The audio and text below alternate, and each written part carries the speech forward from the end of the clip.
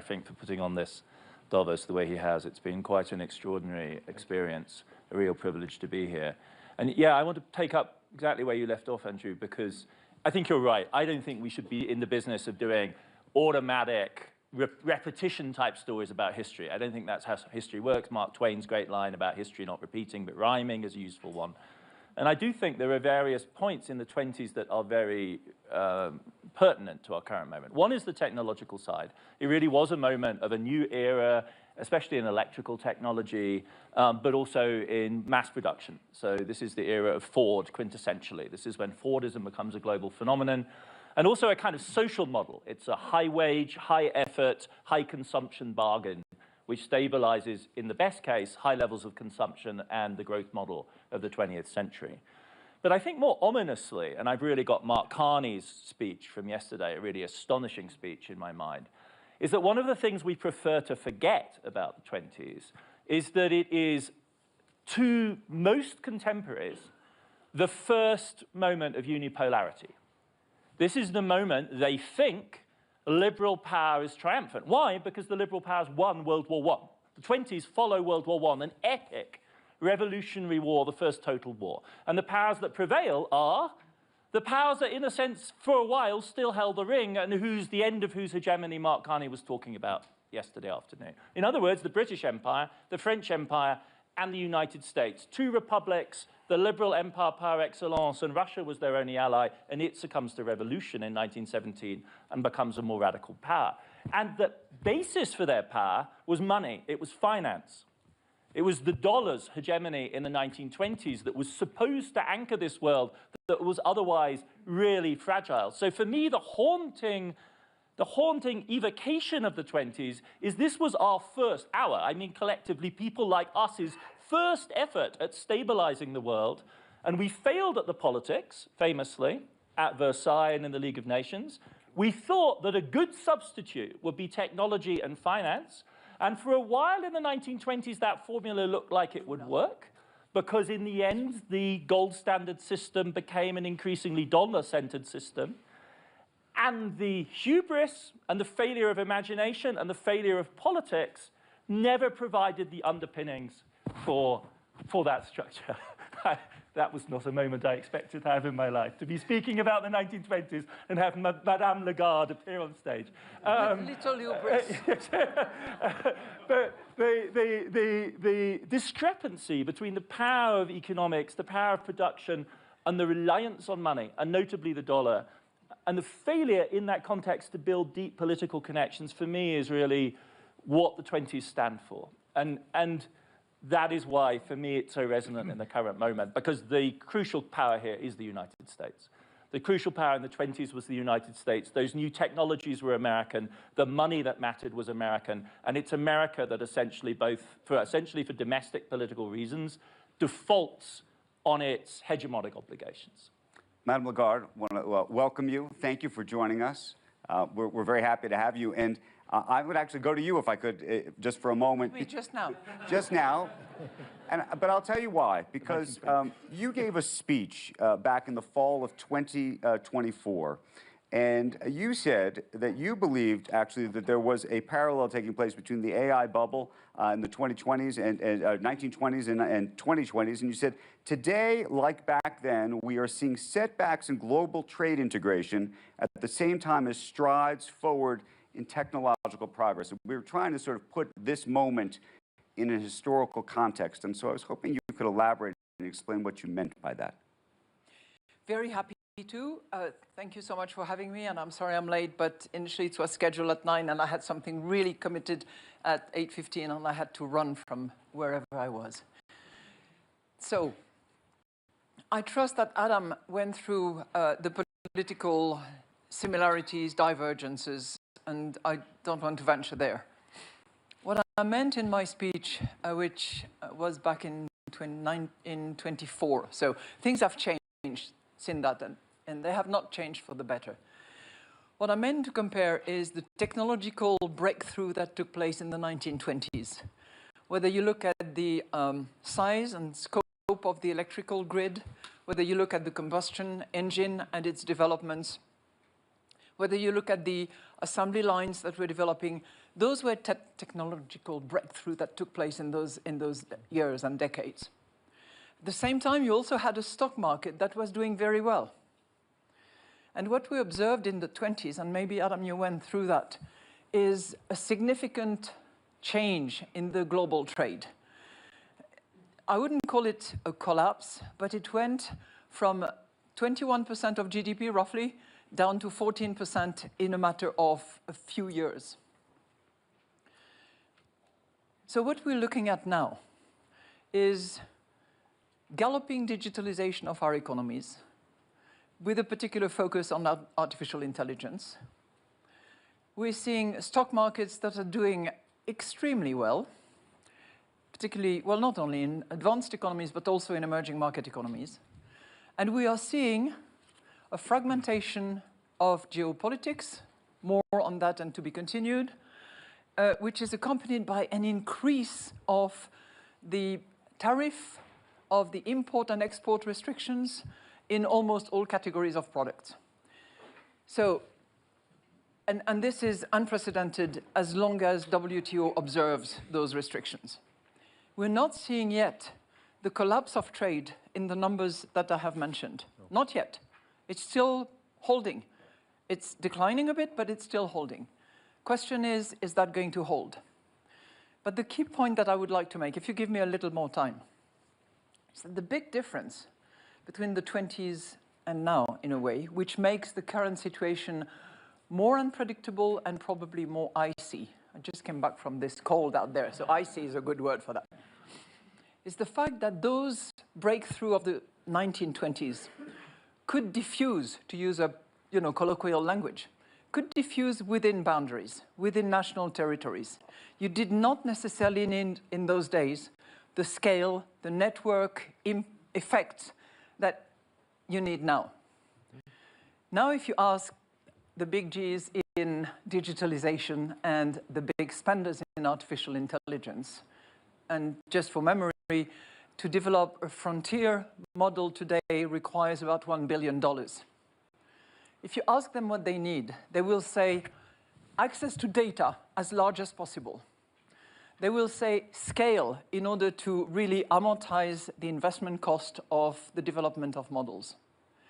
Now that would be significantly jeopardized if we have limited access to data because of different privacy laws around the world, and more protectionist barriers that would prevent the scaling of these investments.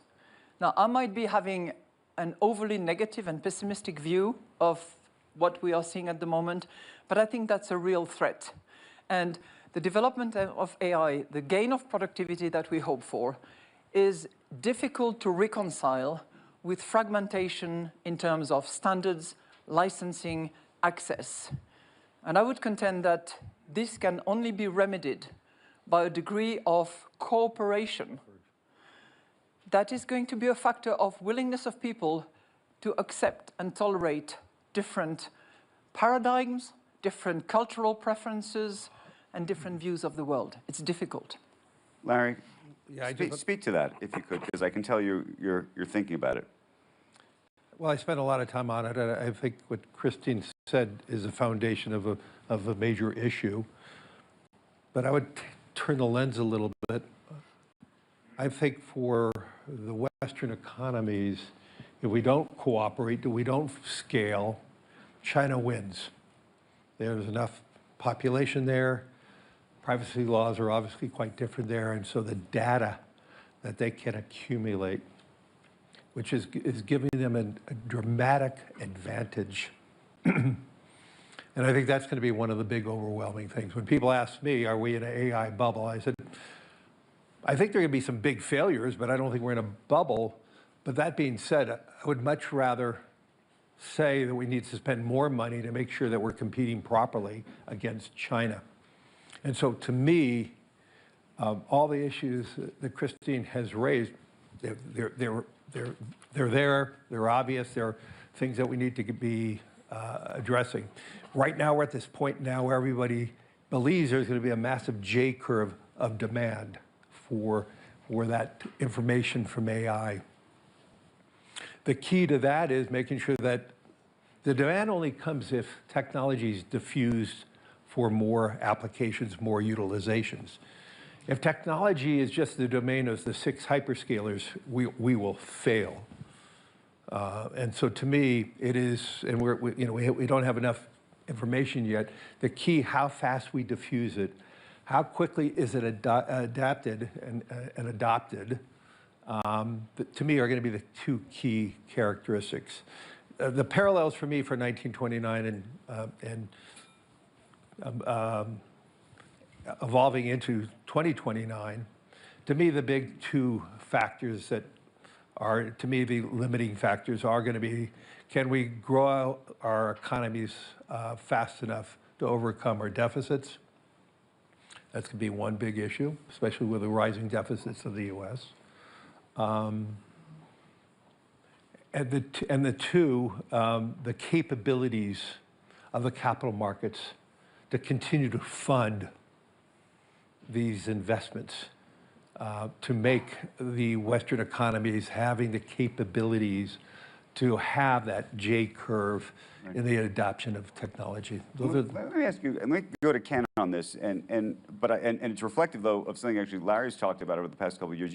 Larry wrote a letter called The Democratization of Finance. That was a phrase used in the 1920s. There was a real effort to democratize finance, to raise funds from the public.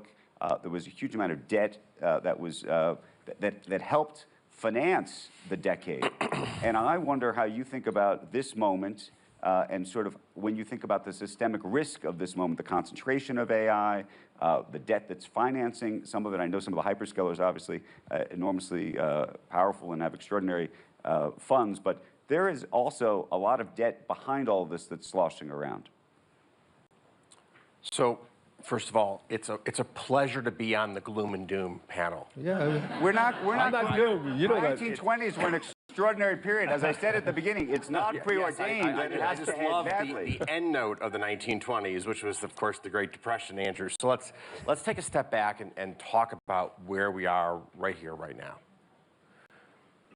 The area of recklessness is the spending of governments around the world, who are all, with little exception, all spending well beyond their means.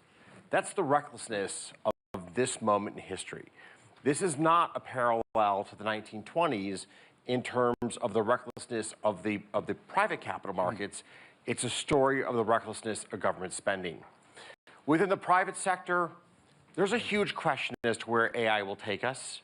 And I was carefully taking notes and listening to what Larry has to say, or to what Madame Lagarde has to say, because this is one of the big issues of our moment. Will AI create the productivity acceleration that is honestly hoped for in Washington and in the halls of government around the world as a way to overcome the profligate spending that we're currently engaged in? Like, the world needs a savior. And the hope is that AI is the savior that we need for productivity. And the challenge with this is it may or may not be. We just don't know yet. Now, there's a tremendous amount of hype around AI. And in some sense, the large AI companies need to create that hype to raise the tens or actually hundreds of billions of dollars of investment that are going into the field. Like, you wouldn't be able to raise hundreds of billions of dollars. We'll spend, and Larry can probably correct me on this, but roughly $600 billion this year in CapEx for data centers in the United States. I think it to be larger. But does that mean that it's getting hyped up too much, or it's just the hype is required as a sales mechanism? Go ahead. First of all, so much of the data centers are being built for cloud. Right. And the big issue is going to be in terms of monetization of the spend. The data centers that are being built for AI requires more advanced chips. The question is, what is the lifetime of that chip?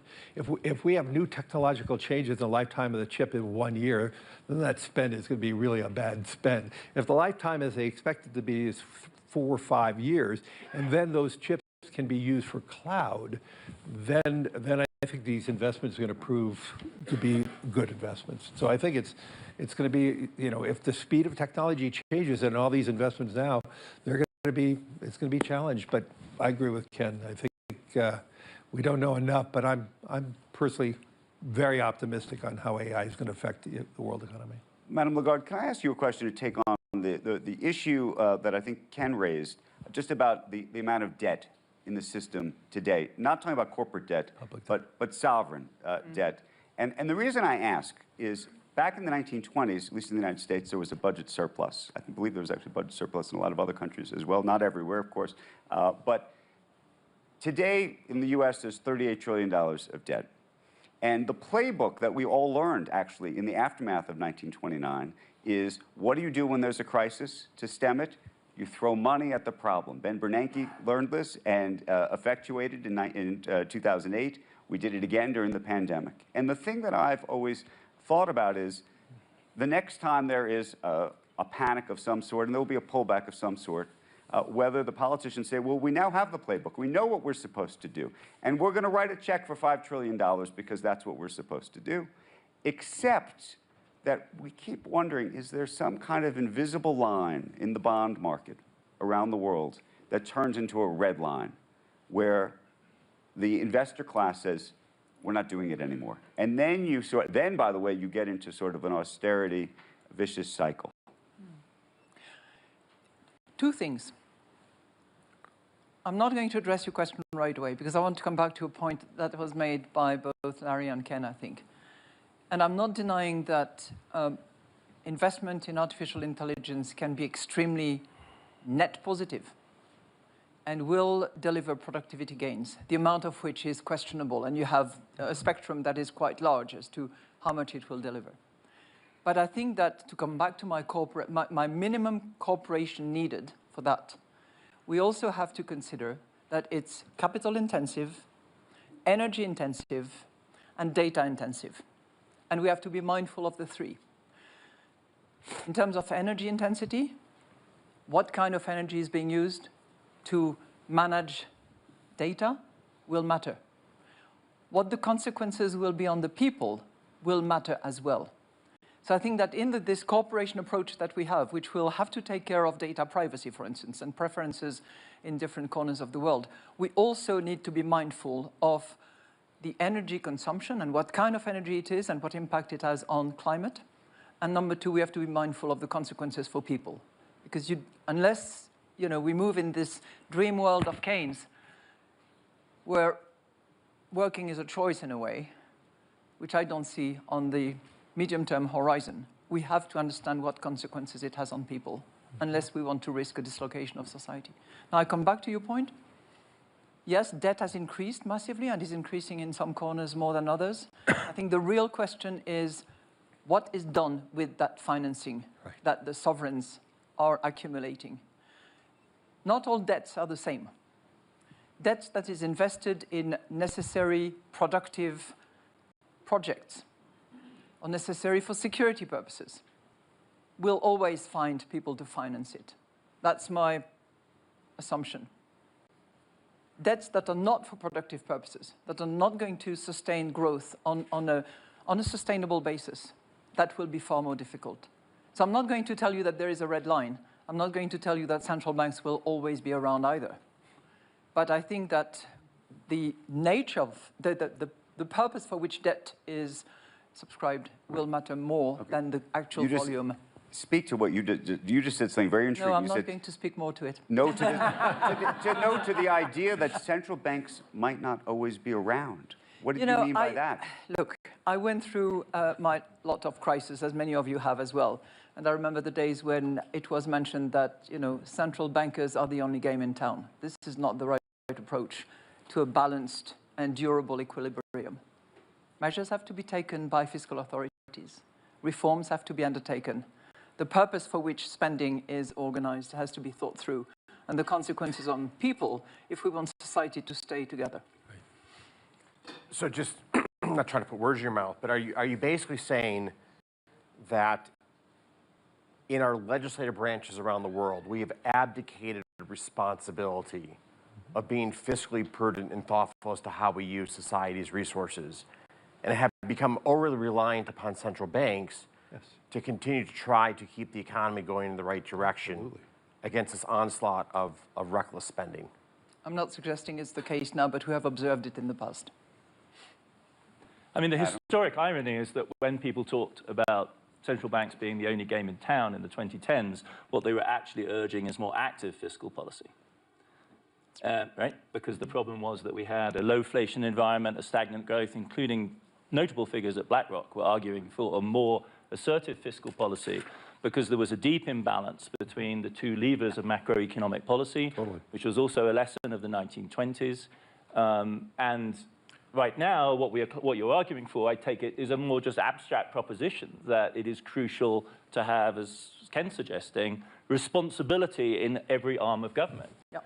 And that responsibility pertains not just to the macro aggregates, I'm hearing you say, but to the specific type of spending. Your distinction between the productive and the unproductive is not just for economic purposes, but also for the question of political legitimacy and social coherence, the crucial thing. Because the social bargain in Europe and in the United States, but really in Europe, is deeply stressed, I think, by the perception that modern welfare states are unproductive, and a huge number of really vicious distributional struggles which are reawakening another 1920s ghost, which is the ghost of fascism. Right? The sort of political parties which certain visitors to the conference would quite like us to give more platform to, who are direct heirs to that kind of tradition, they are mobilizing in Europe right now around the delegitimization of public spending, which axes on this productive, unproductive, national, international, migrant, ethnic, national. And so that's why these politics are explosive. But Adam, in 2010, the mantra was too big to fail, which Andrew wrote about. But because of that mantra, too big to fail, there was a societal view, do not bail out. So there was not much fiscal stimulus as much as necessary. But I would say the learning lesson from that was 2020, where you could argue we used huge amounts of fiscal stimulus, probably too much, you know, looking backwards. So I actually believe, you know, we're all evolving in which lever to pull. And so I think, you know, Europe, especially after 2008 and 2009, probably did not use enough fiscal stimulus. But it, you know, but in the 2020s, because of COVID, we probably used way too much fiscal stimulus. So it also depends on what structures you have, again, because the Europeans they essentially have part-time working systems which keep people in employment, whereas America, with surging unemployment in 2020 and no national unemployment insurance system that actually works, has to rely on this sugar-high, trillion-dollar check in the mail emergency bailout of American society, and it's easy to overdo that. I mean, in my view, it's one of the great macroeconomic success stories of recent times. It has, you're absolutely right. Where the learning here since the 1920s is surely one of the dramatic. We have not had another 1929. That is a crucial point. I have a different question from Madame Lagarde, and it's actually about the connection between the independence of central bankers relative to the political class. And the reason I ask it is not just because of this particular moment. No? Just happens to be Wednesday. But this gets to an interesting parallel. It gets an interesting parallel. If you go back and look at what happened actually in the 1920s and 1929 in particular, and I read through some of the diaries of the Federal Reserve board members in the United States during this period.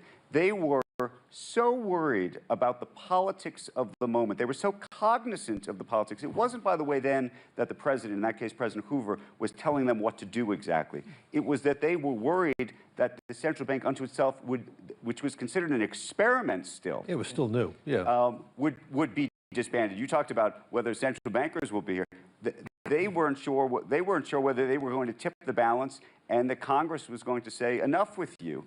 And so I wonder, and there are lots of times also during some of these crises where the central bankers have to work hand in hand with the Treasury departments and presidents. So here we are in this moment. You publicly came out recently, and signed a letter around what's happening in the United States and our Federal Reserve, but how you think about that. First of all, I would distinguish between tribute to your work, because you really went into great details about how they thought in those days and what their fear was. But I would distinguish today between working hand in hand, which in a way we did during COVID, let's face it, and fiscal dependence. So while working hand in hand in particular circumstances, as exceptional as they were, I think was completely legitimate. Whether there was more, too much, I think it's a good debate to have, and what form it took is also an interesting one, because between the shock absorber on one side of the Atlantic and the fiscal spending straight to the consumer, I think the jury is out as to what was the most efficient. But fiscal dependency is another matter, which I would strongly argue against. For me, the great champion and hero of breaking the back of this dependency of central bankers was Volcker, who took the risk, major one, to really affect the economy, jeopardize the economy, to make sure that price stability would be delivered. And I think the standing he had with President Nixon at the time, in order to demonstrate the independence of the central bank to restore price stability, is something that we should, keep in the back of our mind. I'm not going to comment on what's happening just right now, including today, actually. Suffice to say that with a couple of other colleagues, we did take the initiative to argue in favor of central bank independence in the context of what happened about a week ago. One of the really fascinating things is that the very idea of central bank independence is a product of the 1920s. And it's a product of the 1920s because most central banks, unlike the Fed, are old institutions. It's like the Bank of England, the Banque de France. And what they have to tackle in the early 20th century is the emergence of modern democracy. Modern democracy being multi-party, populist, social democrats, right-wingers. And it's in that context, the Fed, in a sense, born into the crisis. One of the reasons America doesn't have a central bank earlier is it is a democracy. And capitalist democracies are contentious, and money is contentious in capitalist democracies, and central banks are incredibly contentious, and America doesn't get there until the compromise of 1913 under Wilson. Whereas the others, the British, the French, the Germans, of course, have to actually figure out what it means to do market-centered, finance-centered, banking in an actual live social democracy. And it's out of that this notion, from the very beginning, it was always agonistic to populist democracy. From the 1920s onwards, like the phrase is Montague Norman's phrase, knave-proof, right? You want to make the central bank knave-proof, which has a certain resonance in the current moment, right? You need to make the central bank institutions proof against those kind of pressures. And it's been, I think, one of the productive sites for thinking about the relationship between expertise, politics, and the pressures of the market ever since. Volcker, one might have different views about, but he certainly, I would entirely agree with you, set the paradigm of the modern independent central banker, whether one likes the paradigm or not, but it's clearly the definitional moment under Carter into Reagan, withstanding the pressures of the Reagan presidency, amongst other things. But just to put things in context, the modern central bank represents the reality that we are not on the gold standard that we were on Fiat money. True. back 150 years ago. And I'm not advocating we should be on a gold standard. It's just a very different world. And then the second salient difference between today and going back 100 some years ago is that debt is ubiquitous. Yeah. And in a market economy where debt is ubiquitous, deflation is terrifying. Well, this is the reality after World War I in the 20s, though. Debt is ubiquitous. Debt to GDP levels in Europe are higher than they'd ever been before after World War I. And no one's on the gold standard after World War I. So in fact, they have to manage democracy, deal with 140, 150% of GDP debt, and figure out how you're going to do central banking. And amazingly, they opt for the gold standard. So it isn't then Britain, France, Germany, none of them are on the gold standard. Italy, in 1919, when the 20s begin, they all have to get back there by convergence with the US. This becomes the great clash between Keynes and Winston Churchill in the 1920s is, what price are we going to pay? This is the cross of gold moment. In America, it's William Jennings Bryan. In Europe, it's in the 1920s. What price are we going to pay for restabilizing? This is what made it feel like the bad Eurozone of the 2010s. Right, but it's also a big difference between then and now. Absolutely. Because those monetary policies were totally rigid as a result, whereas we have much more flexibility and many more tools to be used. And thank God for that. and a tremendous number of success stories. Yes. Yeah. I mean, if you look at Europe when it comes to price stability, I don't want to jinx you, but it looks really good right now. Thank you. Larry, That's some good news. Larry, I think you wanted to take the conversation to a different place. Yeah, I want to bring it back to today and the things that we need to be mindful of. And I think that's the foundation of how we thought about 2026 World Economic Forum in Davos. And that is how technology is going to be reshaping so many parts of society, whether we get the data right or not. And what I see from the lens of BlackRock, we're seeing more and more industries just have K economies. You have a huge hyper winner and many losers. And the winners in almost every industry are the scale operators who have the opportunity, the internal cash flow, the earnings power to quickly use AI more readily. In the name of like Walmart, they have such fantastic knowledge of inventory control that is beyond almost any other retailer. They understand consumer preferences immediately when a consumer buys something, when thing is taken off the shelf. They can navigate one store versus another store. And you're seeing that in their results. You're seeing them having, almost quarter after quarter, achieving higher returns in a period of time when a lot of retailers are really struggling. We had a bankruptcy of Saks and all that. And I see that in every industry. And we're probably going to see that maybe in every country, that the scale operators right now are winning. And that does not translate into a broadening of the world's economic economy. And in many ways, it may be narrowing. And to me, it's getting back to what Christine was talking about. How quickly can we see the adaptation and the democratization of AI and technology to me is going to be the real pivotal point. Can AI be inexpensive enough and ubiquitous enough that it can be spread across small businesses, medium-sized businesses, and they could grow and have the same advantages of the scale operator. But in this period of time, though, the scale operator is winning. I mean, I see that in the asset management industry. The scale operator is having better connection because of the utilization of more technology. And I think that's just at the beginning stages. And it's going to represent some huge social issues. Can I just pivot for a moment and just throw one other big issue that happened, not actually in the 1920s, but technically in 1930, that I think is very much on everybody's mind here, talking about parallels, which is that in 1930, President Hoover, who had gone around so desperate to get votes to win the election in 1928, to get votes from farmers, that he pledged to them that he was going to implement tariffs. And 1930 comes around. We already had the crash of 1929. Every economist and banker went down to Washington on their knees and said, please don't do this. I beg you, do not implement these tariffs. And of course, because he had made this pledge to capture these votes, he said he needed to go forward with it. And then, of course, a year later, trade had fallen by 60%. I'm curious how you think about that in the context of where we are now. I imagine the president may even speak about tariffs later today.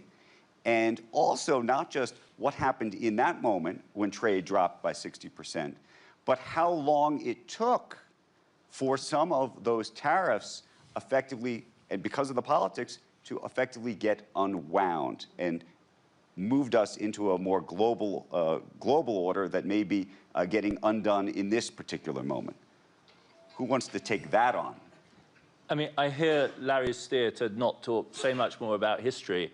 So I'm going to pivot to the present and say the big difference is this issue with fiat currency. Because what really drove the collapse of global trade in the early 30s is the combination of tariffs with currency disorder, the collapse of the gold standard in 31, and then the introduction of massive amounts of quotas. And we are a very long way away from that kind of world in the current moment. So bad as these are, these looks much more like classic trade war kind of tariffs. It's not great, especially given the volatility of the tariff regime in the moment. That's what really makes it odd historically, is that we just literally don't know from week to week what the American tariff will be.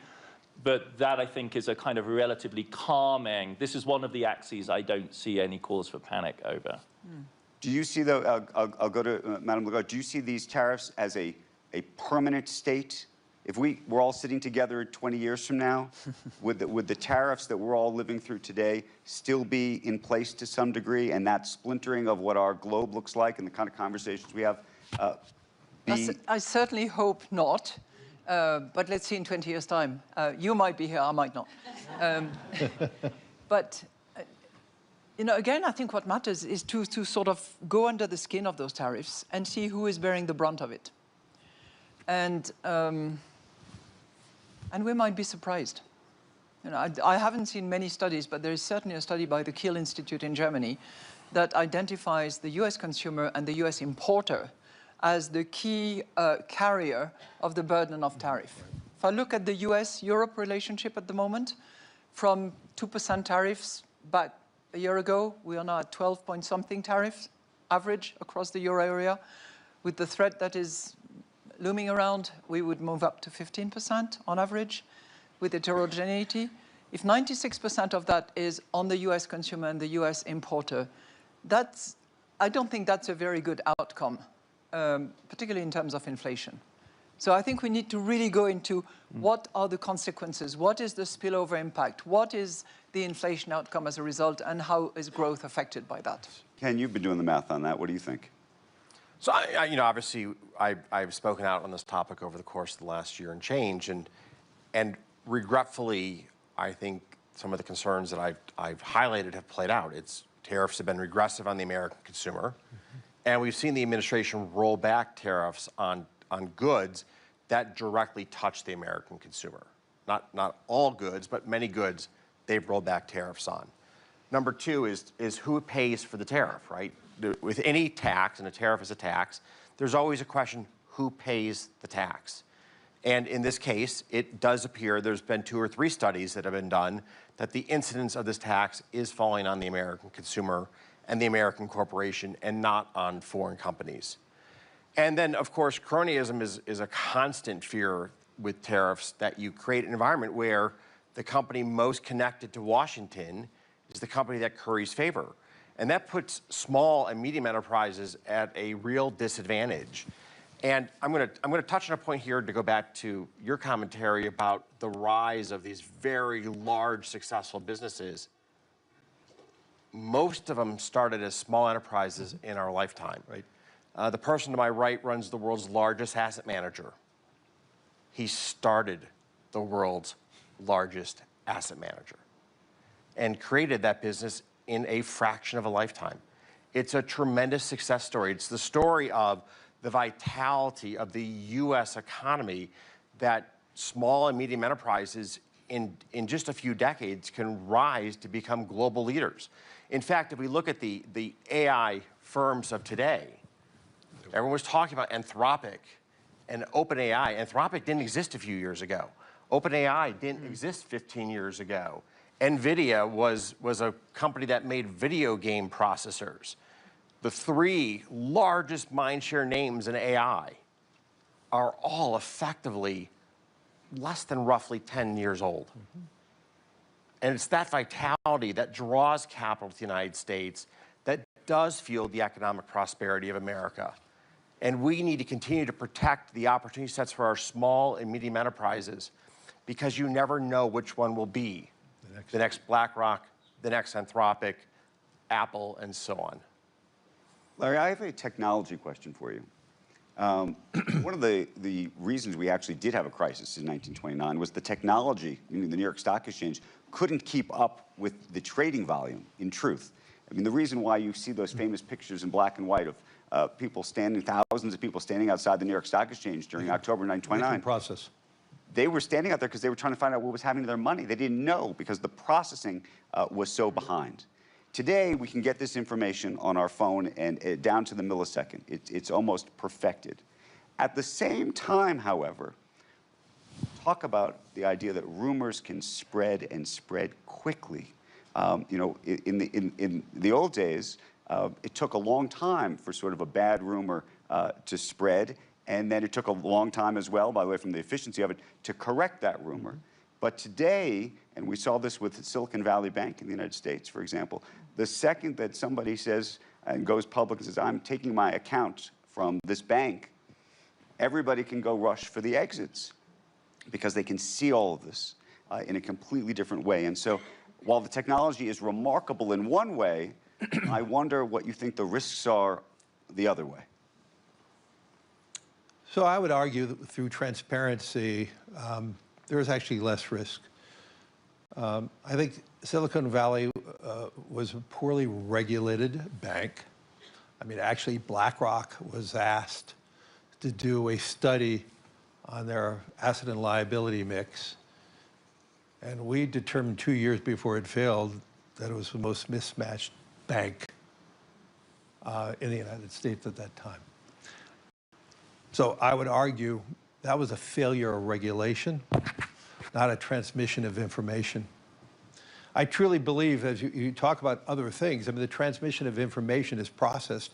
Yes, we have daily volatility that can be quite extreme at any one given time.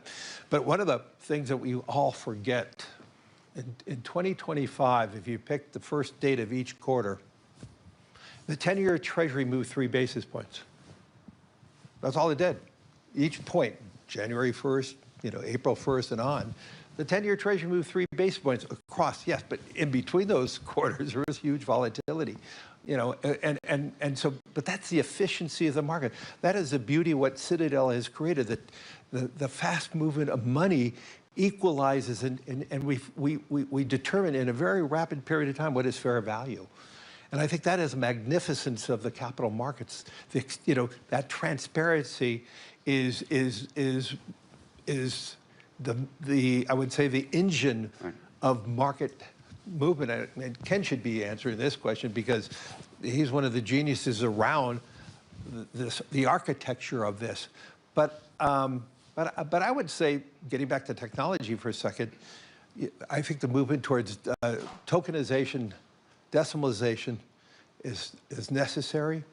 It's ironic that we see 2 emerging countries leading the world in decimalization, in the tokenization and digitization of their currency. That's Brazil and India.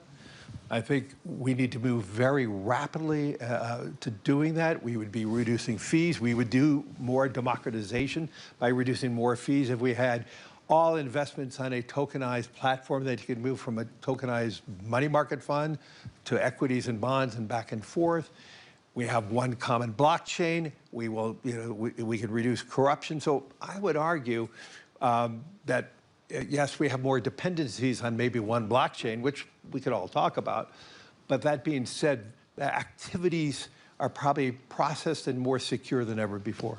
We're going to go over time. Ken, real quick, when you think about the technology piece of this right now, I assume you think it's a lot better for society than worse. But I do wonder whether you think the technology piece of this represents a risk that we should even think about. The technology of our financial markets or technology writ large? Technologically writ large, I mean, the financial markets, I think, are a lot safer because of Look, there's a simple, you know, everyone talks about how difficult this moment in history is. Okay. You can live your life you have today or be born as the King of England 200 years ago. Which life would you rather have? What comes next? Depends on whether you're... Final word. Adam, Final word to Madame Lagarde. We're out of time. One's you or not? In history, what year do you think we really are in? What is the closest analog? You know, I'm reminded of a quote by Hamilton to King George. What comes next? I think that's what we all wonder. What comes next? But I think we bear all responsibility for what comes next. And my minimal cooperation is the plea that I would put on the table right away. Madam Lagarde, Adam, Ken, Larry, thank you for the conversation. Appreciate it very, very much. Very much. It was good.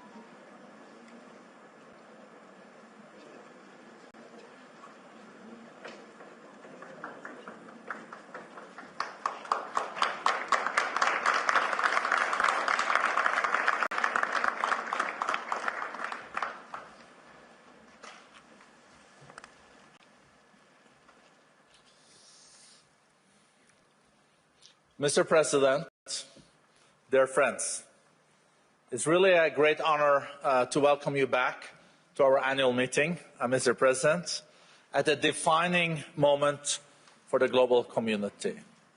It's 10 years since you were here last time, and as we just spoke about in the speaker's room, a lot has changed in a decade. Mr. President, under your leadership, Egypt has remained an anchor of peace and security in a deeply turbulent region.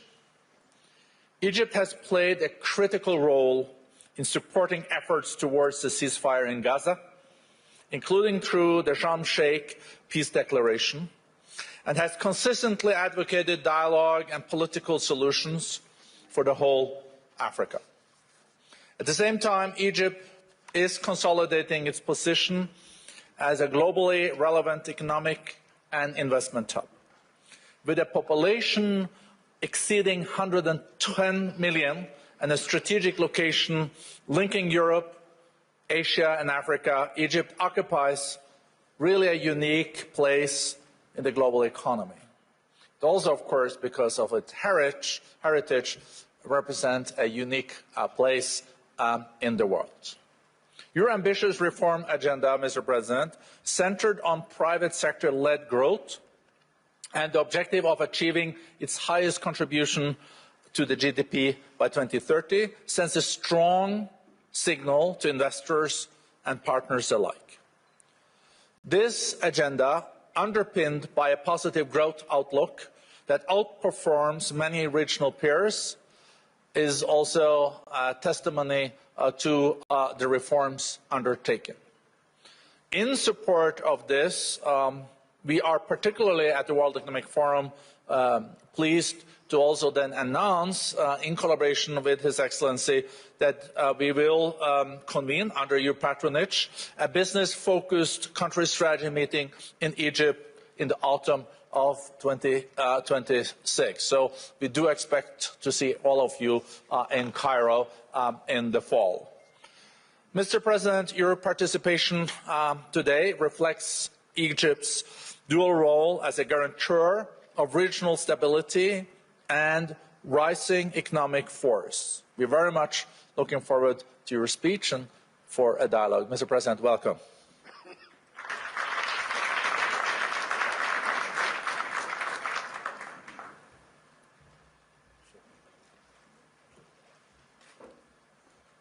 بسم الله الرحمن الرحيم.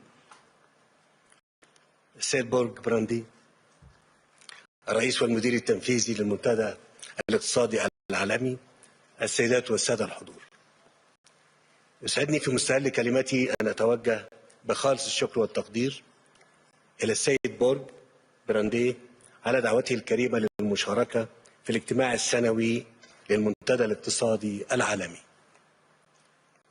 ذلك المحفل البارز الذي يتيح لنا فرصة ثمينة لمناقشة القضايا الدولية والتحديات الراهنة في سبيل تحقيق هدفنا المشترك المتمثل في بناء مستقبل أكثر ازدهارا وعدالة للجميع. إن عالمنا اليوم يواجه تحديات جسيمة أمام مسيرات التنمية، ويشهد تحولات عميقة في أنماط التعاون الدولي إلى جانب تصاعد دور الأدوات المبتكرة القائمة على التقدم التكنولوجي والتحول الرقمي وتطبيقات الذكاء الاصطناعي. هو ما يفرض علينا جميعا ضرورة تضافر الجهود وتعزيز التعاون والعمل المشترك بما يمكننا من مواكبة هذه التحولات واستثمار فرصها على نحو يحقق الخير والمنفعة لشعوبنا كافة. وإيمانا منا بأهمية التعاون، تواصل مصر العمل على بناء شراكات إقليمية ودولية راسخة تستهدف تحقيق المنفعة المشتركة وتعزيز التنمية المستدامة، كما تمضي في تهيئة مناخ أعمال جاذب للقطاع الخاص باعتباره شريكا أساسيا في مسيرة التنمية والتقدم والازدهار. غير أن هذه الجهود تواجه تحديات غير مسبوقة على المستويين الإقليمي والدولي في ظل تصاعد الصراعات الجيوسياسية وتجاوز بعض الأطراف لأسس الشرعية الدولية، الأمر الذي يقوض المساعي الرامية إلى تحقيق النمو الاقتصادي ويضعف الجهود المبذولة لحفظ السلم والأمن الدوليين ويحد من فرص العمل المشترك بين الدول. ولذلك تؤكد مصر أن السبيل الوحيد لتحقيق السلام والاستقرار والتنمية بصفة مستدامة يتطلب ما يلي: أولاً، التمسك بالحوار والتعاون الدولي وإعلاء مبادئ الاحترام المتبادل والتعايش السلمي واحترام القانون الدولي وميثاق الأمم المتحدة. ثانياً، الالتزام بتسوية النزاعات بالطرق السلمية وتجنب التصعيد وتهيئة المناخ للتوصل لحلول مستدامة لمختلف الأزمات. ثالثاً، السعي لتعزيز التكامل والاندماج بين الدول ومنح أولوية للقضاء على الفقر والجوع وتحقيق الرخاء المشترك لكافة شعوب العالم.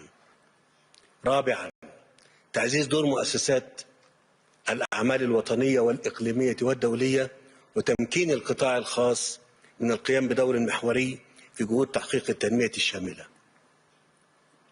السيدات والسادة، لا تزال القضية الفلسطينية تتصدر أولويات الاهتمام في منطقة الشرق الأوسط، إذ تمثل جوهر الاستقرار الإقليمي وركيزة أساسية لتحقيق السلام العادل والشامل. وفي هذا السياق أود أن أعرب عن تقديري لجهود الرئيس دونالد ترامب والتزامه بوقف الحرب في قطاع غزة وما بذله من مساع لتخفيف المعاناة الإنسانية التي أثقلت كاهل الشعب الفلسطيني الشقيق على مدار أكثر من عامين. وقد جاء انعقاد قمة شرم الشيخ للسلام في 13 أكتوبر 2025 تتويجا لجهود مصر بالتنسيق مع شركائها من أجل وقف إطلاق النار وترسيخ دعائم السلام وفتح آفاق جديدة تحمل الأمل في تحقيق الاستقرار الإقليمي وإطلاق مسار سياسي جاد لتسوية القضية الفلسطينية على نحو عادل وشامل يضمن الحقوق المشروعة للشعب الفلسطيني ويعزز فرص الأمن والتنمية في المنطقة بأسرها.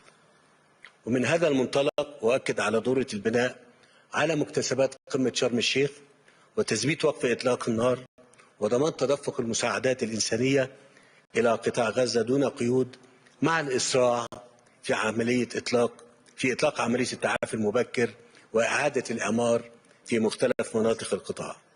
كما أرحب بإعلان الولايات المتحدة بدء المرحلة الثانية من اتفاق وقف الحرب باعتباره خطوة محورية على طريق تنفيذ خطة السلام وخفض التصعيد في المنطقة بما يعزز فرص الاستقرار ويفتح آفاق جديدة للتعاون الدولي. وأود أن أجدد التأكيد على أن مصر انطلاقا من دورها التاريخي الراسخ في دعم القضية الفلسطينية لن تدخر جهدا في مواصلة الانخراط مع جميع الأطراف المعنية سعيا إلى إيجاد حل عادل وشامل ودائم لهذه القضية يقوم على أساس حل الدولتين وقرارات الشرعية الدولية ويكفل إقامة الدولة الفلسطينية المستقلة على خطوط 4 يونيو 1967 وعاصمتها القدس الشرقية. السادة الحضور، على الرغم من تعدد الأزمات الإقليمية والدولية استطاعت مصر أن تواصل تنفيذ برنامجها الطموح للإصلاح الاقتصادي من خلال حزمة متكاملة من الإجراءات التي استهدفت ضبط السياسات المالية والنقدية للدولة واستعادة ثقة المستثمرين في السوق المصري وتطوير البيئة التشريعية المنظمة للاستثمار فضلا عن تقديم حوافز جاذبة للمستثمرين. وقد أولت مصر أولوية خاصة لتعزيز دور القطاع الخاص باعتباره شريكا رئيسيا لا غنى عنه في تحقيق النمو والتنمية الاقتصادية، فوضعت سقفا للاستثمارات الحكومية وأطلقت خطة مدروسة لتخارج الدولة من بعض الاستثمارات العامة بما يفسح المجال أمام القطاع الخاص لتوسيع مساهمته في النشاط الاقتصادي. وأثمرت هذه الجهود عن تحسن ملحوظ في مؤشرات الأداء الاقتصادي وارتفاع معدلات النمو وزيادة تدفقات الاستثمار الخاص إلى جانب إشادة واسعة من مؤسسات التمويل الدولية وعلى رأسها صندوق النقد الدولي، فضلا عن قيام مؤسسات التصنيف الائتماني العالمية برفع التصنيف الائتماني لمصر. وأؤكد أن مصر ستواصل مسيرة الإصلاح الاقتصادي وتحقيق التقدم في مسارها التنموي، مع المضي قدما في تطبيق وثيقة سياسة ملكية الدولة التي تحدد الإطار العام لعمل الشركات الحكومية والمملوكة للدولة، وتنفيذ برنامج الطروحات الحكومية وتخارج الدولة، بما يعزز مشاركة القطاع الخاص ويضاعف إسهامه في دفع عجلة النمو الاقتصادي. السيدات والسادة، يمثل السوق المصري اليوم مجالا مليئا بالفرص الاستثمارية في مختلف القطاعات، حيث تحرص الدولة على توفير التسهيلات والحوافز اللازمة، لا سيما في مجالات الطاقة الجديدة والمتجددة وصناعة السيارات، بما في ذلك السيارات الكهربائية، إلى جانب الصناعات الدوائية واللوجستية وقطاعات الاتصالات وتكنولوجيا المعلومات، خاصة تطبيقات الذكاء الاصطناعي. وأدعوكم إلى اغتنام هذه الفرص والاستفادة من البنية التحتية المتطورة التي أنجزتها مصر خلال الأعوام الماضية في مجالات الطرق والاتصالات والنقل واللوجستيات والمناطق الحرة، وعلى وجه الخصوص المنطقة الاقتصادية لقناة السويس التي تمثل منصة استراتيجية للتجارة والاستثمار.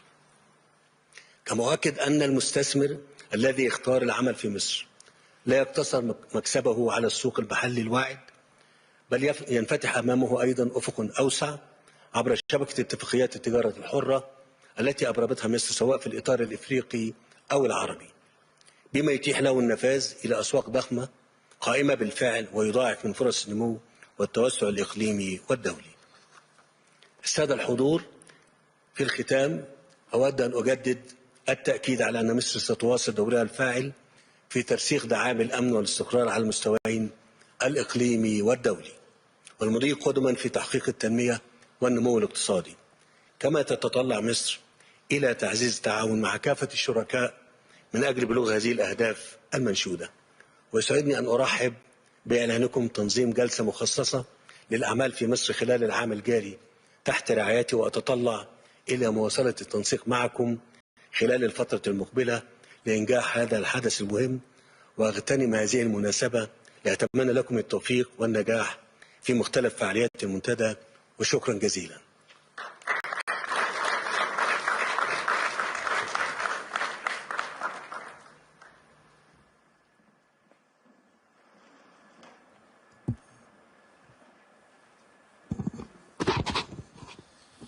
Mr. President, thank you so much for your speech.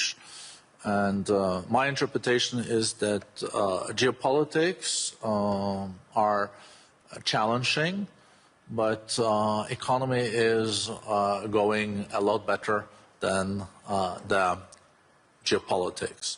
But if you look at the region of Middle East and North Africa, the MENA region, how do you interpret from the Egyptian side what is now unfolding? And how do you think we can move more decisive towards peace and reconciliation moving forward? أنا بشكرك جدا على هذا السؤال، وأيضا اسمح لي أقول لك إن الإجراءات اللي إحنا عملناها في مصر، سواء كان على مستوى الجيوسياسي زي ما ذكرنا في كلمتي اللي أنا تحدثت منها، على إن مصر حاولت خلال مش بس السنوات الأخيرة من الأزمة الخاصة بقطاع غزة، ولكن خلال ال10 سنوات اللي كنا احنا مسؤولين فيها عن اللي أنا كنت مسؤول فيها عن المسؤولية للدولة المصرية. احنا كنا حريصين على إن مصر تكون عنصر استقرار في المنطقة اللي بتعاني من بعض يعني الاضطرابات واللي بدأت في 2011. واحنا ما نسيناش واحنا بنعمل ده ان نكون عامل الاستقرار. احنا كنا عارفين كويس ان احنا لابد ان احنا نبذل جهود كبيره جدا على الصعيد الاقتصادي في مصر لتجهيز الدوله عشان يعني تنطلق في هذا المجال لتحقيق اهداف التنميه المستدامه اللي احنا وضعناها حتى 2030. وخلينا اتكلم هنا، انا ذكرت في كلمتي ان احنا عملنا اجراءات كثيره جدا تهدف الى جذب القطاع الخاص وتجهيز البنية التحتية في مصر. وده أمر ممكن يتقال عنوان صغير، إن عملنا بنية تحتية مناسبة. لكن أنا بتصور إن كان من ضمن عناصر البنية التحتية هو عامل الاستقرار أيضا، اللي احنا حرصنا على إنه احنا يبقى موجود. وهنا أنا عايز أقول للمستثمرين ورجال الأعمال والمهتمين بالاستثمار في مصر، مصر مارست سياسة بترتكز على دعم الاستقرار والحفاظ عليه، مش بس داخل الدولة المصرية، حتى في محيطها الإقليمي والدولي. وكانت دايما مشاركتها إيجابية في هذا الأمر، مش عشان تحافظ على مناخ الاستثمار في مصر، لا، كهدف من أهداف الدولة المصرية بالحفاظ على أو استعادة الاستقرار اللي تعرضت به المنطقة خلال السنوات العشر الماضية. إذا لو أنا اتكلمت على جيوسياسي فيما يخص الدور المصري، كان دور إيجابي جدا جدا في تحقيق الاستقرار سواء للدولة المصرية أو للمنطقة ما أمكن. ويمكن ده تجلى زي ما أنا قلت برضو في أكتوبر 2025 بمؤتمر شرم الشيخ لقضية من أصعب القضايا اللي مرت خلال ال10 سنين اللي فاتوا، هي قضية الحرب في غزة، واللي استمرت تقريبا سنتين. واللي احنا بنتمنى ان دورنا الايجابي ده يتكلل بيه ان المرحلة الثانية اللي تم اطلاقها بواسطة الرئيس تنجح وكل الدعم ليها سواء مننا او من المجتمع الدولي. ارجع تاني مرة، ده شق كنا شايفينه انه مهم جدا في الحفاظ على يعني مناخ مناسب للاستثمار في مصر. لكن جوه مصر احنا عملنا، وانا يمكن بوسع قوي في اجابه السؤال او التعليق على الكلام، احنا بذلنا جهد كبير جدا جدا حتى نقوم بتنفيذ بنيه اساسيه متطوره في مصر. ما سبناش مجال من مجالات البنيه الاساسيه او التحتيه الا ما اشتغلنا عليها. احنا عندنا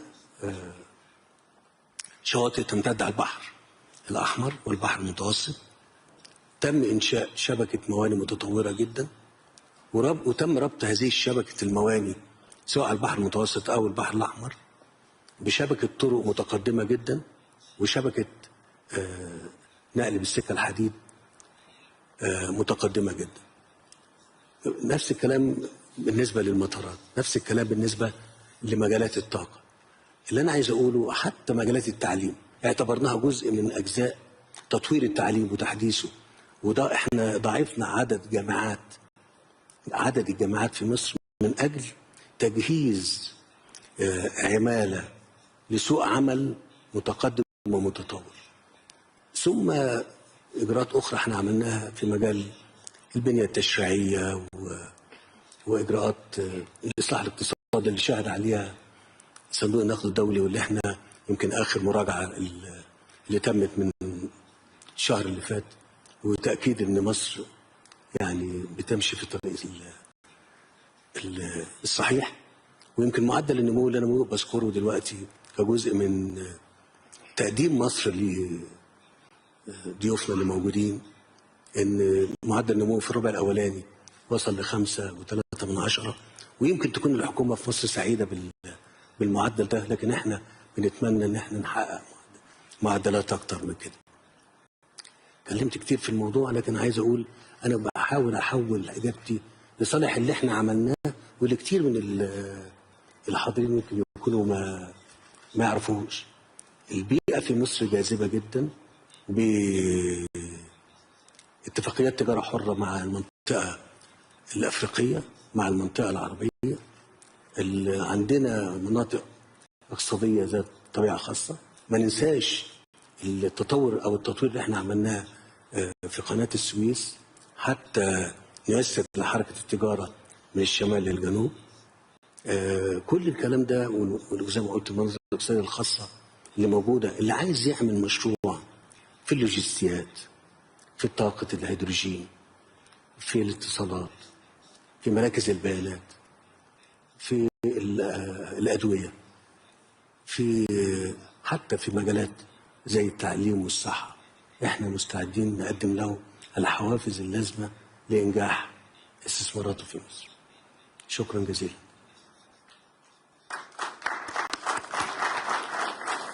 No, thank you so much, Mr. President. I think this gave an excellent overview of the region, but also the reforms. We have a few minutes left, so I would like to touch on two things. Let me start with maybe the easiest. It is how Egypt is now also, with the reforms you mentioned, adjusting to the new economic reality. Because since last time you were here, a decade ago, no one spoke about artificial intelligence. There were almost no electrical vehicles.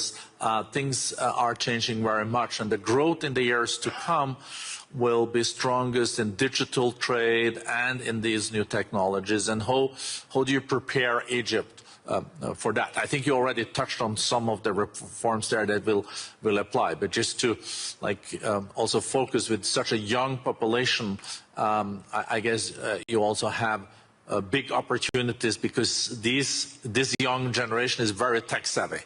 صحيح. أنا بس عايز أقول إن إحنا في مصر الخطة كانت خطة شاملة لإعداد الدولة مش يعني لجذب المستثمرين وأيضا للانطلاق للمستقبل. فأنا المجالات بتاعت الذكاء الاصطناعي وموضوع السيارات الكهربائية ومجالات أخرى كتير أيضا احنا بنتحدث عنها. احنا اتكلمنا على ان احنا على سبيل المثال في تجهيز الدولة كبني أسامة اتكلمت عليها سلفا يعني. بقول تاني ان احنا عملنا حوافز للمستثمرين في المجالات اللي احنا بنستهدف ان هي تاخد قوة دفع اكبر. ان احنا حاولنا يكون لدينا الطاقة اللازمة عشان تنجح هذا المسار. والطاقة اللي انا بقصدها مش طاقة فقط طاقة كهربائية مثلا اللي احنا ضاعفناها، لكن انا بتكلم على طاقة اعداد جيل من الشباب في الجامعات المختلفة في علوم الذكاء الاصطناعي والاتصالات والرقمنة، تهدف إلى أن يكون عندنا احنا بالمناسبة لدينا أكثر من 30 مليون شاب وشابة أو في التعليم، 25 في التعليم الأساسي وتقريبا من 4.5-5 مليون في التعليم الجامعي. وبالتالي الفرصة عندنا فرصة كبيرة جدا جدا من خلال الاهتمام بأن احنا نجهز جيل قادر على أن هو يستوعب التكنولوجيا ويشارك فيها ويبقى لو في مجالات بنهدف ان احنا نبقى نحقق فيها طموح كبير حتى 2030 يبقى الشباب ده قادر على ان هو يشارك ويساهم فيها. وبالمناسبة سوق التعهيد في مصر من أفضل الأسواق اللي موجودة أو المشاركات اللي موجودة على مستوى العالم تقريبا، وإحنا بنطمع إن إحنا ندخل في مجالات أكتر من كده أكثر تقدما وأكثر تخصصا في هذا المجال.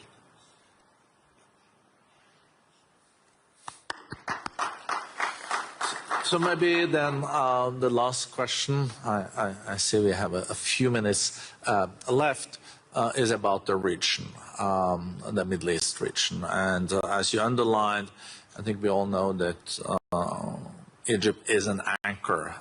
It is between Europe, Africa, and Asia. If you look at the regional developments the last year, I guess there has been developments in Lebanon and Syria that have been moving in a new direction. You have the situation in Sudan and Yemen that I guess will be on the problematic side. So, and Libya, I don't know, I don't want to characterize, I leave that to you, Mr. President, to find the right words. But if you look at the region overall, do you think this is going to be a calmer year, or are we still going to have the challenges? And tomorrow, as you know, President Trump Trump is also launching the board of peace there. So even in Davos, there will be some developments. طب خليني اقول لك ان احنا زي ما قلت برضه في المقدمه اللي انا حاولت ان انا اتكلم فيها كتير عن موضوعات مختلفه كشكل من اشكال الحديث عن المنطقه وعن مصر. خلال 10 سنين ويمكن دي السياسه المصريه امتداد لسياسه مصريه سابقه، كانت دايما مصر بتؤمن بعدم التدخل في شؤون الدول، وان هي بتدعم دايما ان الدول اي دول بما فيها دول المنطقه طبعا ان هي تبقى بتعتمد على المؤسسات والاجهزه الوطنيه فقط في اداره الدوله. لان احنا كان لينا راي وتصور ان دايما لما بيكون في مثلا ميليشيات او جماعات مسلحه موجوده في دول بتؤثر بشكل سلبي، ودي النتيجه اللي احنا بنشوفها وشايفينها دلوقتي في دول من غير ما اسمي اسماء عشان ما نعملش Please feel free. يعني ما هو فيل فري معاك، لكن انا عايز ابقى فيل فري معاهم هم. لكن خليني اقول يعني انا برى ان الامور في لبنان بتسير مش بس في طريق جديد، انا بتكلم ان هي في طريق سليم، هو طريق جديد وسليم. واتمنى من في لبنان انها خلال الفتره دي تجد السبيل لتحقيق الاستقرار الكامل والنمو بالدوله اللبنانيه اللي احنا اتعودنا عليها خلال سنين. في بدايه شبابي كانت لبنان هي محطه انظار الشرق كله، فارجو ان هي تعود مره ثانيه. برضو التطورات اللي في سوريا بتؤشر الى ان الامور بتسير في اتجاه اتمنى ان هو يستقبل بان كل اطياف او اطراف الدوله السوريه تبقى بشكل او باخر موجوده داخل يعني هقولها بطريقه تانية انه لا يستثنى احد من الحوار ومن المشاركه السياسيه في الدوله السوريه. الدعم اللي موجود مننا لكل الاشقاء في ليبيا، في سوريا، في اليمن، في السودان، في الصومال، لاي دوله في منطقتنا، هي الحرص على الحفاظ على الاستقرار واستعادته، عدم التدخل في شؤون الدول، لان كل دوله لها خصوصيتها واحنا بنحترم هذا الامر حتى لا تتعقد الامور اكتر من اللازم. اذا انا بتكلم على ان الهدف اللي احنا شايفينه واللي احنا اعلناه من 2014 وحتى الان هو استعاده الدوله في ليبيا، استعاده الدوله في السودان، استعاده الدوله في لبنان، استعاده الدوله في سوريا، استعاده الدوله في الصومال، استعاده الدوله عشان تنطلق الدوله تحت قياده وطنيه شرعيه تاخد الدوله وتحل المسائل اللي موجوده. فمصر دورها، وانا مش بقول كلام العالم كله عارف ده كويس، دور ايجابي جدا جدا في محاوله تحقيق الاستقرار في المنطقه المضطربه ديت. وخلي اقول خلال السنتين بتوع الحرب بتوع غزه احنا عندنا مرفق زي مرفق قناه السويس، ده يعني ممر ملاحي عالمي بتمر فيه تقريبا 12% من التجاره العالميه، وتاثر بالاحداث اللي تمت في الوقت دوت. ورغم من تاثير ده احنا حرصنا على ان احنا ايضا نتحمل التاثير. احنا فقدنا ما يقرب من 9 مليار دولار عوائد مباشره من داخل قناه السويس نتيجه الاحداث اللي حصلت خلال السنتين اللي فاتوا، اللي هم من اكتوبر 23 وحتى وقف الحرب اللي اعلن في شرم الشيخ. تحملنا ده كنا طرف ايجابي في عدم التصعيد رغم الضرر الكبير اللي حصل علينا. هذا الامر ايضا يعني في قطاع غزه مصر كان دورها ايجابي جدا جدا في محاوله لاطفاء الاقتتال والحرب اللي موجودة طوال مدة الحرب، إدخال مساعدات، محاولة لتخفيف من آثار الحرب وإيقافها، كانت مشاركة إيجابية. وده السياسة المصرية هي سياسة تتسم بالإيجابية والحرص على الاستقرار على المستوى الوطني، على المستوى الإقليمي، على المستوى الدولي. Thank you. Thank you so much for your strong speech and excellent answers. I hope there will be not 10 years before we can wish you back to Davos. Mr. President, things have changed, but as the President said when we spoke, not the weather. So thank you again, and big applause to President Sisi.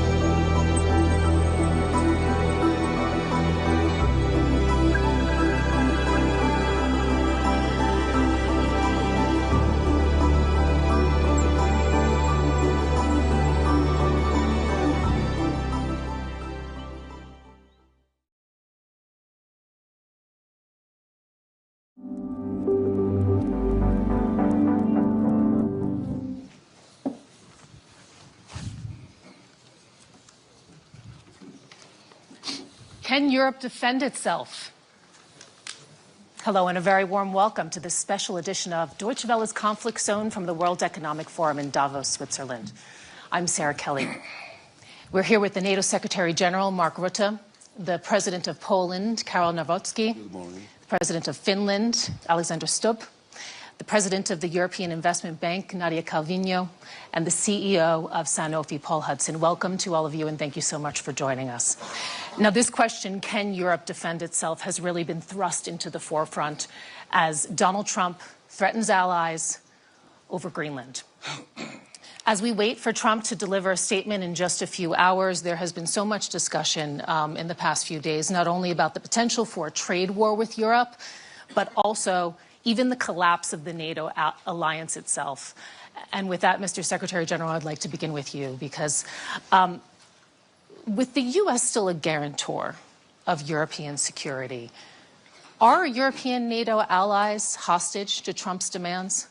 Well, listen, NATO, since 1949, is the transatlantic alliance. And I think we have to be very careful in considering the fact that the US and Canada are not only in NATO to prevent the historic mistake the US made, in their own view, after the First World War, which was retreating from the world stage, and then the long arm of history reaching out to the US again in the Second World War, not wanting to repeat that mistake. They are in NATO because NATO is crucial not only for the defense of Europe, but also for the defense of the United States. For the United States to stay safe, you need a safe Arctic, a safe Atlantic, and a safe Europe. And all the military and all the politicians in the US know this, and we really have to be mindful of this. So when the question is Europe safe? Yes, Europe is safe because of what Europe is doing itself within NATO, but also because we have that strong transatlantic relationship. But we know the history, we know the stakes. Let's talk about the current dynamics. And I'd like to ask you, for perhaps a bit of reflection here, did you ever think that you would ever see one NATO member threaten the territorial integrity of another? I mean, you have now the Prime Minister of Greenland telling his public an attack cannot be ruled out. Listen, my role as NATO Secretary General, when there is tension within the alliance, it has been there in the past between Greece and Turkey, there have been other moments when there was tension, then my predecessors always took the view that they should not comment on that in public. That's impossible. Why is that impossible? Because as soon as I do, I cannot any longer help to somehow, with others, of course, not me, only myself, but of course with other leaders, to basically diffuse the tension, to de-escalate, etc. That's why you will not hear me comment. You can be assured that I'm working on this issue behind the scenes, but I cannot do that in public. Sorry, no comments from me on Greenland. Well, sometimes behind the scenes comments do become public in various ways, as we've seen in the past few days. That's true. You've talked about security in the Arctic. No matter how you come out of this Greenland row, I mean, it really seems as if the dynamics have fundamentally changed within NATO. You have Macron saying yesterday, we are shifting to a world without rules. Hasn't all of this fundamentally damaged the foundations of NATO, the shared trust, the shared values? Of course, I see that there are these tensions at the moment. There's no doubt. Again, I'm not going to comment on that, but I can assure you the only way to deal with that is, in the end, thoughtful diplomacy. So statements from me will not add anything here. And when it comes to the Arctic, I think President Trump is right. Other leaders in NATO are right. We need to defend the Arctic. We know that these sea lanes are opening up. We know that China and Russia are increasingly active in the Arctic. There are 8 countries bordering on the Arctic. 7 are a member of NATO. That's Finland and Sweden and Norway and Denmark, Iceland, Canada and the US. And there's only 1 country bordering on the Arctic outside NATO, and that's Russia. And I would argue there is a 9th country, which is China, which is increasingly active in the Arctic region. So President Trump and other leaders are right. We have to do more there. We have to protect the Arctic against Russian and Chinese influence. And that's exactly what NATO ambassadors decided to do in September. We are working on that, making sure that collectively will we defend the Arctic region. I'd like to turn to Poland now. You have traditionally been furiously pro-American in terms of, efforts to keep them on board as a guarantor of security in Europe.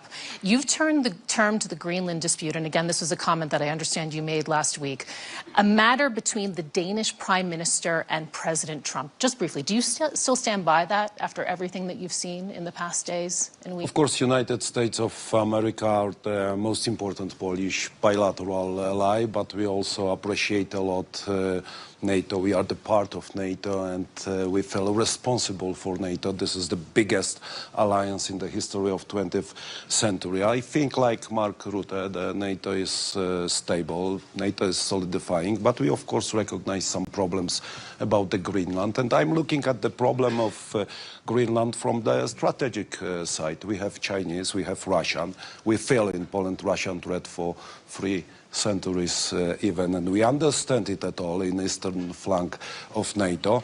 And if we consider, ladies and gentlemen, that global GDP is consisted of 15% of right. European Union involvement and 15% of United States of America involvement, but according in terms of security, United States of America paying 65% for NATO and Europeans 35%, we have to consider what Donald Trump would like to say about the security, because he is responsible for security of the world as the leader, and we would like to support. Do you really think you can stay out of this? Do you really think you can stay out of this row? Do you really think that, isn't this the moment right now for solidarity in Europe? Isn't this key to a united and a strong response? There is the necessity of solidarity in Europe, but there is also the necessity of building the good transatlantic relations. And I think that transatlantic relations are very important. We know in Europe, Alex, all my European friends knows how many mistakes had Europe done after and before 2022, and Donald Trump tried to convince our European partners that we have to solidify, and his voice is very important because of the financial, because of the strategic, geopolitical point of view. I of course hope that it will be solved thanks to all partners on the diplomatic way, and how far are you willing to go to have good transatlantic relations? Does that mean giving the Americans Greenland, selling the Americans Greenland? How far should European allies go if the Americans do move on Greenland? We have 10,000 American soldiers in Poland. We buy American military equipment, which is the best on the world. South Korean is also very good, but American is... and Finnish tanks you buy. And Finnish tanks. A little bit of a commercial break here, yeah. We have the biggest army in East Central Europe. Poland increased the percent of GDP for military service almost to 5%. So we feel responsible for Poland. I believe in Polish soldiers, in our alliance, but United States of America, for all eastern flank of NATO, are very important ally. And those relations are also based on our history. This is the relation of values. We have common independence heroes in Poland and in United States of America. So I think that we should solve this problem on diplomatic way. Of course, I appreciate Denmark voice is natural. It's our partner, Denmark. But I'm looking at the Greenland as strategic point in the geopolitical issue between free world, democracy's world, independence, and with Russia. President Stubb, I'd like to turn to you now because you, along with the Secretary General, have been known as the Trump whisperers. Now you're on the list being targeted for sanctions. You recently joined the NATO alliance. Is it just in time for its dissolution? No, not at all. I think actually we're in the process of creating a stronger NATO than we have seen since the end of the Cold War. This is pretty much NATO 3.0. Remember that after the end of the Cold War, a lot of NATO countries actually dropped their guard in terms of defense expenditure and capabilities, whereas a country like Finland, which stayed outside, didn't do that. We still have conscription. And speaking of the Arctic, we have the biggest military force of Arctic capabilities in the alliance. We have 1 million individuals, men and women, who've had their military training in Arctic conditions. So I think we're strengthening, actually, the alliance as we speak. And remember that we've doubled the border of the alliance with NATO, with Finland joining and then with Sweden joining. So I think we're creating a new NATO where Europe takes more responsibility. So then take us to the diplomatic efforts and how you are trying to do that. Because, you know, we saw over the weekend, you along with your Norwegian counterpart sent this message to Trump calling for a de-escalation of tension. He responded quite quickly saying he's no longer purely thinking of peace. Who or what can diffuse the tensions over Greenland, if not you? Thank you, Alex. Anytime. You want to take this one, Mark? No, I mean, listen, we're now in a phase in the transatlantic relationship, and you'll know that I'm pro-European, pro-American, and therefore, by default, pro-transatlantic. We are in a relationship which is much more direct than it's ever actually been. I mean, the communication channels that we have directly with the president and with the administration are actually good and solid. And then, you know, at times there are curveballs flying in different types of directions. We try to catch them and we try to solve them. You know, you have two schools of thought here on Greenland. One is to de-escalate, and the other one is to escalate to de-escalate. And I think at the end of the day, we'll find an off-ramp on this. I'll make two final remarks.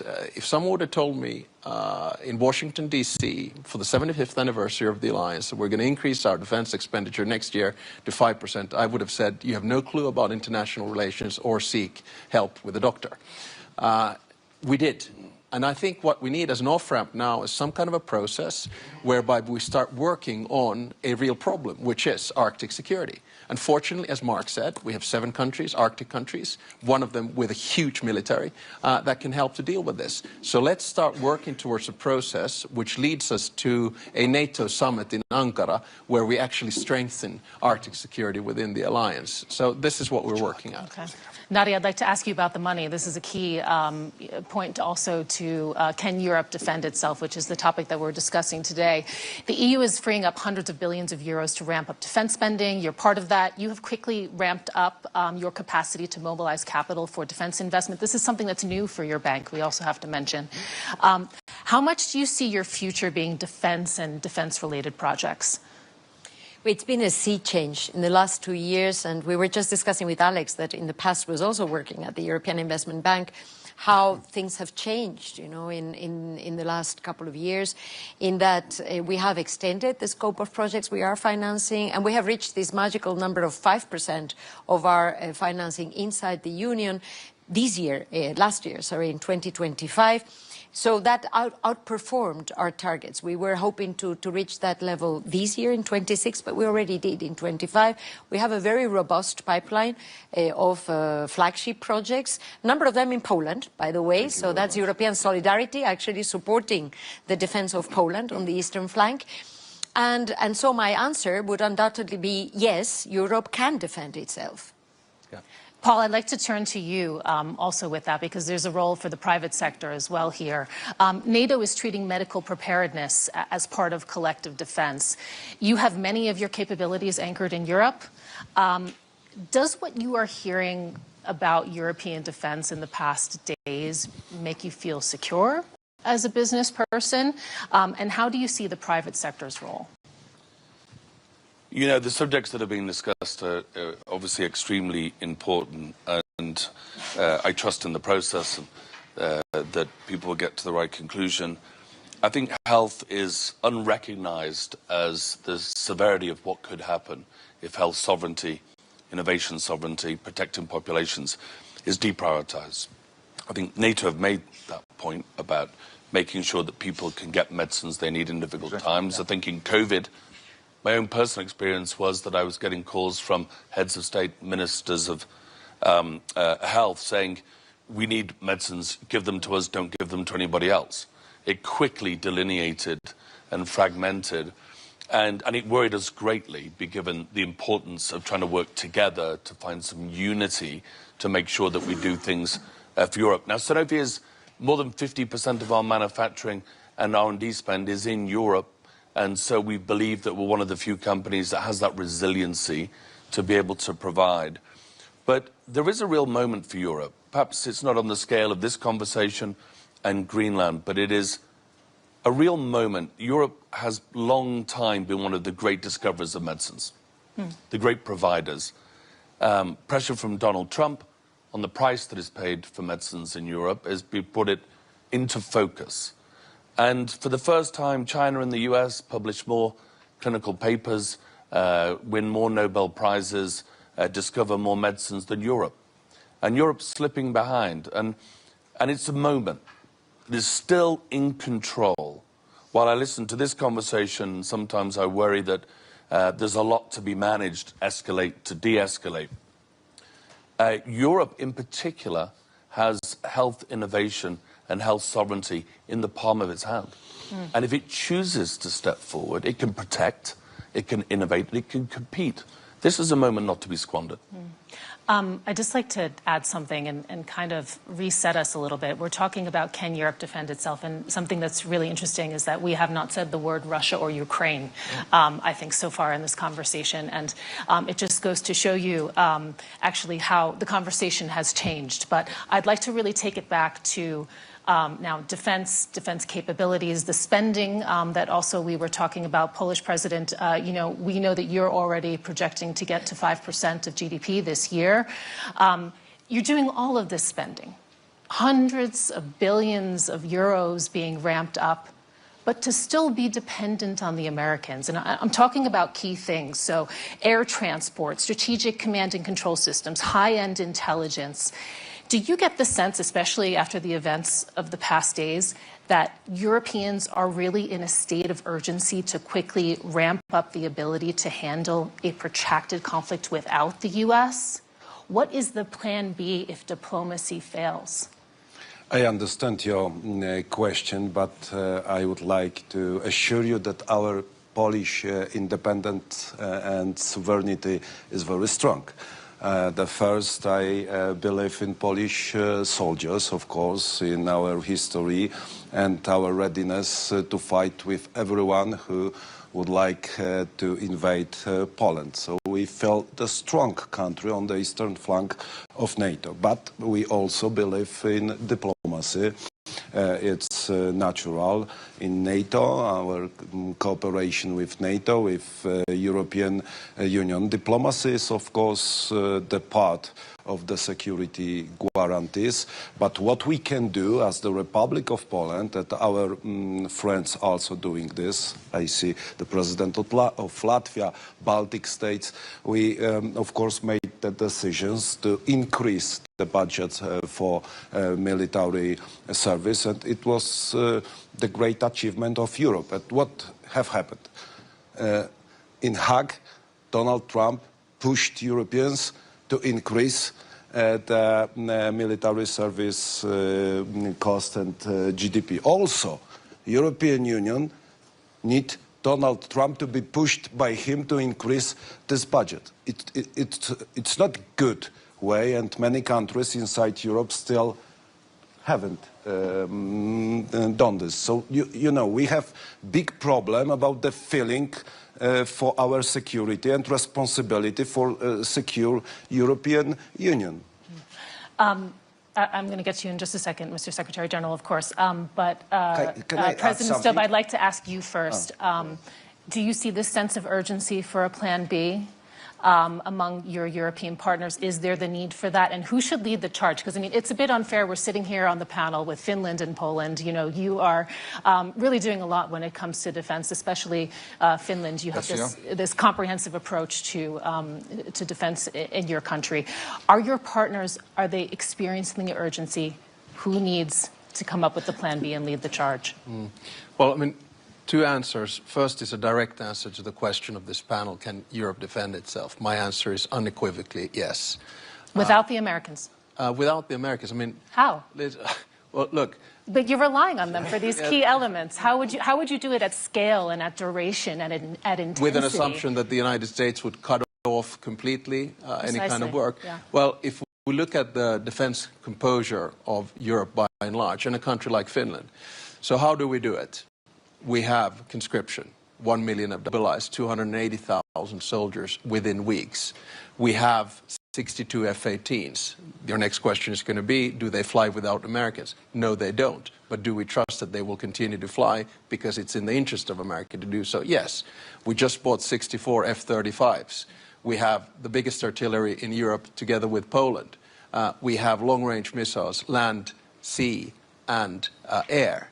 We don't have these because we're worried about Stockholm, right? So, the bottom line is that if you ask me the question that can the Finnish military defend itself against a Russian attack, the whole defense posture of the way in which you do it, yes, we can.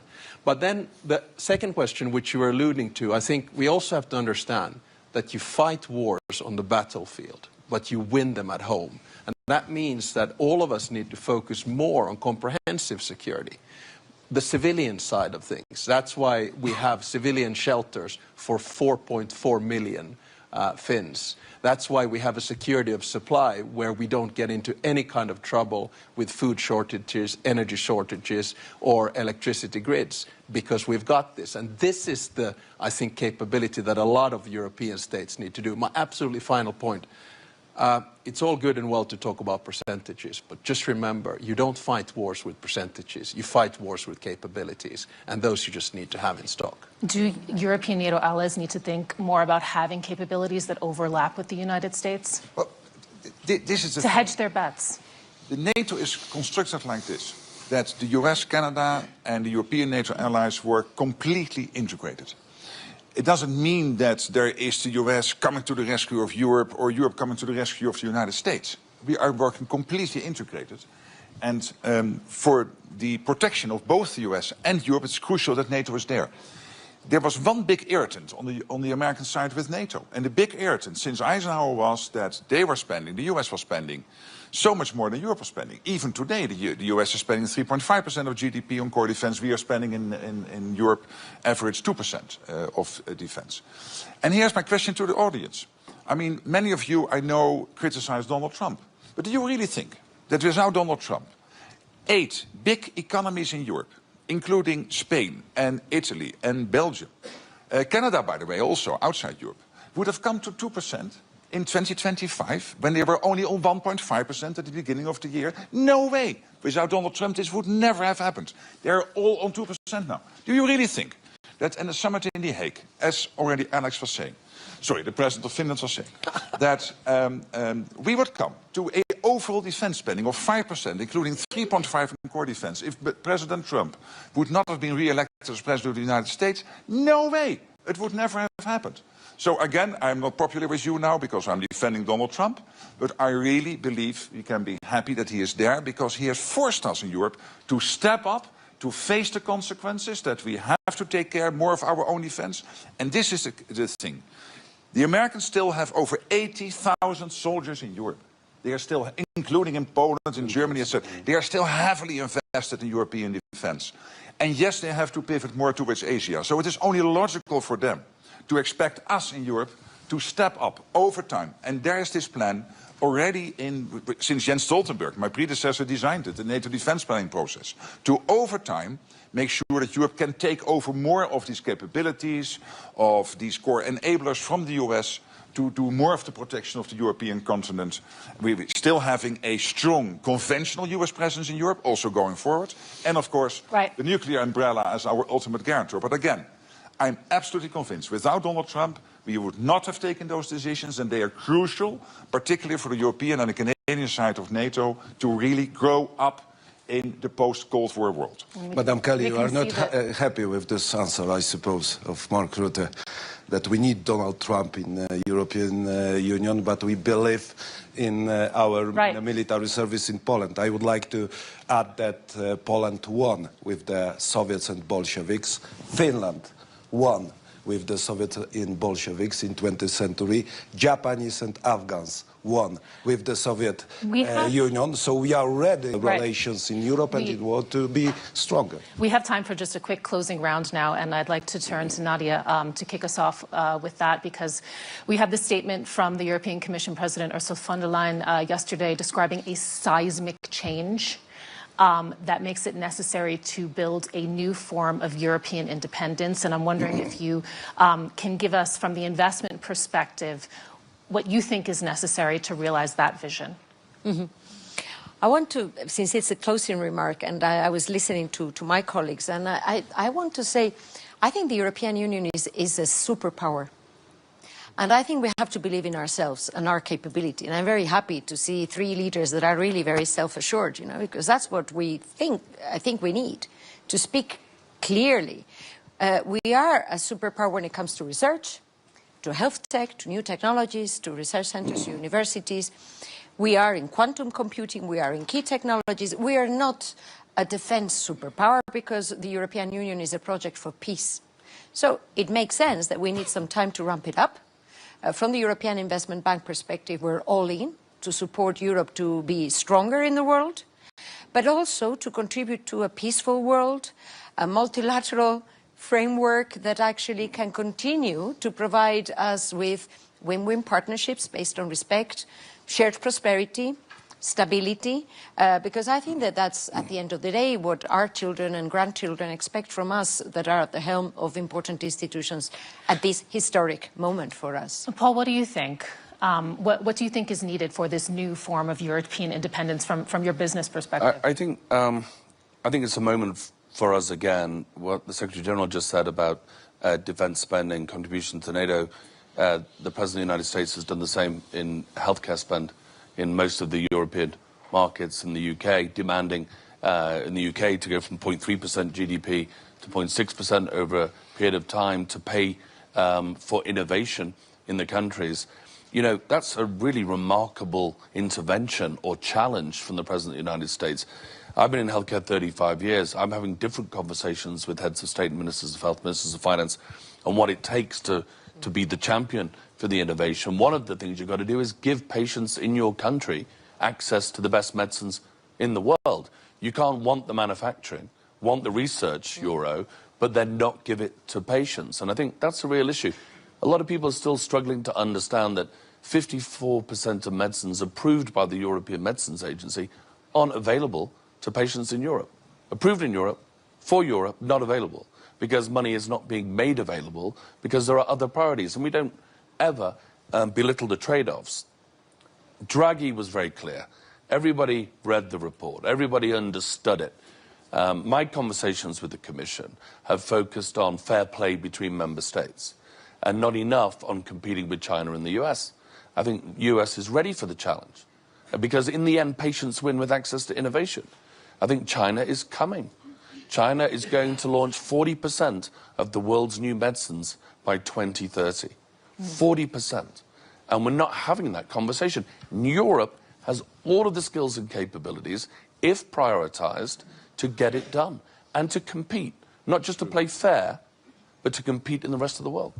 I want to turn to Poland now.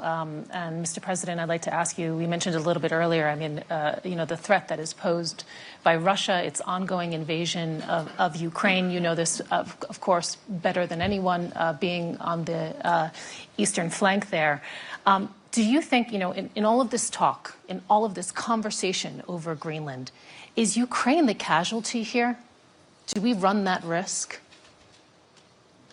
Can you repeat? I don't understand. Is Ukraine... The conversation has been dominated in the past week and days. Yeah, about Greenland. About Greenland. Yeah. Okay, and no. Where is the attention now on Ukraine? What could this potentially mean for Ukraine? What could it mean for the resources that they need so desperately in order to maintain this fight on the European continent?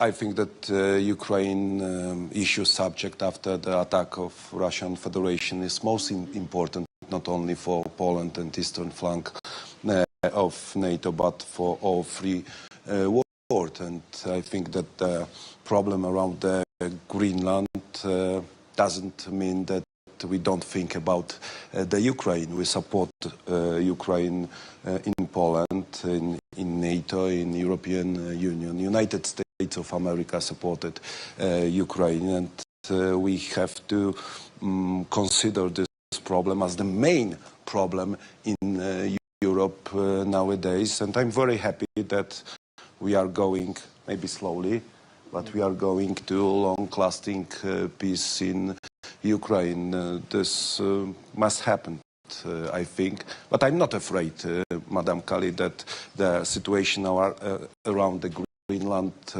means that we forget about Ukraine. We understand the problem about the Ukraine and still feel the Russian threat. We are still in Eastern Central Europe under the Russian threat, and I think that we are in the middle of the hybrid war. This is the peculiar Soviet composition which we have known for 100 years. You know, this is the composition of a military force, information, disinformation, propaganda, and we are nowadays in the middle of hybrid war in the European Union. President Stubb, I'd like to ask you as well. The U.S. administration has made it very clear we are in an era now of hard power, and they will wield it where they feel it is advantageous or necessary. You've said earlier that Europe can defend itself without the Americans. If it comes down... not exact, Mike, so that's not a quote. More or less, more or less. We'll go back to the transcript. Let's stick to the left on this one. Yeah? More or less, more or less. I love journalists. Stoop against this. But if it comes down to it, given the dynamics that we have seen here, does Europe also need to have the potential to defend itself against America? No, I mean, come on, let's not push the hypotheticals here. Let's get back to the reality of the situation, and let's put it back into perspective, and especially the war in Ukraine, which Karol there quite well mentioned. Look, what has Russia achieved in the past 4 years? It's acquired 20% of the territory of Ukraine through military warfare, roughly 2%. In the process of doing that, it has provided about 1 million casualties and dead. It has decreased its sphere of influence. You can see the Central Asian countries, you can see the Southern Caucasus detaching themselves from the Russian Empire. You look at the Russian economy right now. If we go with the inflation rates of the 2 first weeks, we're looking at 30% inflation this year. 16% interest rates, zero growth, no more reserves, incapacity to pay the soldiers when the war ends. So I'm more worried about Russia's unwillingness to end this war because they cannot afford to do so than about Russia's capability to win this war because not end this war because they're moving ahead. So let's keep things into perspective. NATO hasn't entered the scene yet, and they have not been able to advance in the past 4 years as much as expected. This war has been an utter strategic failure of President Putin. He increased the size of NATO. He made Ukraine European. He increased the defense budgets of European states. And here we are asking ourselves, shaking, are we able to defend ourselves? My answer is, yes, we are. Secretary General. Absolutely. Secretary General, I'd like to ask for your remarks also on that point. We've been talking about can Europe defend itself. The question is how, and how that evolves also over the next years. Do you ever see a day where European defense doesn't have NATO as the cornerstone? No, I don't. And let's not forget the EU is great. It is 23 countries in NATO of the 32 are also in the EU. But it is only 25% of NATO overall GDP. 75% of NATO GDP is outside the European Union. Let's not forget. That's a fact. The US is by far the most powerful nation on earth. And the President of the United States is therefore the leader of the free world. And you cannot envisage NATO without the leader of the free world being an integral part of that organization. And nobody wants it. Not on the US side, not on the European side. He said last night in his presser that he was doubtful whether the Europeans would come to the rescue if Article 5 will be triggered. I tell him, yes, they will. And they did on the 11th of September 9/11 in 2001, when for the first and only time Article 5 was triggered. I have no doubt the US will come to the rescue here, we will come to the rescue of the US, and we need each other for our collective protection. You made a very good point. The risk here is that we focus, of course, on Greenland, because we have to make sure that that issue gets solved in an amicable way. But the main issue is not Greenland now. The main issue is Ukraine. And I agree with everything Alex Stubb was saying, but I'm also a little bit worried that we might drop the ball focusing so much on these other issues. Yeah. And as we speak, Russian missiles and Russian drones are attacking the energy infrastructure in Ukraine. We know that it is now minus 20 degrees in Kiev. We know that Ukraine can only take care of 60% of its own electricity. And yes, it is true, the Russians have lost in December 1,000 people dead. Not seriously wounded, dead a day. That's over 30,000 in the month of December.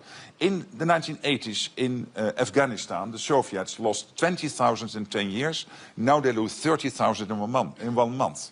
But they still continue the attack. They still increase the attack. And that means that if we Europeans here in NATO are thinking that because of the 90 billion the Commission has been able to bring together with the nations, or because the peace process is moving in the right direction, we can forget about the defense of Ukraine.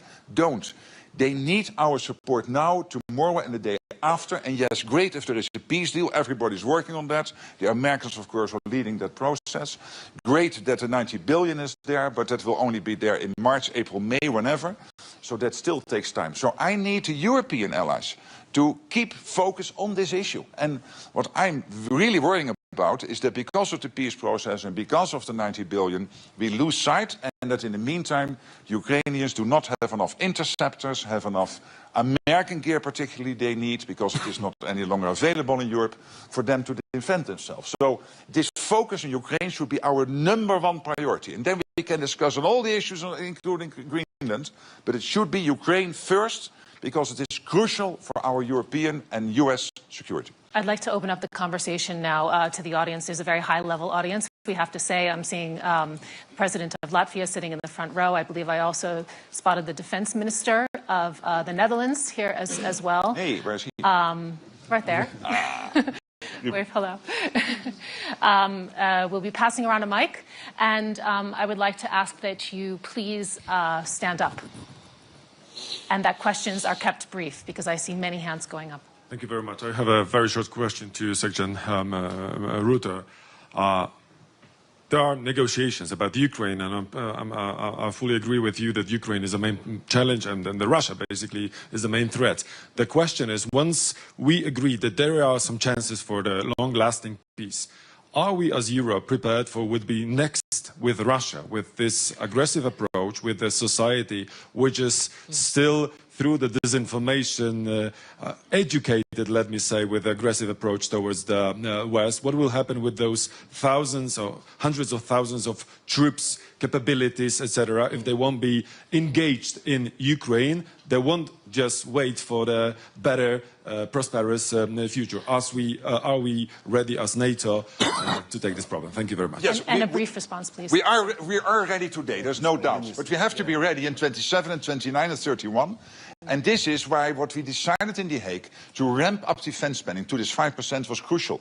But we also have to ramp up the defense industrial production. And we're not doing it, not in the US, not in Europe. We are not nearly producing enough. The fact that Poland, which is the closest ally to the US you can find, is buying in South Korea, is because they cannot buy enough in the US or in the European defense buying in industrial Finland. In Finland, yeah, but also Finland. Yes, Alex, I love you, but you are not producing enough. Your defense industrial base has to ramp up, and you know it, so please spend time on that. And this is true for the whole of NATO territory. So it is not only money, it's also the defense industrial base, including preparing our other industries, including our car industries, etc., for a moment when there might be a situation where we need them. Russia is on a war economy footing. They spend 40% of the state budget on defense. 200 billion a year, with a spending power with the 200 billion because of the structure of their economy, which is much higher than we can do in Europe. So we really have to be watchful here. Yes, we can defend ourselves today, but we have to deliver on the The Hague commitments. Not because of Donald Trump. Yes, it equalizes with the US, that keeps them in. but particularly because we have to defend ourselves. Okay. I think in the next round, perhaps we take 2 questions and then we'll have them answered. See, many. Yes. Sorry, my name is Andrea Malaguti. What do you think about the Board of Peace with Lukashenko and Putin for Gaza? Please. One more over here. NATO has 32 countries in the Northern Atlantic, and I'm not commenting on things outside North Atlantic area. Sorry, I have too much on my plate already. Thank you. Margaret, could you please comment on Macron's speech yesterday here in Davos? That was very honest. What is your reaction to it? I respect him a lot, and I'll see him later today. And I think he had a speech which was strong on Canadian values and what Canada can contribute to the world. At the same time, I would say this is very good, and Canada's back. When you look at NATO, they were spending 1.3, 1.4%. They got to the 2%. They have now a plan to reach the 5%. They are massively helping out with Ukraine now. So I could say since he became Prime Minister, NATO is really back in NATO, back in defending the transatlantic alliance. And I think that's great news. I think it was, question here, can I ask question there. Sorry, can I ask? Sure. I think it was an excellent speech. It was a deep analysis of the change in the world order and the new balance that we're looking at. It was very realistic. It talked about values-based realism as a driver for Canadian foreign policy. All in all, I think one of the best speeches that we've heard here in Davos this week so far. Okay, we'll go first here. Yeah, thank you very much. Would you think that if the transfer of the sovereignty of Greenland can be achieved, would you think this might lead to the demise of the idea of so-called Western collective? And secondly, that if these things be transferred, would you think that the NATO 3.0, just like the President Stu said, might be veering to something more look like the Warsaw Pact rather than original NATO? Of course, we have a Polish president. You can also correct me. Thank you very much. One question there. I'm Antamer from Saudi Arabia with a Greek mother and an Italian wife. It's very clear must be a happy man. Europe can defend itself. That's very clear today. But my question is, do we feel safer? I'm planning to half retire in Europe. Do I feel safer today with all this stock-up of military? Yes. As you asked the question, when the war is over, what do you do with all these military? If you want to prevent war, prepare for war. The only way we can prevent the Russians or anyone who wants to do us harm, is to make sure that they know that the reaction we will have is devastating. Today, yes, it is. But if we would have continued with this 1.8, 1.9% defense spending and a defense industrial base, which is not producing enough, we would not be ready in 29 and 31. And our adversaries know this. So I know that people are worried that, we are spending more on defense. Yes, we do this to prevent war from breaking out. You have to be strong. We have to be strong against those who wish us ill. I think that what we are doing is still preparing to prevent ourselves for a war. And according in terms of today's main question, can Europe defend itself? I hope that we will never answer this question in terms of kinetic war. And this is our responsibility, leaders of Europe, to think about the future and to be ready for even kinetic war. And I think we try to do this. But one point, if I may add one point which is important, is that Europe's defense is not only about tanks. It is also about health. It is also about win-win partnerships around the world. Building strong partnerships and finding alliances that go beyond maybe what we had in the world order of the last 70 years. That is also a way to defend Europe. I want to also put a word for all the actions that are being taken, which go, I think, in the right direction for a stronger Europe. And it's not only about the 5%. It is very important, but it's not only that. Yeah, and can I answer the question from the gentleman there? I think we have we have to understand that the world order is changing, much like it did after 1918, 1945, and 1989. And it's now emerging. And I think we have two options, which obviously are not binary. One is a multipolar world, and that multipolar world is about transactions, it's about deals, and it's about spheres of interest. So that's when we go back to the 19th century. A multilateral world is one where you have strong international institutions, rules and norms. I support the latter, and I think that a majority of the states in the world do that as well. But the multilateral order that was created after World War II was created in the image of the West. Therefore, we need to now change the power structure and give agency to bigger players in the global South. Otherwise, we go back into a dog-eats-dog world, and we try to avoid that. Mm-hmm.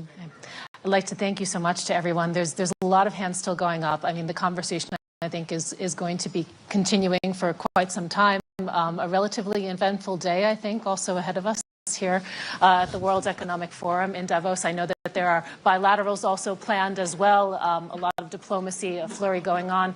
You have been here with us for Can Europe Defend Itself? Thank you so much for your time, and thank you so much especially for the panelists. Thank you. Thank you. Thank you.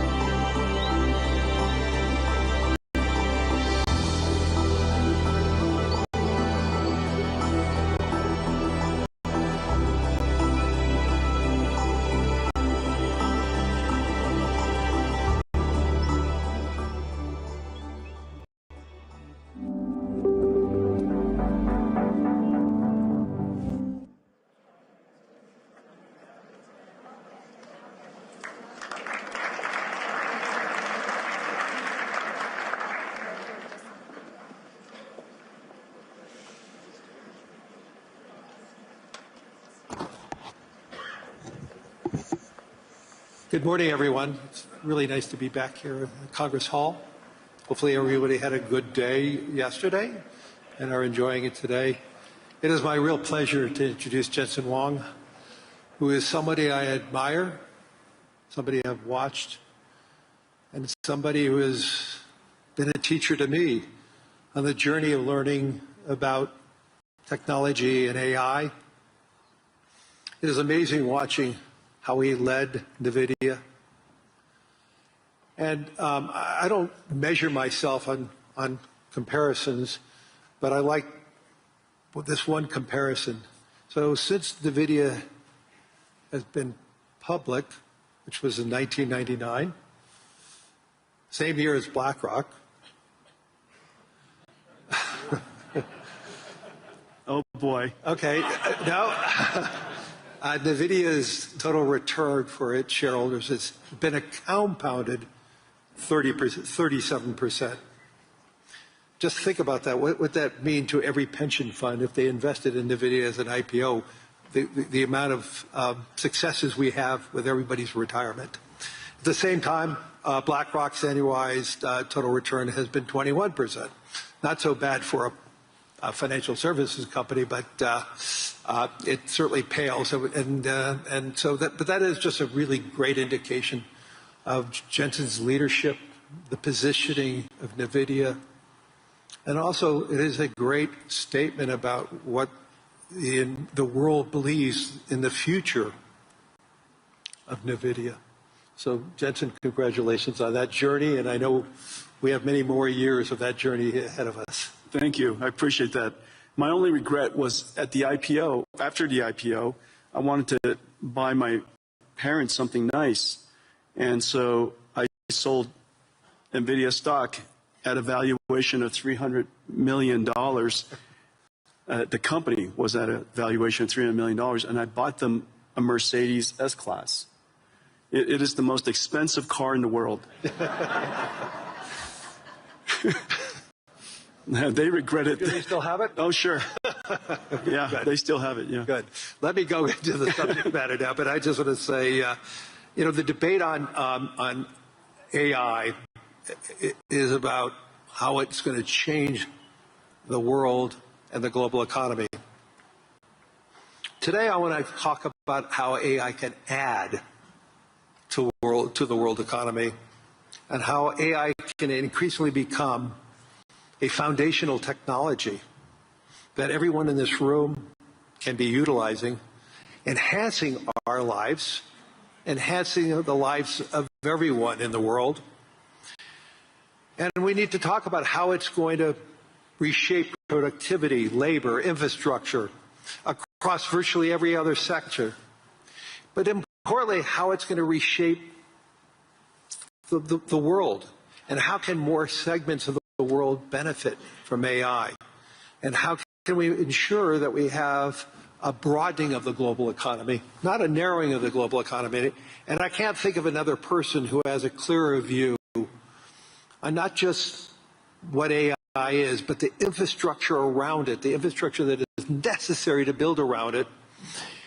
And because so many of the major hyperscalers are utilizers of what NVIDIA creates, and the whole engagement around the infrastructure around AI, the potential of AI, I think we have a great voice to listen to this afternoon or this morning. So Jensen, once again, thank you. This is his first time here at the World Economic Forum in Davos, and I know you have a really busy schedule, so thank you for taking that time. I appreciate that. So let me go right into it. Why do you believe that AI has the potential to be that significant engine of growth? And what makes this moment, this technology, different than past technology cycles? Yeah, this is, first of all, when you think about AI and you're interacting with AI in all these different ways, ChatGPT, of course, using Gemini, of course, using Anthropic, Claude, of course, and the magical things that it could do, it's helpful to reason back to the first principles of fundamentally what is happening to the computing stack. This is a platform shift. A platform is something where applications are built on top of. And this is a platform shift like the platform shift to PCs. New applications were developed to run on a new type of computer. Platform shift to the internet, a new type of computing platform, hosted all kinds of new applications, a platform shift to mobile cloud. In each and every one of these platform shifts, the computing stack was reinvented and new applications were created. This is a new platform shift in the sense that today you're using ChatGPT. It's important to understand that itself is an application, but very importantly, new applications will be built on top of ChatGPT. New applications will be built on top of Anthropic Claude, for example. And so it's a platform shift in that way. AI is really easy to understand if you realize what it can do that you could never do before. Software in the past was effectively pre-recorded. Humans would type and describe the algorithm or the recipe for the computer to execute. It was able to process structured information, meaning you've got to put the name, the address, their account number, their age, where they live. You create these structured tables that software would then go and retrieve information from. We call it SQL queries. SQL is the single most important database engine the world's ever known. Almost everything ran on SQL before now. Now we have a computer that can understand unstructured information, meaning it can look at an image and understand it. It could look at text and understand it. It's completely unstructured. It could listen to sound and understand it, understand the meaning of it, understand the structure of it, and reason about what to do about it.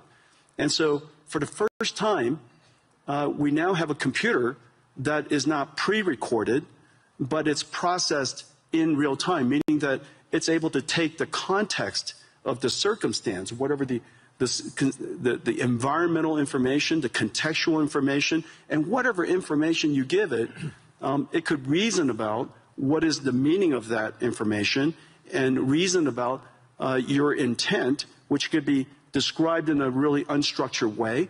You describe it however you want to describe it. We call it prompts, but you describe it however you like to describe it.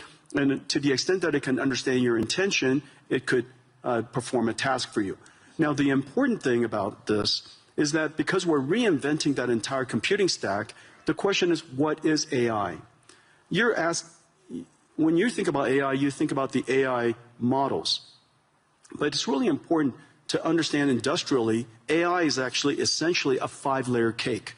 At the bottom is energy. AI, because it's processed in real time and it generates intelligence in real time, it needs energy to do so. Energy is the first layer. The second layer is the layer that I live in. It's chips. Chips and computing infrastructure. The next layer above it is the cloud infrastructure, the cloud services. The layer above that is the AI models. This is where most people think AI is. But don't forget that in order for those models to happen, you have to have all of the layers underneath it. But the most important layer, and this is the layer that's happening right now, the reason why last year was an incredible year, frankly, for AI, is that the AI models made so much progress that the layer above it, which is ultimately the layer that we all need to succeed, the application layer above that. And so this application layer could be in financial services, it could be in healthcare, it could be in manufacturing. This layer on top ultimately is where economic benefit will happen. But the important thing, though, because this computing platform requires all of the layers underneath it, it has started, and you guys are, everybody's seeing it right now, it has started the largest infrastructure build out in human history. We're now a few $100 billion into it. That's it. We're a few $100 billion into it. Larry and I, we get the opportunity to work on many projects together. There are trillions of dollars of infrastructure that needs to be built out. And it's sensible. It's sensible because all of these contexts have to be processed so that the AI, so that the models can generate the intelligence necessary to power the applications that ultimately sit on top. And so when you go back And when you reason about it layer by layer by layer, and you realize that the energy sector is now seeing extraordinary growth. The chip sector, TSMC just announced they're going to build 20 new chip plants. Foxconn working with us, and Wistron and Quanta building 30 new computer plants, which then go into these AI factories. So we have chip factories, computer factories, and AI factories all being built around the world. And memory. And memory, right, exactly. Those chip fabs. Micron has started investing $200 billion in the United States. SK Hynix is doing incredibly. Samsung is doing incredibly. You could see that entire chip layer growing incredibly today. And now, of course, we pay a lot of attention to the model layer, but it's really exciting that the layer above them is really doing fantastically. And now, one indicator is where the VC funding going into. Last year, 2025, was one of the largest years in VC funding ever. And last year, most of the funding went to what is called AI native companies.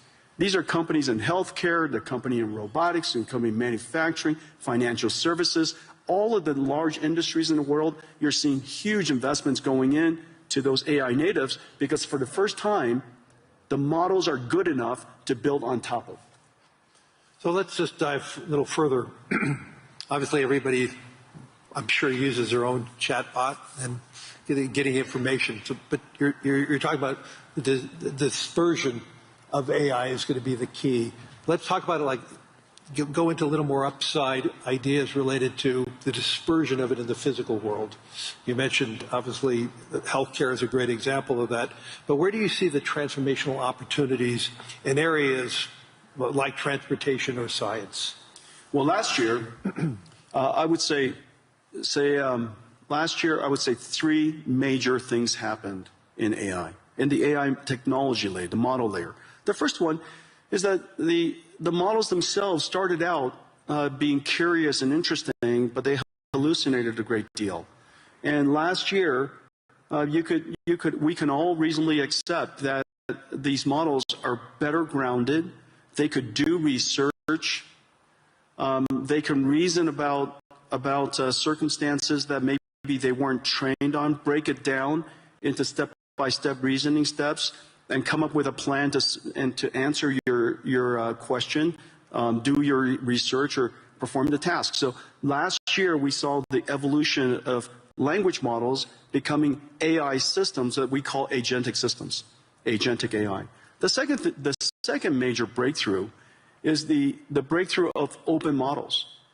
Several years ago, was it a year ago, DeepSeek came out? Last year. And DeepSeek was, a lot of people were quite concerned about it. Frankly, DeepSeek was a huge event for most of the industries, most of the companies around the world, because it's the world's first open reasoning model. Since then, a whole bunch of open reasoning models have emerged, and open models has enabled companies and industries, researchers, educators, universities, startups to be able to use these open models to start something and create something that's domain specific or specialized for their needs. The third area that had enormous progress last year was the concept of physical intelligence, of physical AI. AI that understands not just language, but AI understands, if you will, nature. And it could be AI that understands the physical world here, AIs that understand proteins, chemicals, natural physics, for example, fluid dynamics, particle physics, quantum physics, AIs that are now learning all these different structures and different languages, if you will. Proteins is essentially a language.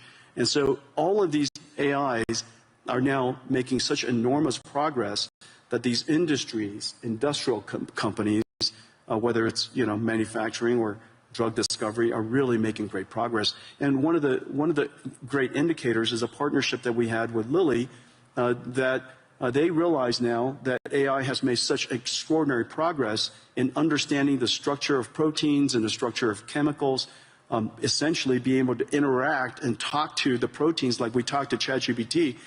we're going to see some really big breakthroughs. So all these breakthroughs raises concerns about the human element. You and I have had many conversations on this, but we need to tell the whole audience there is a huge concern that AI is going to displace jobs. And you've been arguing the opposite. Obviously, the build-out of AI, as you talked about, the biggest infrastructure build-out in history is going to occur, which energy is creating jobs. The chips industry is creating jobs. The infrastructure layer is creating jobs. Land, power, and shell. Jobs, jobs, jobs. I mean, right? It's incredible. So let's get into that in a little more detail. So you actually believe we're going to face labor shortages. And so how do you see that AI and robotics changing the nature of work rather than eliminating it? Yeah, there's several different ways that we could think through it. First of all, this is the largest infrastructure build-out in human history. That's going to create a lot of jobs, and it's wonderful that the jobs are related to tradecraft, and we're going to have plumbers and electricians and construction and steel workers and network technicians and people who install and fit out the equipment, and all of these jobs. We're going to, in the United States, we're seeing quite a significant boom in this area. Salaries have gone up, nearly doubled. And so we're talking about six-figure salaries for people who are building chip factories or computer factories or AI factories. And we have a great shortage in that. And I'm really delighted to see so many people in so many countries really recognizing this important area. You know, everybody should be able to make a great living. You don't need to have a PhD in computer science to do so. And so I'm delighted to see that. The second thing to realize, and so we theorize about the automation of tasks and things like that, and what is the implication to jobs. You know, I'll just offer some anecdotes. These are real-world anecdotes of what has actually happened. Remember, 10 years ago, one of the first professions that everybody thought was going to get wiped out was radiology. And the reason for that was the first AI that became superhuman in capability was computer vision. And one of the largest applications of computer vision is studying scans by radiologists. Well, 10 years later, it is true that AI has now completely permeated and diffused into every aspect of radiology. And it is true that radiologists use AI to study scans now. The impact is 100%, and the impact is completely real. However, not surprisingly, I say not surprisingly, if you reason from first principles, not surprisingly, the number of radiologists have gone up. Is that because of lack of trust or is that because the human interaction with the results of AI is a better outcome? Exactly. The reason for that is because a radiologist, the purpose of their job is to diagnose disease, to help patients diagnose disease. That's the purpose of their job. The task of the job includes studying scans. The fact that they're able to study scans now infinitely fast allows them to spend more time with patients, diagnosing their disease, interacting with the patients, interacting with other clinicians. Well, surprisingly, also not surprisingly actually, as a result of that, the number of patients that the hospital can see has gone up. Because, you know, there are a lot of people waiting a long time to get their scans done.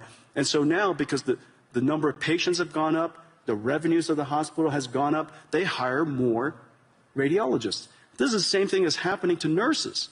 We're 5 million nurses short in the United States.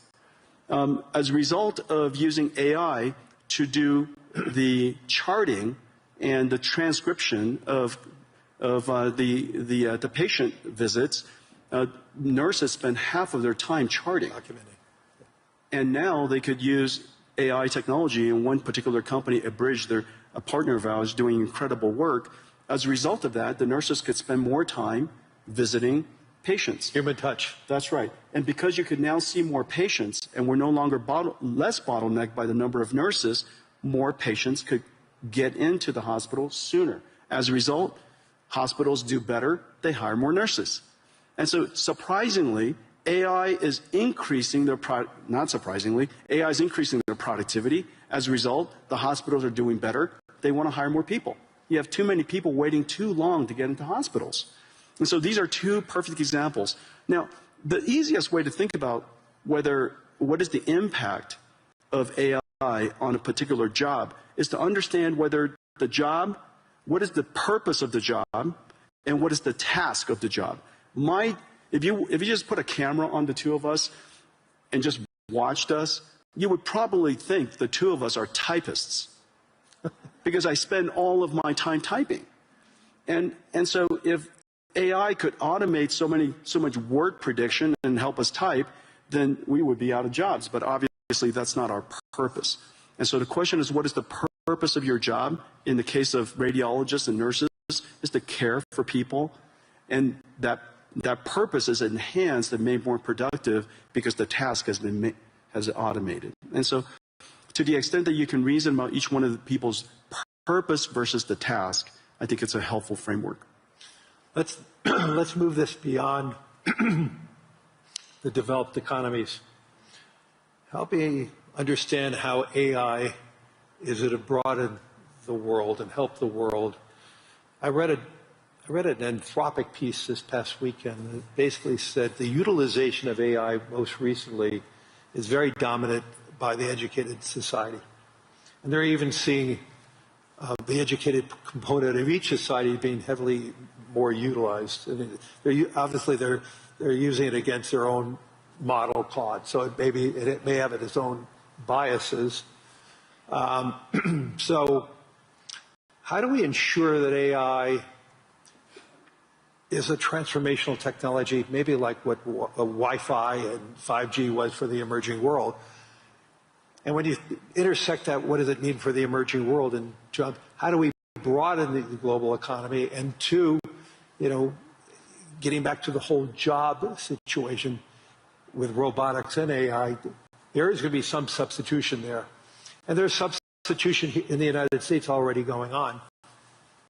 We may be creating more plumbers and electricians, but we probably need less analysts at financial institutions. Lawyers need less analysts, because they're able to accumulate the data faster. So let's just pivot on to the emerging world for a second, in the developing world. How do you see that play out? Well, first of all, AI is infrastructure, and there's not one country in the world I can't imagine that you need to have AI as part of your infrastructure, because every country has its electricity, you have your roads. You should have AI as part of your infrastructure. Of course, you could always import AI, but AI is not so incredibly hard to train these days, and because there are so many open models, these open models with your local expertise, you should be able to create models that are helpful to your own country.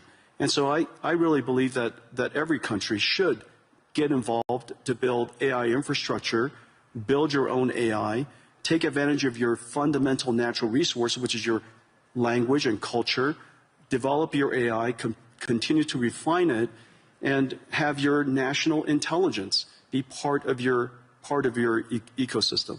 And so I think that's number one. And number two, remember, AI is super easy to use. It's the easiest software to use in history, and that's the reason why it's the fastest growing and most rapidly adopted. I mean, in just a couple of 2-3 years, it's coming up to almost a billion people. I think, first of all, Claude is incredible. Anthropic has made a huge progress, huge leap in developing Claude. Yep. We use it all over our company. The coding capability of Claude, its reasoning capability, its ability is just really incredible. And anybody who's a software company really ought to get involved and use it. On the other hand, ChatGPT is probably the most successful consumer AI in history. And its ease of use and its approachability, I think everybody should get involved. And whether it's somebody in a developing country or a student, it is very clear that it is essential to learn how to use AI, how to direct an AI, how to prompt an AI, how to manage an AI, how to guardrail the AI. evaluate the AI. These skills are no different than leading people, managing people, things that you and I do all the time. So in the future, instead of biological, carbon-based AIs, in the future we're also going to have digital versions of AIs, silicon versions of AIs, and we'll have to manage them. They're just part of our digital workforce, if you will. And so I would advocate that for the developing countries, build your infrastructure, get engaged in AI, and recognize that AI is likely to close the technology divide. Right. Because it is so easy to use and so abundant and so accessible. And so, I'm actually fairly optimistic about the potential of AI to lift the countries that are emerging, and for many people who haven't had computer science degree, all of you can be programmers now, And so in the past we had to learn how to program a computer. Now you program a computer by saying to the computer, "How do I program you?" And if you don't know how to use an AI, just go up to the AI and say, "I don't know how to use an AI. How do I use an AI?" And it would explain it to you. And you say, I like to write a program to create my own website. How do I do that? And it would ask you a whole bunch of questions about what kind of website you would like to build, and then write you the code. And so it is that easy to use, and that's, of course, the incredible power of AI, which is exciting. Two quick questions, then we're going to run out of time. We're sitting here in Europe. When we were talking about a lot of companies, we mentioned a lot of U.S. companies and Asian companies. Talk to us about how AI and the success of Europe and the future of Europe can intersect, and how do you see NVIDIA play that role here in Europe? Well, I have the benefit. NVIDIA has the benefit of working with every AI company in the world, and because we're low in the infrastructure layer, and we power AI across the board, and we power AI that are languages, their biology, their physics, their world models, and related to manufacturing and robotics, and the thing that's really quite exciting for Europe is, remember, your industrial base is so strong. The industrial manufacturing base in Europe is incredibly strong. This is your opportunity to now leap past the era of software. The United States really led the era of software. AI is software that doesn't need to write software. You don't write AI, you teach AI. And so get in early now so that you can now fuse your industrial capability, your manufacturing capability with artificial intelligence, and that brings you into the world of physical AI or robotics. Robotics is a once-in-a-generation opportunity for the European nations. And whether it's, all of the countries that I visit here, industrial base is really, really strong.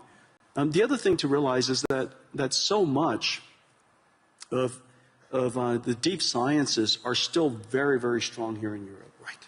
And the deep sciences now have the benefit of applying artificial intelligence to accelerate your discovery. And so I think that it's fairly certain that you have to get serious about increasing your energy supply so that you could invest in the infrastructure layer so that you could have a rich ecosystem of artificial intelligence here in Europe. So what I'm hearing is we're far from an AI bubble. The question is, are we investing enough? Let's turn it around, because there's so many people talking about a bubble, but the question is, what I'm hearing from you is, are we investing enough to do what we need to do to broaden the global economy? And so one good test on the AI bubble is to recognize that NVIDIA has now millions of NVIDIA GPUs in the cloud. We're in every cloud. We're used everywhere. And if you try to rent an NVIDIA GPU these days, it's so incredibly hard. And the spot price of GPU rentals is going up. Not just the latest generation, but 2-generation-old GPUs. The spot price of rentals are going up. And the reason for that is because the number of AI companies that are being created, the number of companies shifting their R&D budget, Lilly is a great example. 3 years ago, most of their R&D budget, all of their R&D budget, was probably wet labs. Notice the big AI supercomputer that they've invested in, the big AI lab, increasingly that R&D budget is going to shift towards AI. And so the AI bubble comes about because the investments are large. And the investments are large because we have to build the infrastructure necessary for all of the layers of AI above it. And so I think the opportunity is really quite extraordinary. And everybody ought to get involved. Everybody ought to get engaged. We need more energy. I think that we all recognize that. We need more land power and shell. We need more trade skill workers. And in fact, that population of workforce is so strong here in Europe. Yes. In a lot of ways, the United States lost that in the last 20, 30 years. But it's still incredibly strong here in Europe. It's an extraordinary opportunity you ought to take advantage of. And so I would, I know that where Larry and I work, we see the investment opportunities and the investment scale is going up. The number of startups, as I mentioned earlier, that 2025, the largest investment year in VC history, over $100 billion around the world. Most of it was AI natives. And so these AI companies are building basically the application layer above. And they're going to need infrastructure. They're going to need our investment, and go build this future. And I actually believe it's going to be a great investment for pension funds around the world to be a part of it, to grow with this AI world. And this is one of my messages as so many political leaders. We need to make sure that the average pensioner, the average saver, is a part of that growth. If they're just watching it from the sidelines, they're going to feel left out. And we want to invest in infrastructure. Right. Infrastructure is a great investment opportunity. This is the single largest infrastructure build-out in human history. Yep. Get involved. We're out of time. Hopefully everybody in the audience and everybody on the web streaming is seeing the power of Jensen Huang as a leader, not just a leader in technology and AI, but a leader in business and also a leader in heart and soul, which is really important today, having that leadership from the heart and the soul. So thank you, everyone. Thank you, everybody.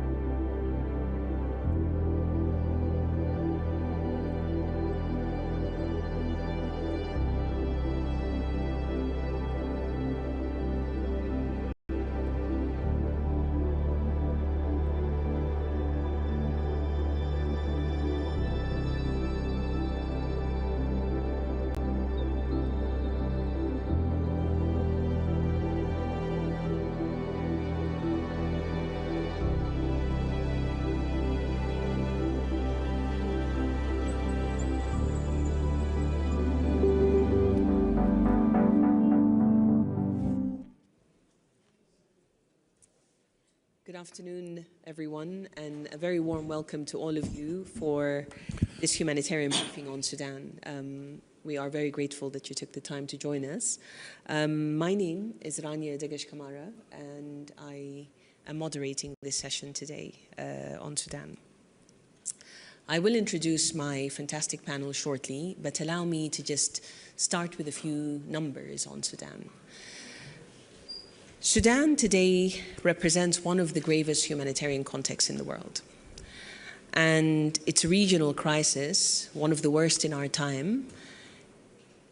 We just hit 1,000 days on when the conflict started, so 3 years on, and we are still struggling to showcase the pain of more than 20 million who are hungry in Sudan, more than 11 million who are displaced in Sudan. It's in fact the largest displacement crisis that we have in the world today.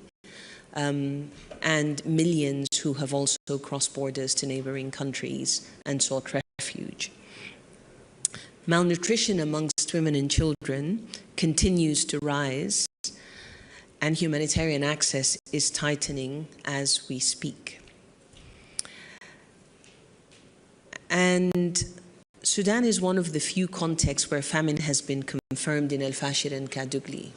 Imagine famine and hunger to a point where people and children die amidst the abundance that we are sitting in the middle of.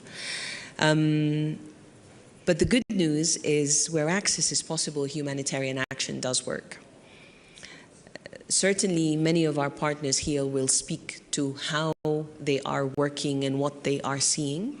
And I can certainly tell you on behalf of the World Food Programme, who I work for, that we are reaching about 4 million people a month, including areas that were inaccessible just a few months ago. But it's very fragile and the gains are at risk always. Let's dig into the reality of what's happening inside Sudan and its surrounding consequences on the region, the instability that it could cause, and finally the systemic choices and collaborations that we can make to make this better. I'm joined with an amazing panel who's going to have an honest and a solution-oriented conversation. So allow me to introduce our first panelist, who is known as Haneen Ahmed. She is a Sudanese activist and a leader of the emergency response rooms. If you have not heard of the ERRs in the context of Sudan, we have a problem. They are the first responders and the ones who have held the community response to this crisis for the past 3 years. They and many other Sudanese volunteers have made the biggest difference in Sudan today. I am also delighted to be joined by Braham Saleh. Now, you should know Braham Saleh, but the reason I am delighted he joins us today is he is our new High Commissioner for Refugees. And he leads the global response to displacement. He's taken this on 3 weeks ago at a moment of unprecedented need, and I'd like to congratulate you and very, very welcome the weight that we're going to place on your shoulders moving forward, High Commissioner. My third and final panelist is David Miliband. Now, he's known publicly as the president and the CEO of the International Rescue Committee.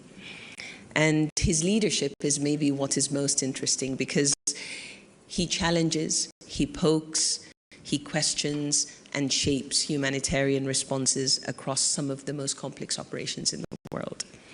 And I'd like to thank all of you for being here. Okay, question 1. Haneen. I just said numbers about Sudan, and for many people, Sudan is a crisis with a lot of numbers. But you know what the situation is like inside the country. What are you seeing that we are not seeing, Haneen? Good afternoon, everyone. Situation is devastating on the ground. We have famine not only in Darfur, in the western area of the country, but also in Khartoum, in the capital of Sudan. People are facing famine because they are not working for more than 2 years. There is no job opportunities. Situation is devastating in Kordofan right now as conflict is escalating in south, west, and north Kordofan. In Al Jazeera state, there is a health outbreak of unknown fever, and also dengue fever, many other kind of diseases. In Kassala state, there is malnutrition, there is cases of health outbreak of GBV cases as well also in Port Sudan. And in the northern state, people are fled. So, and the states they have very weak infrastructure, so they are not able to receive these numbers of the refugees. And I want to say that emergency response room is bridging the gap right now on the ground, but unfortunately without enough resources in terms of the human resources, although we have 26,000 volunteers on the ground, but this is not enough because we are facing a problem of protection, we are facing a problem of the famine itself, volunteers are facing famine, are facing arresting and kidnapping and killing by the warring parties. And I also want to mention that people are fled outside Sudan in the neighboring countries like Chad and Egypt. Are they facing another war? There is no any kind of help that, although those countries are very generous to open their borders, receiving the Sudanese refugees, but those countries are also poor countries, so there is no enough resources to host those refugees. And I'm so sorry, the High Commissioner, to say that, but the role of the UNHCR is, and the response is too little and too late. And we are aiming to see more from your side. Thank you. Thank you, Haneen. A lot in that we don't often hear about. We hear about the hunger often, but certainly what you flag in terms of fevers and outbreaks and GBV is disheartening, and the protection concerns, including your own teams.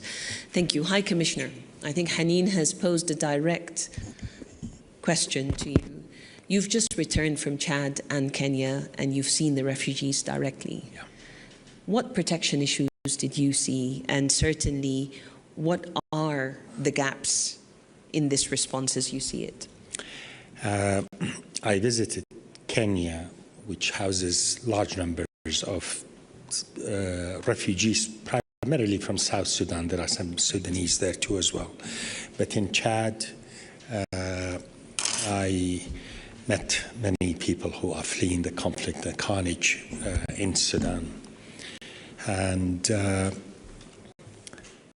I thought that I have read a lot about the conflict and the humanitarian toll and the consequences of this conflict, the displacement of people. I've seen many TV reports, but nothing can do justice to the scale of the humanitarian catastrophe, calamity that is unfolding. I went there to bear witness and also to report on this an ongoing humanitarian crisis. And while we must talk numbers, we're talking about 14 million people or so who have been displaced over the course of 1,000 days of this conflict. But beyond the numbers, each individual is a story, is a human life. And the people that I met in Abisha, in Farshana, and Adre, I literally met people who have just crossed the border, speak of horrors and atrocities, abuse, rape, murders, and it just, I truly heart-wrenching. In that context, I'll come to the humanitarian assistance and what needs to be done. Nothing can provide a solution to this situation.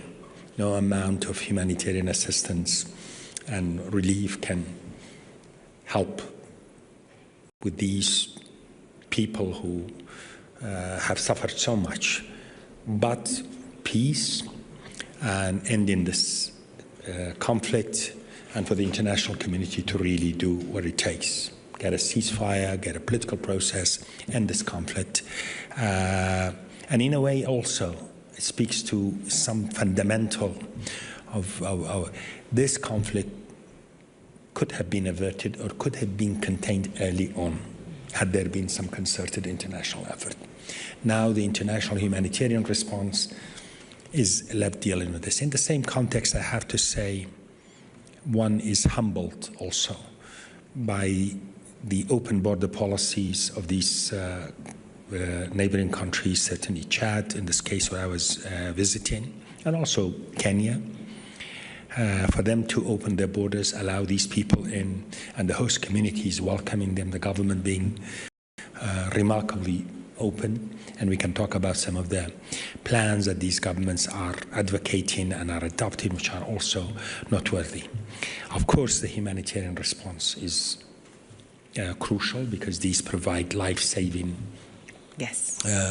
assistance. For us as UNHCR, the issue of protection is absolutely sacrosanct. It's vital. And as they cross the border, this is where protection is provided, and we have quite an operation across the border, but also delivery of shelter, humanitarian assistance. And I will tell you, I mean, in answer to Hanin's, the level of available humanitarian assistance is nowhere where is needed. I was, I mean, if numbers that the number of 10 liters of water per day per person is available, far, far, far below what is needed for emergency level of requirement. Talking about medical support, certainly for mental health, reaches about only 16% of those who are in need of it. You're talking about shelter, 1 in every 3 families who need shelter. So I'm open about it. I mean, this crisis is happening at a time of immense cuts in the aid budget and the humanitarian assistance budget. And the host nations are also suffering terrible burdens and huge burdens. But there are also amazing initiatives that are taking place dealing with this, whether it is in collaboration with the other UN agencies. And I want to report that I have witnessed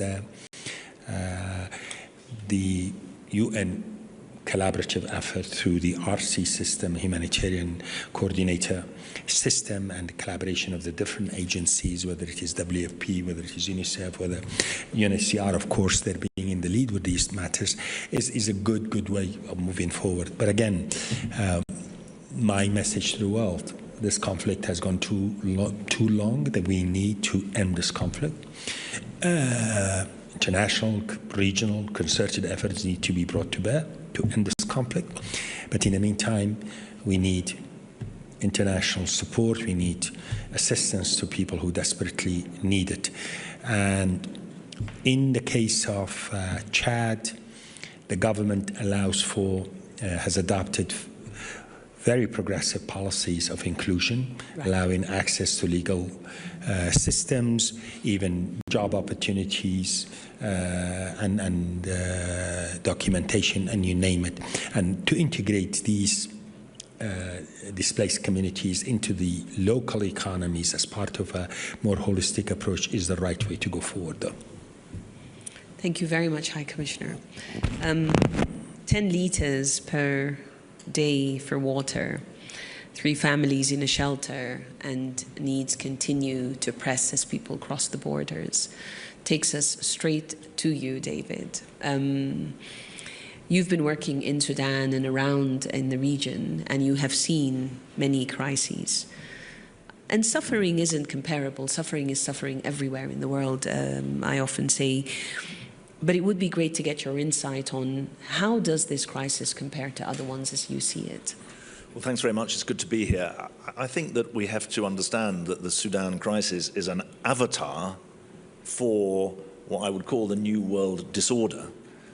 President Macron yesterday said that there are 60 conflicts going on in the world, and he's right. about that.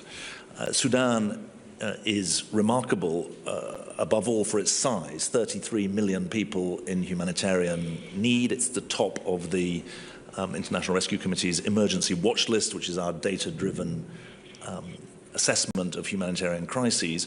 But we also have to understand it's the largest ever recorded humanitarian crisis since records began. So it's distinguished for that reason. But I say that it's an avatar for the New World Disorder for the following reasons.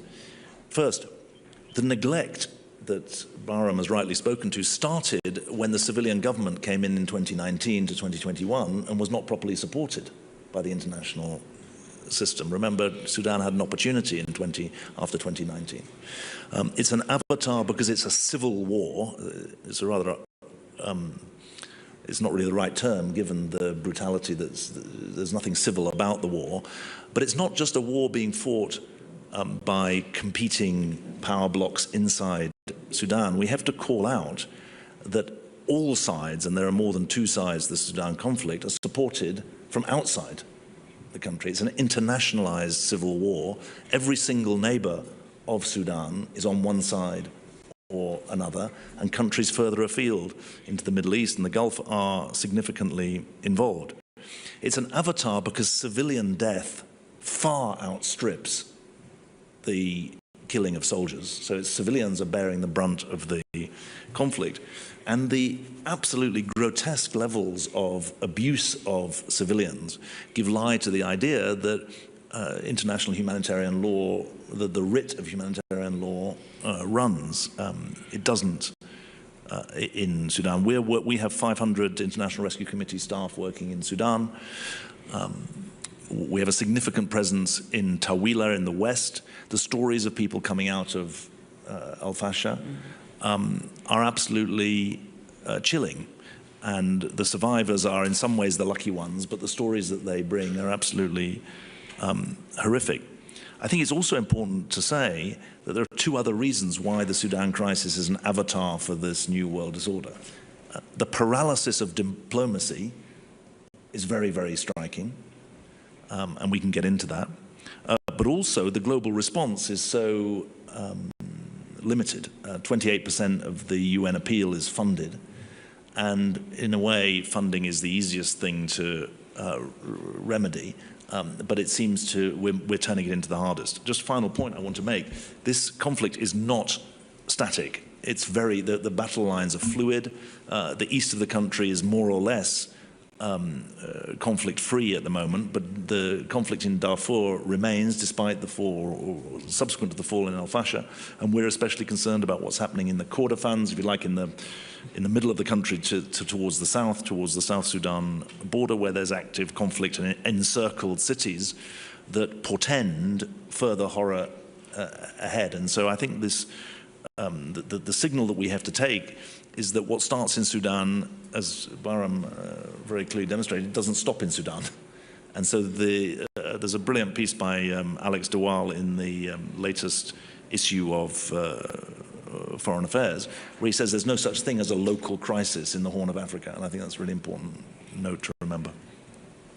Absolutely. And thank you also, David, for your insights. Avatar is really an interesting way of characterizing the crisis and a good one that we can take forward. But there are no local crises, I would argue, in the world, actually, not just in the Horn of Africa, but especially in the Horn.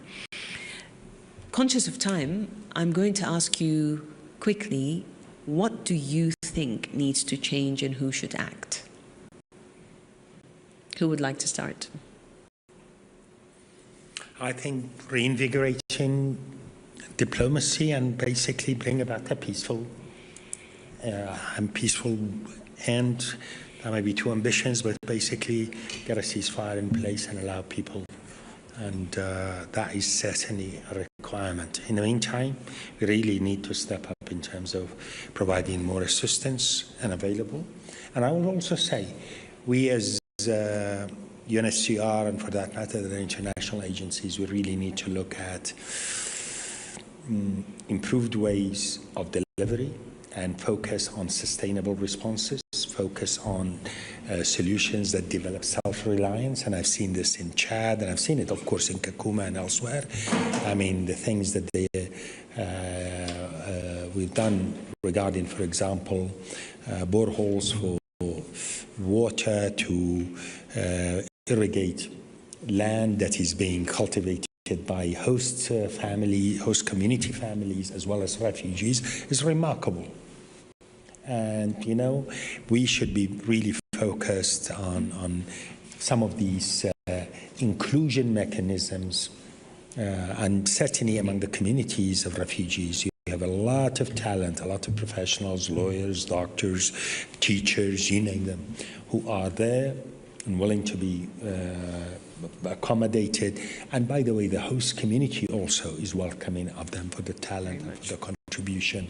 And basically we need to focus on these areas, because with the policies of these governments, Sharika planning, Kakuma in Kenya, and what the government policies in Chad are also, as I said, allowing for inclusion, allowing, instead of just keeping people in situations of dependency on humanitarian assistance in so-called camps, that's not the way good to go forward. We have to really emphasize on those. Same question, Haneen. Okay. So let's address that Sudan is a neglected issue by the international community, completely neglected issue. And I want to address that it's not a civil war. It's two full men are fighting on power, and we are trying to solve it. But unfortunately, it's with international support. So we need the international community to stop the bad influence on this war. And then we can, I think we have the ability and we have the willing as Sudanese people to solve this destroying by the war. And we need kind of the food security in terms of and cash assistance with early stages negotiation and consultation for the grassroots. Also, we need to strengthen the local capacity for and support the community-led solution, like emergency response room and mutual aid groups, more localized and decolonized fund. Pay attention to those who are fled from Sudan, in Egypt, in Chad, Kenya, and Uganda as well. Thank you. Thank you, Haneen. Well, I think the story of Sudan's war is a story of impunity. And the only way to tackle impunity is through countervailing power. In some cases, the impunity is petty. It's about bureaucratic constraints on where UN officials can go and where they're given permissions to go by authorities. In other cases, the impunity is massive. It's the siege of cities.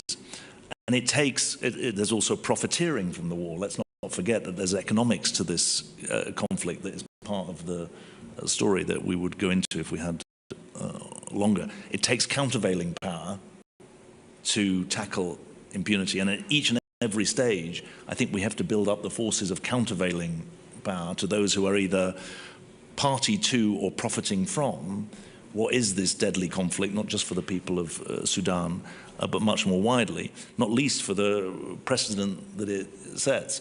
I also just want to flag that the geography of Sudan and its presence and its significance on the Red Sea is making it an area of significant geopolitical contestation at a regional level. And that's, I think, speaks to the need for UN leadership, both on the political front and on the humanitarian stroke development front, recognizing the differences of situation in different parts of the country, because de facto we're facing a divided Sudan at the moment. Wow, I think you all have heard a lot about what is happening and what is possible. We are running out of time, but we would like to open the floor for questions. It's not every day that you find Haneen and our High Commissioner and David at the table. So if there are any questions, we very much welcome them.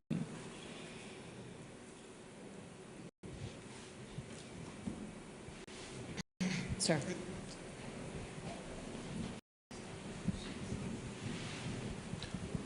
Hi, this is my name is Saleh Marghan. I'm Sudanese and I work for the private sector. And I think we've met with Mr. Milband before on efforts to help Sudan, but I think we are all recognizing this is a political issue. And without stopping the political drive, all these other efforts, I think the number of empty chairs speaks about the interest and the position that the topic is taken within the interest of everybody who's attending here or outside the word forgotten war. What efforts we are actually doing to extend that political pressure to bring the topic to the center? Because so far, all what I'm hearing, and with my due respect to all the panelists and people who are talking about the issue, is I would say, camouflaged talk about the involvement, the outside involvement in the war, which without stopping the profiteers from the war, stopping the economical wheel from turning, and stopping the external drivers, stopping the hunger is an immediate need, but it will be a daily issue and it will continue. We could be meeting, if we get more years, we could be meeting here in 30 years discussing the same topic if we're allowed the space. Yeah. Thank you. Right. Thank you for the question. Please. This is particularly for UNHCR. I'd like to ask you if what moves you're going to make to increase transparency of UNHCR and the costs of UNHCR. This is something that we've been pressing for a long time, and there's been very little movement. Great. High Commissioner, would you like to start? I think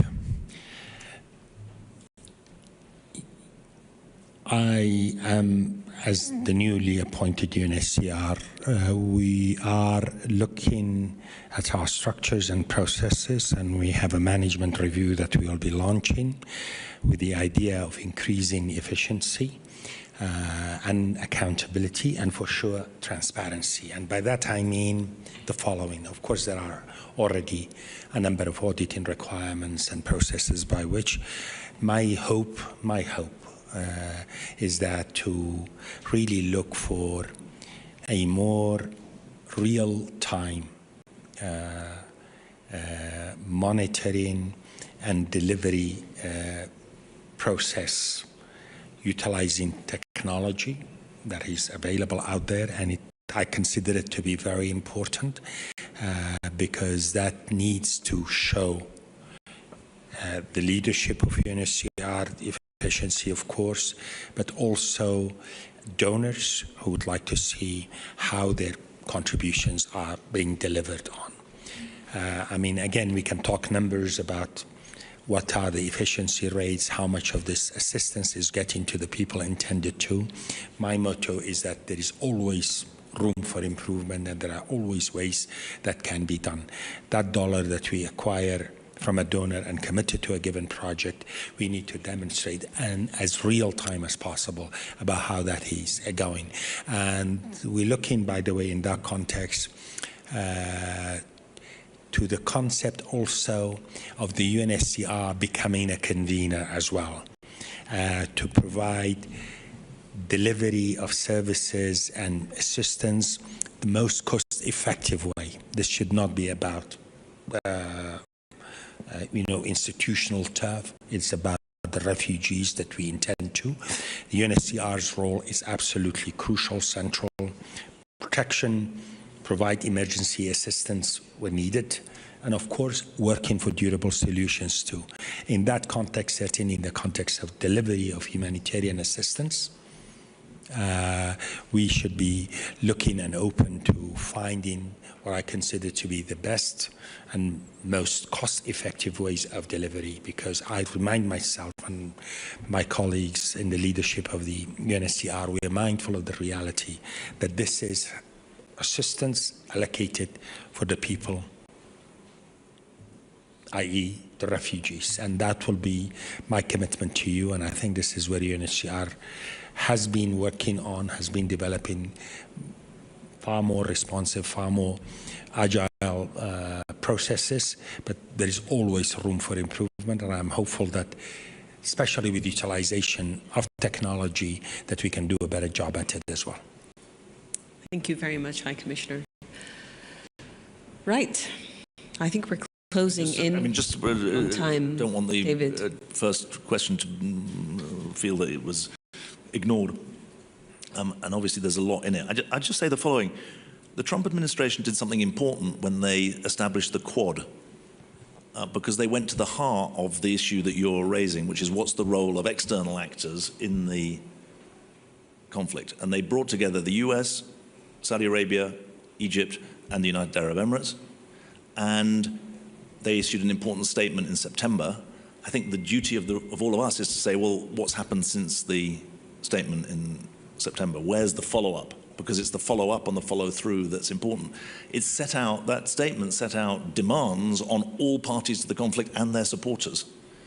And I think it's important that that is followed through, because since then, there's been a lot that has transgressed every conceivable human right, never mind every statement in that Quad statement. So I think it's worth saying that.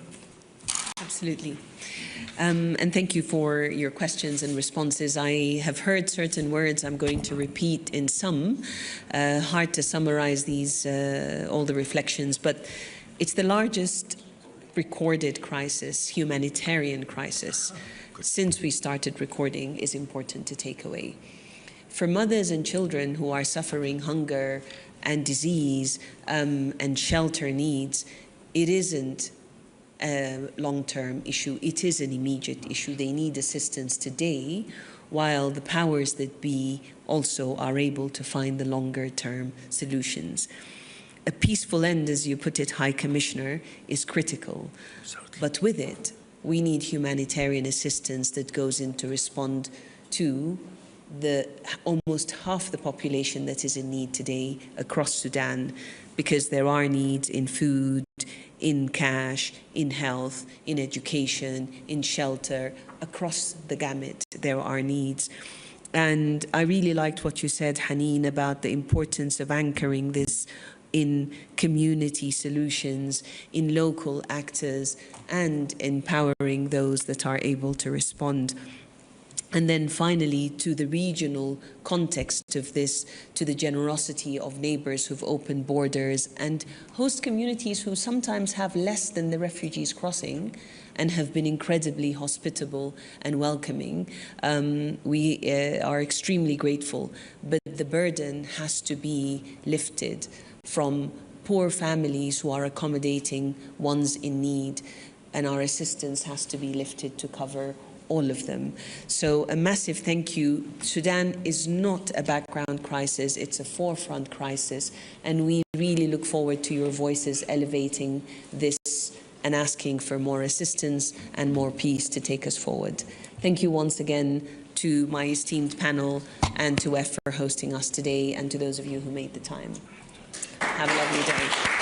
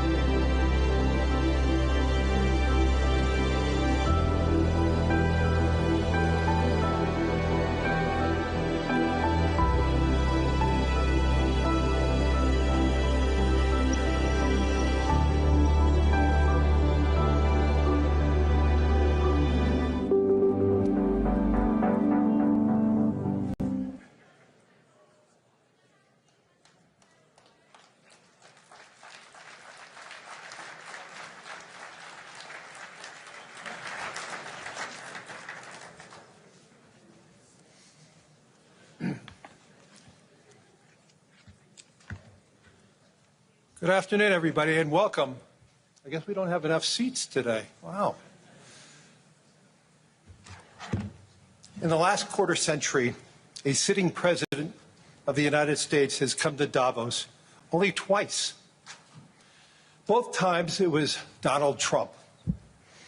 So when I asked to serve in this new role that I have, he was one of the first leaders I called and invited to return. I first met the president about 25 years ago, but I worked most closely with him during the early months of COVID. This was March 2020. Markets were under extreme stress. Some economists were warning we could be headed towards a second Great Depression. What stood out to me during the extraordinary period was a president's willingness to bring together people from governments, from business, across institutions, across perspective, to think differently, and importantly, to act decisively. That instinct to act, especially in pivotal moments, is one reason I think he values the World Economic Forum. It is a unique institution that brings together the largest combination of government officials, business leaders, technology leaders, civil society and NGO leaders, anywhere in the world for a genuine dialogue, and particularly importantly this year.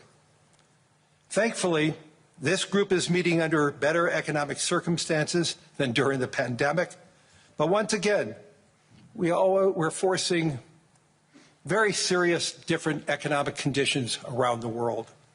One of the central challenges that is impacting me is how capitalism can benefit more, and how can we broaden our global economy for greater and greater participation.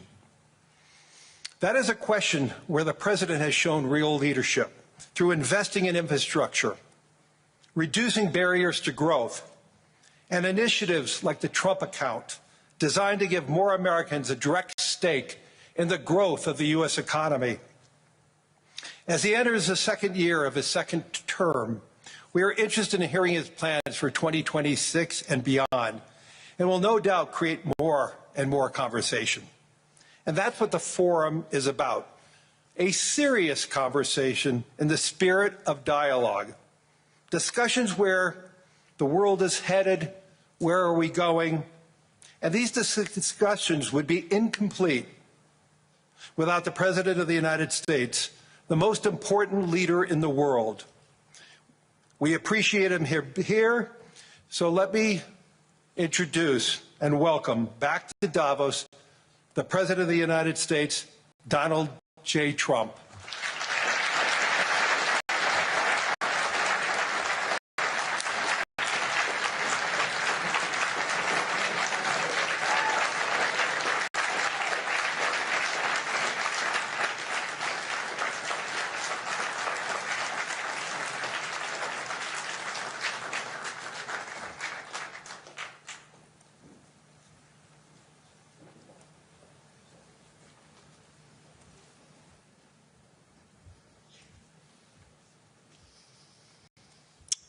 Well, thank you very much, Larry. It's great to be back in beautiful Davos, Switzerland, and to address so many respected business leaders, so many friends, few enemies,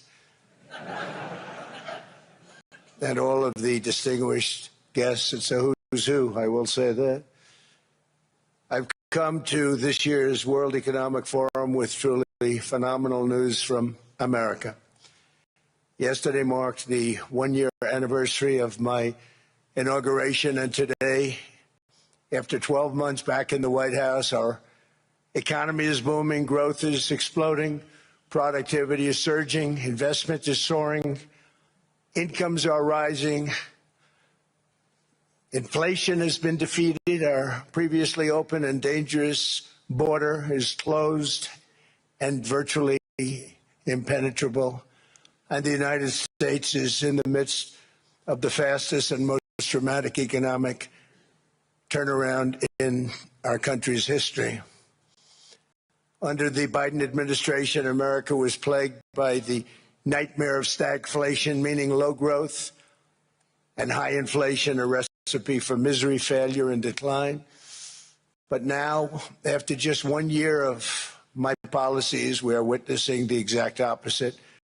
Virtually no inflation and extraordinarily high economic growth. Growth like, I believe, you'll see very shortly, our country has never seen before, perhaps no country has ever seen before.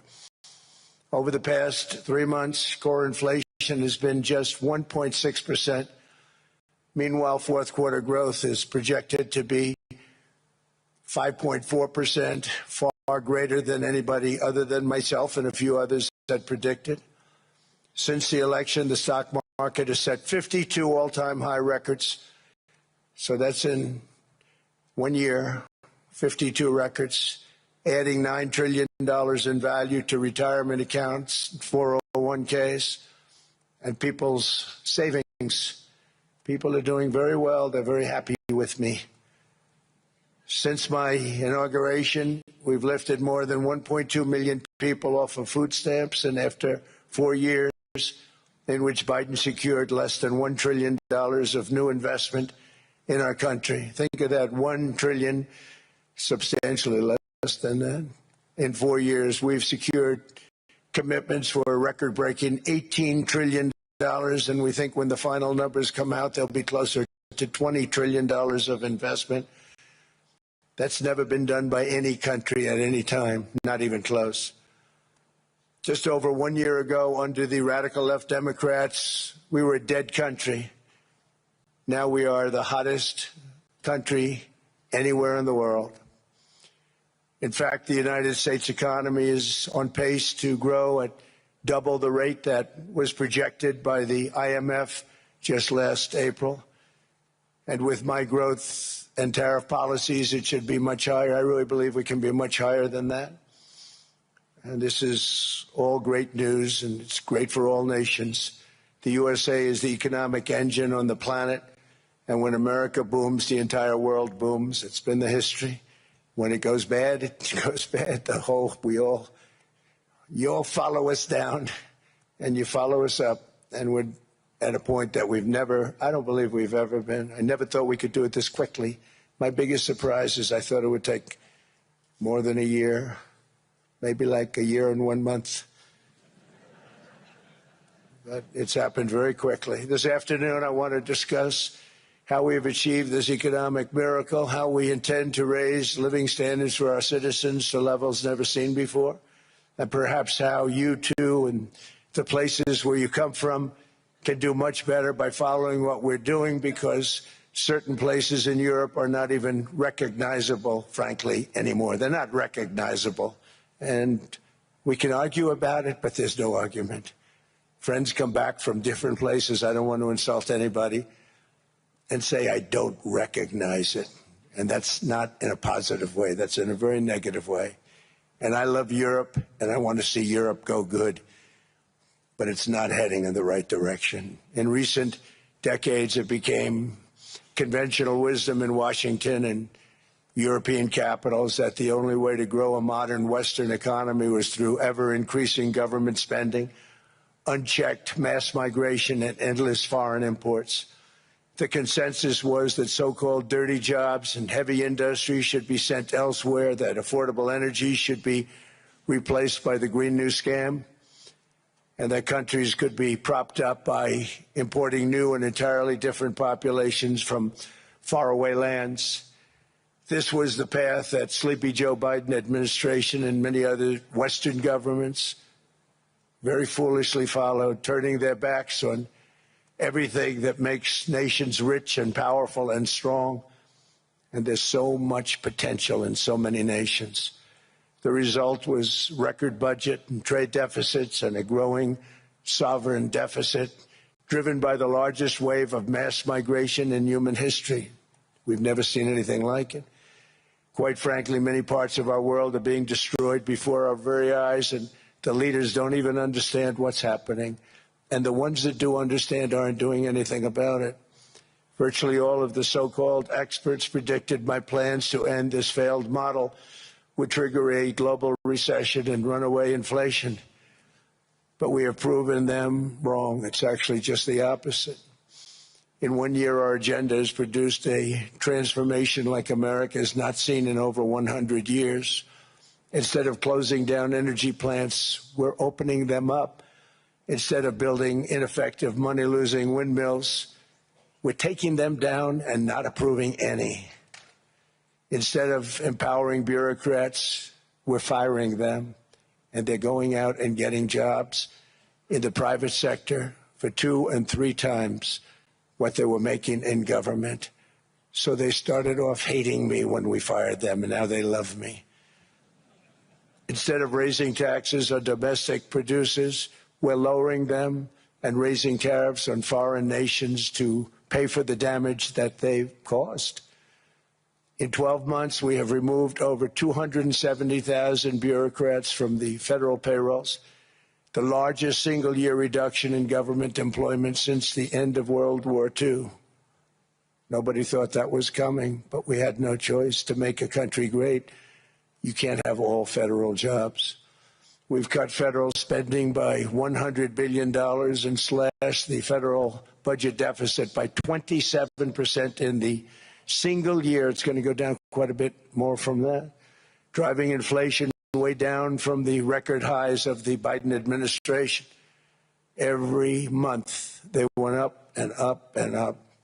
I promised to cut 10 old regulations for every single new regulation, but instead I've cut, actually till this point, 129 regulations for every 1 new regulation approved. So every time they come in with a new regulation, we do at least 10, but so far it's averaging out to 129, if you can believe it.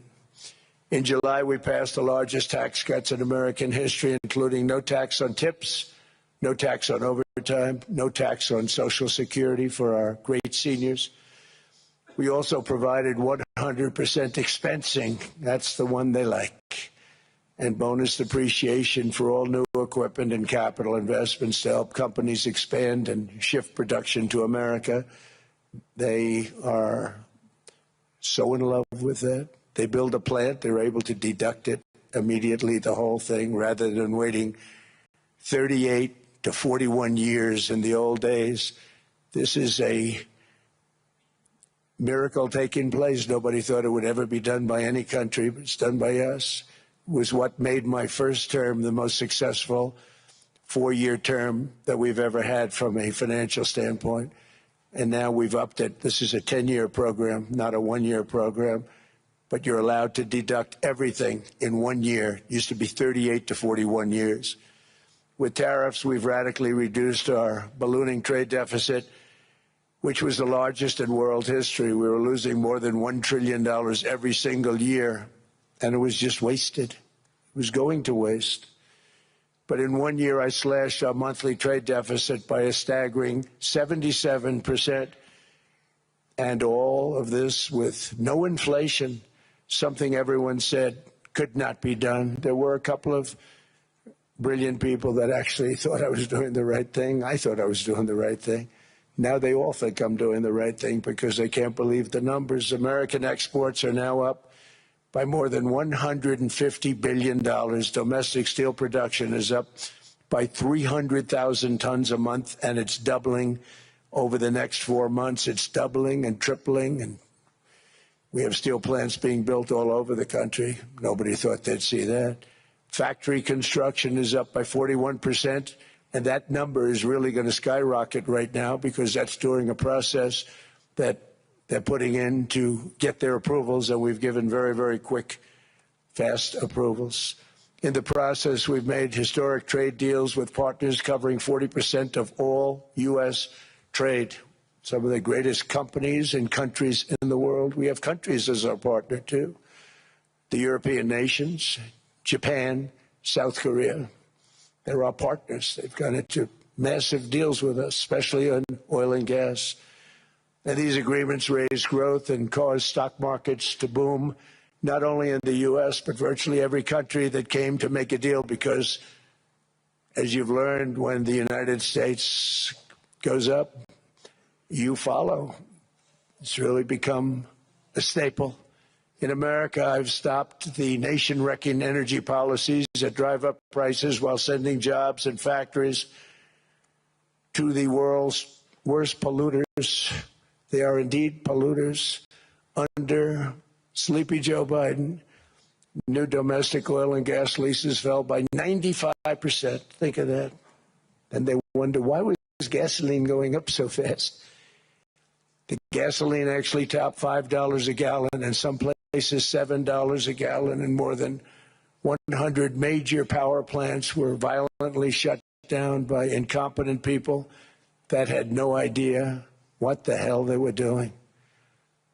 Under my leadership, U.S. natural gas production is at an all-time high by far.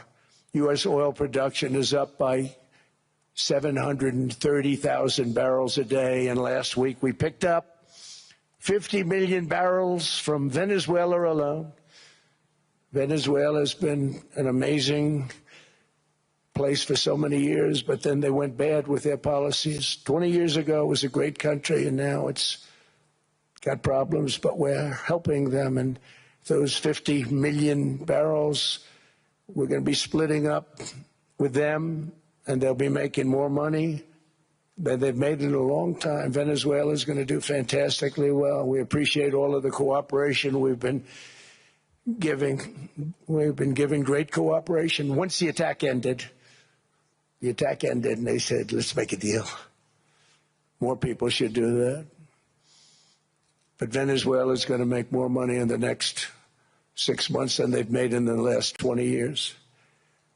Every major oil company is coming in with us. It's amazing. It's a beautiful thing to see. The leadership of the country has been very good. They've been very, very smart. The price of gasoline is now below $2.50 a gallon in many states, $2.30 a gallon in most states. Then we'll soon be averaging less than $2 a gallon. In many places, it's already down even lower, $1.95 a gallon. Numerous states are at $1.99, numbers that nobody has heard for years. Actually, since my last administration, we got it down to around those numbers. I've signed an order directing and approval of many new nuclear reactors. We're going heavy into nuclear. I was not a big fan because I didn't like the risk, the danger, but they have the progress they've made with nuclear is unbelievable, and the safety progress they've made is incredible. We're very much into the world of nuclear energy, and we can have it now at good prices and very, very safe. And we're leading the world in AI by a lot. We're leading China by a lot. I think President Xi respects what we've done, in part because I've allowed these big companies building these massive buildings to build their own electric capacity. They're building their own power plants, which when added up is more than any country anywhere in the world is doing. I read recently an article in the Wall Street Journal that China's creating so much energy, and they are. I got to hand it to them. But we're creating as much or more, and we're letting them do that. I'm very proud of it. It was my idea. I said, you can't create this much energy. We needed more than double the energy currently in the country just to take care of the AI plants. And I said, we can't do that. We have an old grid system.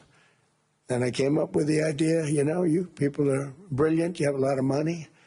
Let's see what you can do. You can build your own electric generating plants. And they looked at me. They didn't believe me. All of the names that are, I think, in the room right now, if you want to know the truth, they didn't believe it. And I said, no, you can. They came back 2 weeks and they didn't have the plant. They said, we thought you were kidding. I said, no, not only am I not kidding, you're going to have your approvals within 2 weeks. I always say nuclear will take 3 weeks. But most aren't going that. They're going oil and gas. They're even going coal in some cases. Because of my landslide election victory, the United States avoided the catastrophic energy collapse which befell every European nation that pursued the Green New Scam, perhaps the greatest hoax in history. The Green New Scam, windmills all over the place, destroy your land, destroy your land. Every time that goes around, you lose $1,000. You're supposed to make money with energy, not lose money. Here in Europe, we've seen the fate that the radical left tried to impose on America. They tried very hard. Germany now generates 22% less electricity than it did in 2017. And it's not the current chancellor's fault. He's solving the problem. He's going to do a great job. But what they did before he got there, I guess that's why he got there. And electricity prices are 64% higher. The United Kingdom produces just 1/3 of the total energy from all sources that it did in 1999. Think of that, 1/3. And they're sitting on top of the North Sea, one of the greatest reserves anywhere in the world, but they don't use it. And that's one reason why their energy has reached catastrophically low levels with equally high prices. High prices, very low levels. Think of that, 1/3. And you're sitting on top of the North Sea, and they like to say, well, you know, that's depleted. It's not depleted. It's got 500 years. They haven't even found the oil. The North Sea is incredible. They don't let anybody drill. Environmentally, they don't let them drill. They make it impossible for the oil companies to go. They take 92% of the revenues. So the oil companies say, we can't do it. They came to see me. Is there anything you can do? I want Europe to do great. I want UK to do great. They're sitting on one of the greatest energy sources in the world, and they don't use it. In fact, their electricity prices have soared 139%. There are windmills all over Europe. There are windmills all over the place, and they are losers. One thing I've noticed is that the more windmills a country has, the more money that country loses and the worse that country is doing.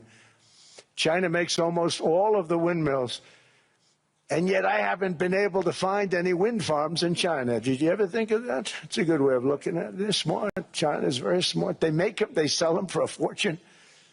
They sell them to the stupid people that buy them, but they don't use them themselves. They put up a couple of big wind farms, but they don't use them. They just put them up to show people what they could look like. They don't spin. They don't do oil and gas. They're starting to look at nuclear a little bit, and they're doing just fine. They make a fortune selling the windmills, though, and I think really that's one that they wouldn't be surprised if it stopped. They are shocked that it continues to go. They're very friendly with me. They're shocked that people continue to buy those damn things. They killed the birds. They ruin your landscapes. Other than that, I think they're fabulous, by the way. Stupid people buy them. The consequences of such destructive policies have been stark, including lower economic growth, lower standards of living, lower birth rates, more socially disruptive migration, more vulnerability to hostile foreign adversaries, and much, much smaller militaries. The United States cares greatly about the people of Europe. We really do. I mean, look, I am derived from Europe. Scotland and Germany, 100% Scotland, my mother, 100% German, my father. And we believe deeply in the bonds we share with Europe as a civilization. I want to see it do great. That's why issues like energy, trade, immigration, and economic growth must be central concerns to anyone who wants to see a strong and united West, because Europe and those countries have to do their thing. They have to get out of the culture that they've created over the last 10 years. It's horrible what they're doing to themselves. They're destroying themselves. It's beautiful, beautiful places. We want strong allies, not seriously weakened ones. We want Europe to be strong. Ultimately, these are matters of national security, and perhaps no current issue makes the situation more clear than what's currently going on with Greenland. Would you like me to say a few words of Greenland? I was going to leave it out of the speech, but I thought I think I would have been reviewed very negatively. I have tremendous respect for both the people of Greenland and the people of Denmark, tremendous respect. But every NATO ally has an obligation to be able to defend their own territory. And the fact is, no nation or group of nations is in any position to be able to secure Greenland other than the United States. We're a great power, much greater than people even understand. I think they found that out 2 weeks ago in Venezuela. We saw this in World War II, when Denmark fell to Germany after just 6 hours of fighting and was totally unable to defend either itself or Greenland. So the United States was then compelled, we did it, we felt an obligation to do it, to send our own forces to hold the Greenland territory, and hold it we did at great cost and expense. They didn't have a chance of getting on it, and they tried. Denmark knows that. We literally set up bases on Greenland for Denmark. We fought for Denmark. We weren't fighting for anyone else. We were fighting to save it for Denmark. Big, beautiful piece of ice. It's hard to call it land. It's a big piece of ice. But we saved Greenland and successfully prevented our enemies from gaining a foothold in our hemisphere. So we did it for ourselves also. And then after the war, which we won it big. Without us, right now you'd all be speaking German and a little Japanese, perhaps. After the war, we gave Greenland back to Denmark. How stupid were we to do that? But we did it. But we gave it back. But how ungrateful are they now? So now our country and the world face much greater risks than it did ever before because of missiles, because of nuclear, because of weapons of warfare that I can't even talk about. 2 weeks ago, they saw weapons that nobody ever heard of. They weren't able to fire one shot at us. They said, what happened? Everything was discombobulated. They said, we've got them in our sights. Press the trigger, and nothing happened. No anti-aircraft missiles went up. There was one that went up about 30 feet and crashed down right next to the people that sent it. They said, what the hell is going on? Those defensive systems were made by Russia and by China. So they're going to go back to the drawing boards, I guess. Greenland is a vast, almost entirely uninhabited and undeveloped territory. It's sitting undefended in a key strategic location between the United States, Russia, and China. That's exactly where it is, right smack in the middle. Wasn't important nearly when we gave it back. You know, when we gave it back, it wasn't the same as it is now. It's not important for any other reason, you know, everyone talks about the minerals. There's so many places. There's no rare earth, no such thing as rare earth. There's rare processing, but there's so much rare earth. And to get to this rare earth, you got to go through hundreds of feet of ice. That's not the reason we need it. We need it for strategic national security and international security. This enormous unsecured island is actually part of North America, on the northern frontier of the Western Hemisphere. That's our territory.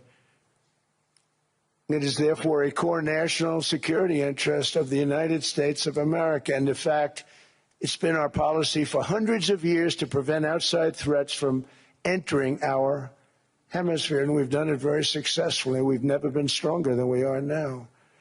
That's why American presidents have sought to purchase Greenland for nearly 2 centuries. You know, for 2 centuries they've been trying to do it. They should have kept it after World War II, but they had a different president. That's all right. People think differently. Much more necessary now than it was at that time, however. In 2019, Denmark said that they would spend over $200 million to strengthen Greenland's defenses. But as you know, they spent less than 1% of that amount. 1%. There's no sign of Denmark there. And I say that with great respect for Denmark, who whose people I love, whose leaders are very good. It's the United States alone that can protect this giant mass of land, this giant piece of ice, develop it and improve it and make it so that it's good for Europe and safe for Europe and good for us. And that's the reason I'm seeking immediate negotiations to once again discuss the acquisition of Greenland by the United States, just as we have acquired many other territories throughout our history, as many of the European nations have. They've acquired, there's nothing wrong with it. Many of them, some went in reverse, actually, if you look. Some had great, vast wealth, great, vast lands all over the world. They went in reverse. They're stuck back where they started. That happens too. But some grow. But this would not be a threat to NATO. This would greatly enhance the security of the entire alliance, the NATO alliance. The United States is treated very unfairly by NATO. I want to tell you that. And when you think about it, nobody can dispute it. We give so much and we get so little in return. And I've been a critic of NATO for many years.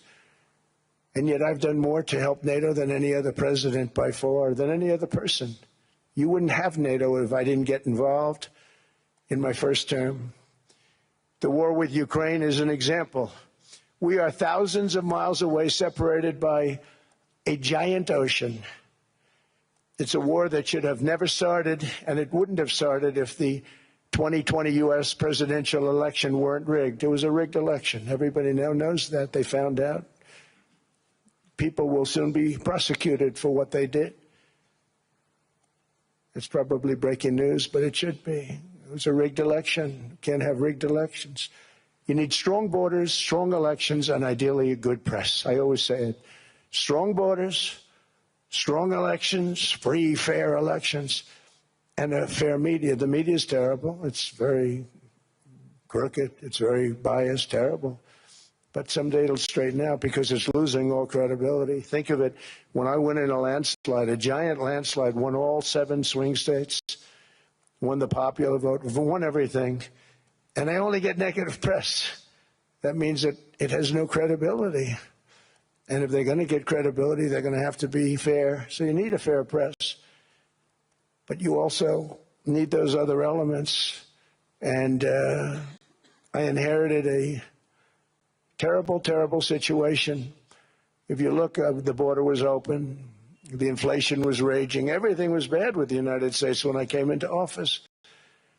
But I also inherited a mess with Ukraine and Russia, something that would have never happened. And I know Putin very well. He and I would discuss Ukraine. It was the apple of his eye, but he wasn't going to do anything. I said, Vladimir, you're not doing it. He would never have done it.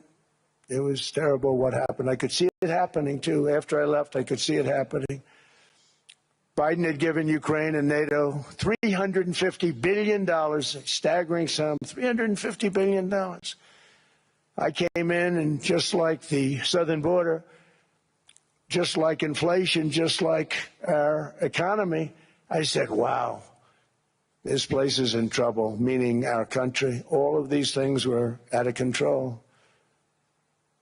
But the border was out of control. We fixed it with the strongest border anywhere in the world. And I've now been working on this war for 1 year, during which time I settled 8 other wars. India, Pakistan. I settled other wars that were. Vladimir Putin called me, Armenia, Azerbaijan. He said, I can't believe you settled that one. They were going on for 35 years. I settled it in 1 day. And President Putin called me. He said, you know, I can't believe I've worked on that war for 10 years trying to settle it. I couldn't do it. I said, do me a favor, focus on settling your war. Don't worry about that one. What does the United States get out of all of this work, all of this money, other than death, destruction, and massive amounts of cash going to people who don't appreciate what we do? They don't appreciate what we do. I'm talking about NATO, I'm talking about Europe. They have to work on Ukraine. We don't. The United States is very, very far away. We have a big, beautiful ocean separating us. We have nothing to do with it. Until I came along, NATO was only supposed to pay 2% of GDP, but they weren't paying. Most of the countries weren't paying anything. The United States was paying for virtually 100% of NATO. And I got that stopped. I said, that's not fair. But then, more importantly, I got NATO to pay 5%, and now they were paying, and now they are paying. So something nobody said was possible. They said, we will never go up higher than 2%. But they went to 5%, and now they're paying the 5. They didn't pay the 2, and now they're paying the 5.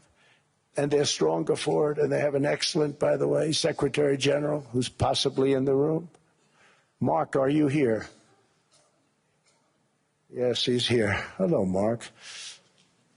We never asked for anything, and we never got anything. We probably won't get anything unless I decide to use excessive strength and force where we would be, frankly, unstoppable.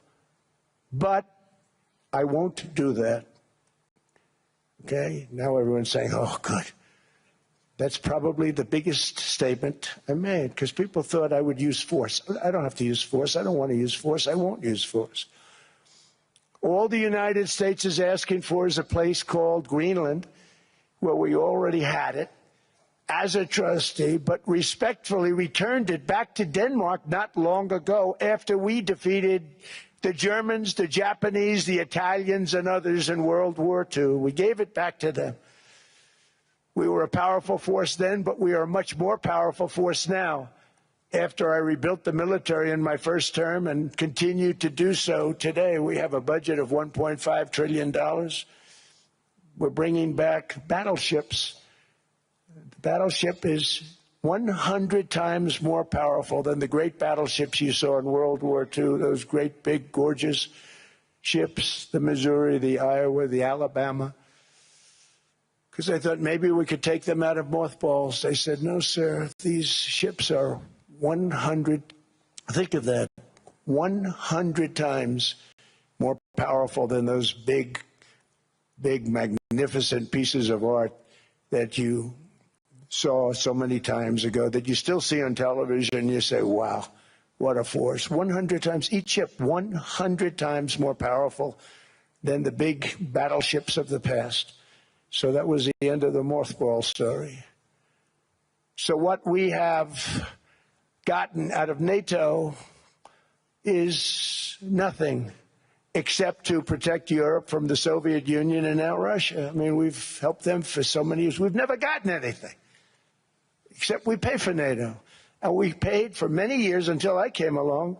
We paid for, in my opinion, 100% of NATO because they weren't paying their bills. And all we're asking for is to get Greenland, including right title and ownership, because you need the ownership to defend it. You can't defend it on a lease. Number one, legally it's not defensible that way, totally. And number two, psychologically, who the hell wants to defend a license agreement or a lease, which is a large piece of ice in the middle of the ocean where if there is a war, much of the action will take place on that piece of ice. Think of it. Those missiles would be flying right over the center of that piece of ice. All we want from Denmark for national and international security and to keep our very energetic and dangerous potential enemies at bay is this land on which we're going to build the greatest golden dome ever built. We're building a golden dome that's going to, just by its very nature, going to be defending Canada. Canada gets a lot of freebies from us, by the way. They should be grateful also, but they're not. I watched your Prime Minister yesterday. He wasn't so grateful. But they should be grateful to us. Canada lives because of the United States. Remember that, Mark, the next time you make your statements.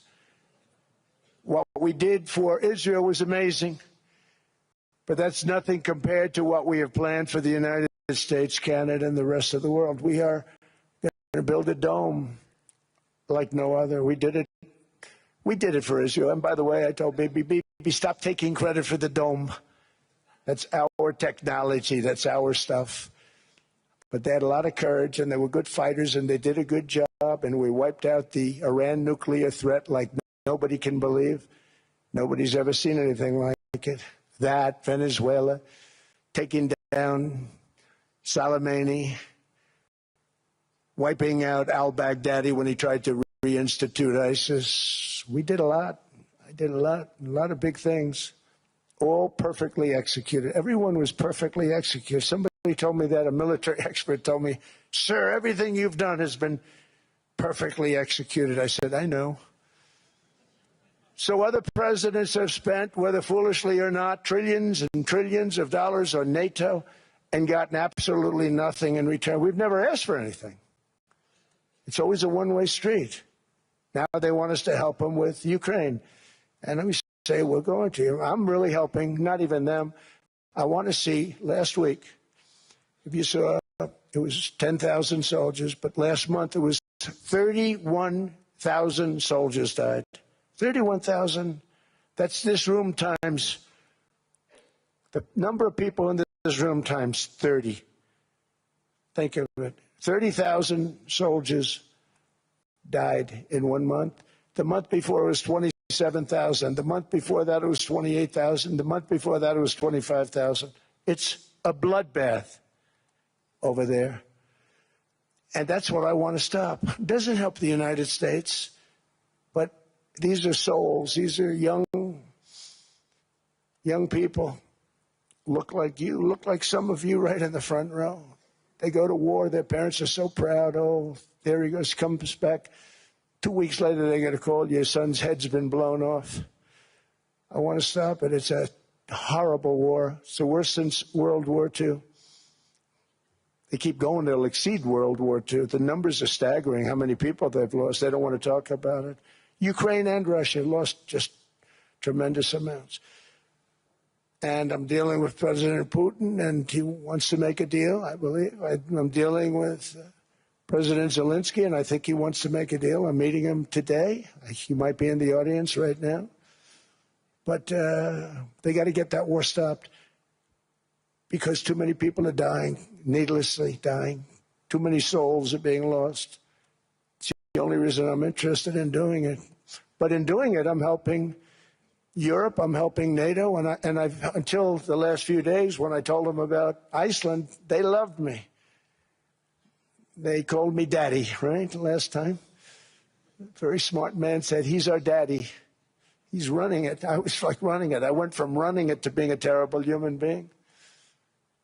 But now what I'm asking for is a piece of ice, cold and poorly located, that can play a vital role in world peace and world protection. It's a very small ask compared to what we have given them for many, many decades. But the problem with NATO is that we'll be there for them 100%. But I'm not sure that they'd be there for us. If we gave them the call, gentlemen, we are being attacked. We're under attack by such and such a nation. I know them all very well. I'm not sure that they'd be there. I know we'd be there for them. I don't know that they'd be there for us. So with all of the money we expend, with all of the blood, sweat, and tears, I don't know that they'd be there for us. They're not there for us on Iceland, that I can tell you. I mean, our stock market took the first dip yesterday because of Iceland. So Iceland's already cost us a lot of money. But that dip is peanuts compared to what it's gone up. And we have an unbelievable future in that stock. That stock market is going to be doubled. We're going to hit 50,000, and that stock market's going to double in a relatively short period of time because of everything that's happening. But this is a good example. After giving NATO and European nations trillions and trillions of dollars in defense, they buy our weapons. We make the greatest weapons in the world, but now we're going to make them faster, much faster. You saw that. I put a cap on the salaries. Then I put no buybacks, no stock buybacks, no various other things that they were doing. I mean, they were making $50 million, but it would take them 3 years to give you a Patriot missile. I said, that's not good. My chauffeur can do a better job than that. and he makes slightly less than 50. They make big salaries. If they're going to make those big salaries, they're going to have to produce a lot faster. The good news is we have the greatest equipment in the world. Now we're going to start making it a lot faster. They're going to build additional plants. And all of the money that goes into stock buybacks is going to go into building plants. We're not allowing stock buybacks by defense companies any longer. They're going to build new plants to make Tomahawks, Patriots. We have the best equipment, F-35s. F-47, the new one just coming out. They say it's the most devastating plane, fighter jet ever. Who knows? They called it 47. If I don't like it, I'm going to take the 47 off it. I wonder why they called it 47. We'll have to think about that. But if I don't like it, I'm going to take that 47 off. But it's supposed to be the Stage 6. It's supposed to be the first Stage 6 plane, undetectable, like our B-2 bombers were undetectable. They flew right over Iran. They were undetectable. And they did their job, and they got the hell out of there. So we want a piece of ice for world protection, and they won't give it. We've never asked for anything else, and we could have kept that piece of land, and we didn't. So they have a choice. You can say yes, and we will be very appreciative, or you can say no, and we will remember. A strong and secure America means a strong NATO, and that's one reason why I'm working every day to ensure our military is very powerful, our borders are very strong, and above all, our economy is strong because national security requires economic security and economic prosperity, and we have the greatest that we've ever had. Biden and his allies destroyed our economy and gave us perhaps the worst inflation in American history. They say 48 years, I say forever, but I think 48 years is the equivalent to forever. Whether it's 48 years or ever, it's terrible, costing the typical family $33,000. What they did to this country should never, ever be forgotten. It's early. But he has to be rated as the worst president we've ever had by far. The auto pen did much of the damage. The auto pen, he was the auto pen president, because I don't believe a sane president would have ever signed the kind of things that he signed. But now grocery prices, energy prices, airfares, mortgage rates, rent, and car payments are all coming down, and they're coming down fast. We inherited a mess, but we've done a hell of a job in 12 months. Under my most favored nation policy for drug prices, the cost of prescription drugs is coming down by up to 90%, depending on the way you calculate. You could also say 5, 6, 7, 800%. There are two ways of figuring that. But we have the favored nations policy that every president wanted, no president was able to get. I got it, and other nations approved it. And I had to use tariffs in order to get it because they said, no way. In other words, a pill that costs 10% in London costs $130. Think it costs $10 in London, costs $130 in New York or in Los Angeles. And I'd say, boy, that's bad. Friends of mine would say, you know, we go to London, you can buy the stuff for nothing. We go all over the world, we can buy it for nothing. Because basically America was subsidizing every nation in the world because presidents allowed them to get away with it. It became very tough. So when I called up Emmanuel Macron, I watched him yesterday with those beautiful sunglasses. What the hell happened? But I watched him sort of be tough. But he was at $10 for a pill. And I said, Emmanuel, and I have all the big pharmaceutical companies are in total agreement. It wasn't easy, by the way. They're tough, smart. They've been getting away with the scam for a long time. But they gave it up. But they said, you'll never get the countries to approve it. I said, why is that? Because they won't. They always said, we're not paying any more. Get the rest for the United States. So over the years, they stayed the same. We just went up, up, up. And I mean, we would pay 13, 14, 15 times more than certain countries would. So I said, no, they'll approve it 100%. Sir, you'll never get them to approve it. I said, I guarantee you. But I actually started with Emmanuel, who probably is in the room too. And I like him. I actually like him. Hard to believe, isn't it? And I said, Emmanuel, you're going to have to lift the price of that pill to $20, maybe $30. Think of that. That means it's a doubling of prescription drugs. Might be a tripling, might be a quadrupling. It's not easy. No, no, no, Donald, I will not do that. I said, yes, you will, 100%. He said, no, no, no. You're asking me to double. I said, Emmanuel, you've been taking advantage of the United States for 30 years with prescription drugs. You really should do it, and you will do it. I have no doubt. In fact, I am 100% sure you're going to. No, no, no, I will not do it. Because, yes, in all fairness to him, he has to double or triple. Because the world being a bigger place than the United States, it's not that you meet in the middle. You just have to go up some, and we come down a lot. They go up a little, we come down a lot. So we're at $130, they're at 10. So they may have to go to 20 or 30. No more than that. I said, Emmanuel, you're going to be doubling or tripling? No, no, no. I said, here's the story, Emmanuel. The answer is you're going to do it. You're going to do it fast. And if you don't, I'm putting a 25% tariff on everything that you sell into the United States and a 100% tariff on your wines and champagnes. And that's about 10 times more than what I'm requesting. And you're going to do it. I don't want to go public with it, but you may make me do that. No, no, Donald, I will do it. I will do it.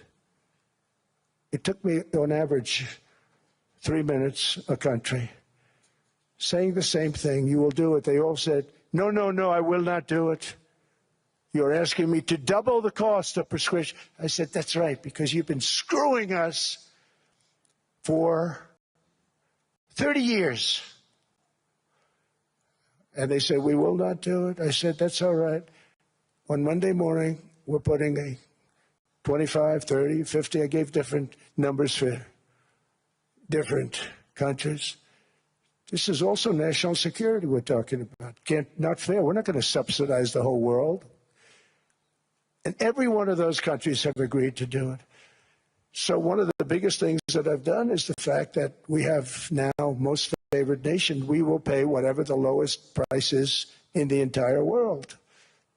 So our drug prices are going to be coming down by staggering 90%.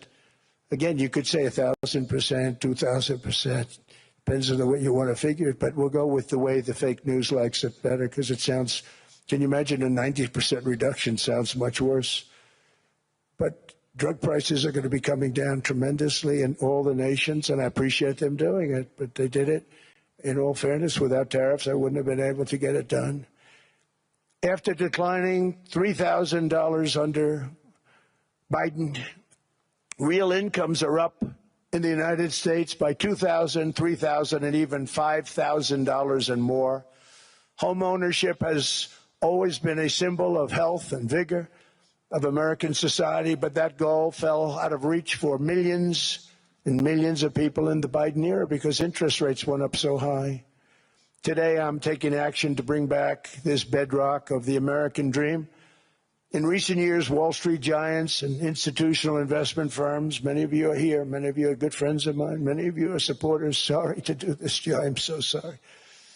But you've driven up housing prices by purchasing hundreds of thousands of single-family homes, and it's been a great investment for them. Often as much as 10% of houses on the market. You know, the crazy thing is a person can't get depreciation on a house, but when a corporation buys it, they get depreciation. Okay, that's something we're going to have to think about, too. I don't know if too many people think about that. You buy a corporation, they buy 500 houses. They buy hundreds of thousands. They buy 500 houses. They can take depreciation. A person sweats and works and buys one house. They can't. But homes are built for people, not for corporations. And America will not become a nation of renters. We're not going to do that. That's why I have signed an executive order banning large institutional investors from buying single-family homes. It's just not fair to the public. They're not able to buy a house. And I'm calling on Congress to pass that ban into permanent law, and I think they will. One of the biggest barriers to saving for a down payment has been surging credit card debt. The profit margin for credit card companies now exceeds 50%, one of the biggest. And they charge Americans interest rates of 28%, 30%, 31%, 32%. Whatever happened to usury? So to help our citizens recover from the Biden disaster, all caused by this horrible precedent, I'm asking Congress to cap credit card interest rates at 10% for 1 year. And this will help millions of Americans save for a home. They have no idea they're paying 28%. They go out there a little late in their payment and they end up losing their house. It's terrible. To unleash innovation in savings and financing, I'm also working to ensure America remains the crypto capital of the world. And to that end, last year I signed the landmark Genius Act into law. Now Congress is working very hard on crypto market structure legislation, Bitcoin, all of them, which I hope to sign very soon, unlocking new pathways for Americans to reach financial freedom. And I did it for two reasons. Number one, I thought it was politically good, and it was. I got tremendous political support. But more importantly, China wanted that market too. It's just like they want the AI. And we've got that market, I think, pretty well locked up. If I didn't do it, Biden was totally against it until before the election when they realized that, there were millions of people voting against him over crypto. And all of a sudden they loved it very much, but it was too late. They blew it. But it is politically popular, but it's much more importantly, we have to make it so that China doesn't get the hold of it. And once they have that hold, we're not going to be able to get it back. So I'm honored to have done it. Finally, I've instructed government-backed institutions to purchase up to $200 billion in mortgage bonds to bring down interest rates. And I'll be announcing a new Fed chairman in the not-too-distant future. I think he'll do a very good job. See, I gave away some of it. He did give that away. So we have something, got something, but somebody that's very respected. They're all respected. They're all great. Everyone that I interviewed is great. Everyone could do, I think, a fantastic job. Problem is they change once they get the job. They do. They're saying everything I want to hear, and then they get the job. They're locked in for 6 years. They get the job, and all of a sudden, let's raise rates a little bit. I call them, sir, we'd rather not talk about this. It's amazing how people change once they have the job. But it's too bad. Sort of disloyalty, but they got to do what they think is right. We have a terrible chairman right now. Jerome, too late Powell. He's always too late. And he's very late with interest rates, except before the election, he was just fine for the other side. So we're going to have somebody that's great, and we hope he does the right job. Last week, the average 30-year mortgage rate dropped below 6% for the first time in many years. Another major factor in driving up housing costs was the mass invasion of our borders. And I have to say one thing about housing, because nobody ever says this. I am very protective of people that already own a house, of which we have millions and millions and millions. And because we have had such a good run, the house values have gone up tremendously. And these people have become wealthy. They weren't wealthy. They become wealthy because of their house. And every time you make it more and more and more affordable for somebody to buy a house cheaply, you're actually hurting the value of those houses, obviously, because the one thing works in tandem with the other. And I don't want to do anything that's going to hurt the value of people that own a house who, for the first time in their lives, are walking around the streets of whatever city they're in, very proud that their house is worth $500,000, $600,000, $700,000.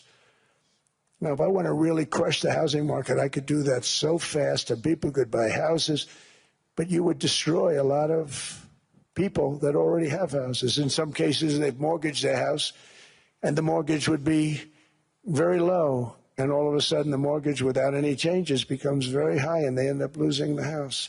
I'm not going to hurt, and I speak with Scott, who's doing a fantastic job, and Howard, who's doing a fantastic job, and all of my people. And I always say, look, you know, I can crush the hell out of the market. We can drop interest rates to a level, and that's one thing we do want to do. That's natural. That's good for everybody. You know, the dropping of the interest rates, we should be paying a much lower interest rate than we are. We should be paying the lowest interest rate of any country in the world, because without the United States, you don't have a country. I mean, I had a case with Switzerland. We happened to be in Switzerland. Maybe I'll give you a quick story. But they were paying nothing. They make beautiful watches, great watches, Rolex, all of them. They were paying nothing to the United States when they sent their product in. And we had a $41 billion deficit. $41 billion with this beautiful place. Flew over it, isn't it nice? So I said, let's put a 30% tariff on them so that we get back some of it, not all of it at all. We still have a deficit, big deficit. We had 41 million. That's a big deficit. And I said, let's put a tariff on. Different tariffs, different places. You're all party to them. In some cases, victims to them. But in the end, it's a fair thing. And most of you realize that. But we put a 30% tariff on Switzerland, and all hell broke loose. They were calling, I mean, like you wouldn't believe. And I know so many people from Switzerland, incredible place, incredible, brilliant place. But I then realized that they're only good because of us. And there's so many other examples. I mean, us, probably other places, but a majority of the money they make is because of us, because we never charged them anything. So they come in, they sell their watches, no tariffs, no nothing. They walk away, they make $41 billion on just us. So I said, no, we can't do that. So I'm going to bring it up. I still would have a deficit pretty substantial, but I brought it up to 30%. And I guess Prime Minister, I don't think President, I think Prime Minister called a woman, and she was very repetitive. She said, no, no, no, you cannot do that, 30%. You cannot do that. We are a small, small country. I said, yeah, but you have a big, big deficit. You may be small, but you have a bigger deficit than big countries. He said, no, no, no, please, you cannot do it. Kept saying the same thing over and over. We are a small country. I said, but you're a big country in terms of, and she just rubbed me the wrong way, I'll be honest with you. And I said, all right, thank you, ma'am, appreciate it. Do not do this. Thank you very much, ma'am. And I made it 39%. And then all hell really broke out. And I was paid visits by everybody. Rolex came to see me. They all came to see me. But I realized, and I reduced it, because I don't want to hurt people. I don't want to hurt them. And we brought it down to a, lower level. Doesn't mean it's not going up. But we brought it down to a lower level. But they pay now, tariff. But I realized that we have many places like that where they're making a fortune because of the United States. Without the United States, they wouldn't be making anything. Think of it. Switzerland made $41 billion on us. And as she said, it's a small place. And I realized with that, I don't know, it was so, because she was so aggressive. And I realized in that conversation that the United States is keeping the whole world afloat. Many places, I could give you 6, 7 places just in the people in this little area. I know every one of them. They're looking down. They don't want to see me, and they don't want to stare me in the eyes. But they're taking advantage of, everybody took advantage of the United States. But I've been very fair, and I gave them a tariff, and it was fine. But I realized that without us, it's not Switzerland anymore. Without us, it's not any of the countries that are represented here. And we want to work with the countries. We want to work with them. We're not looking to destroy them. I could have said 39, 40%. I could have said I want a 70% tariff, then we make money with Switzerland.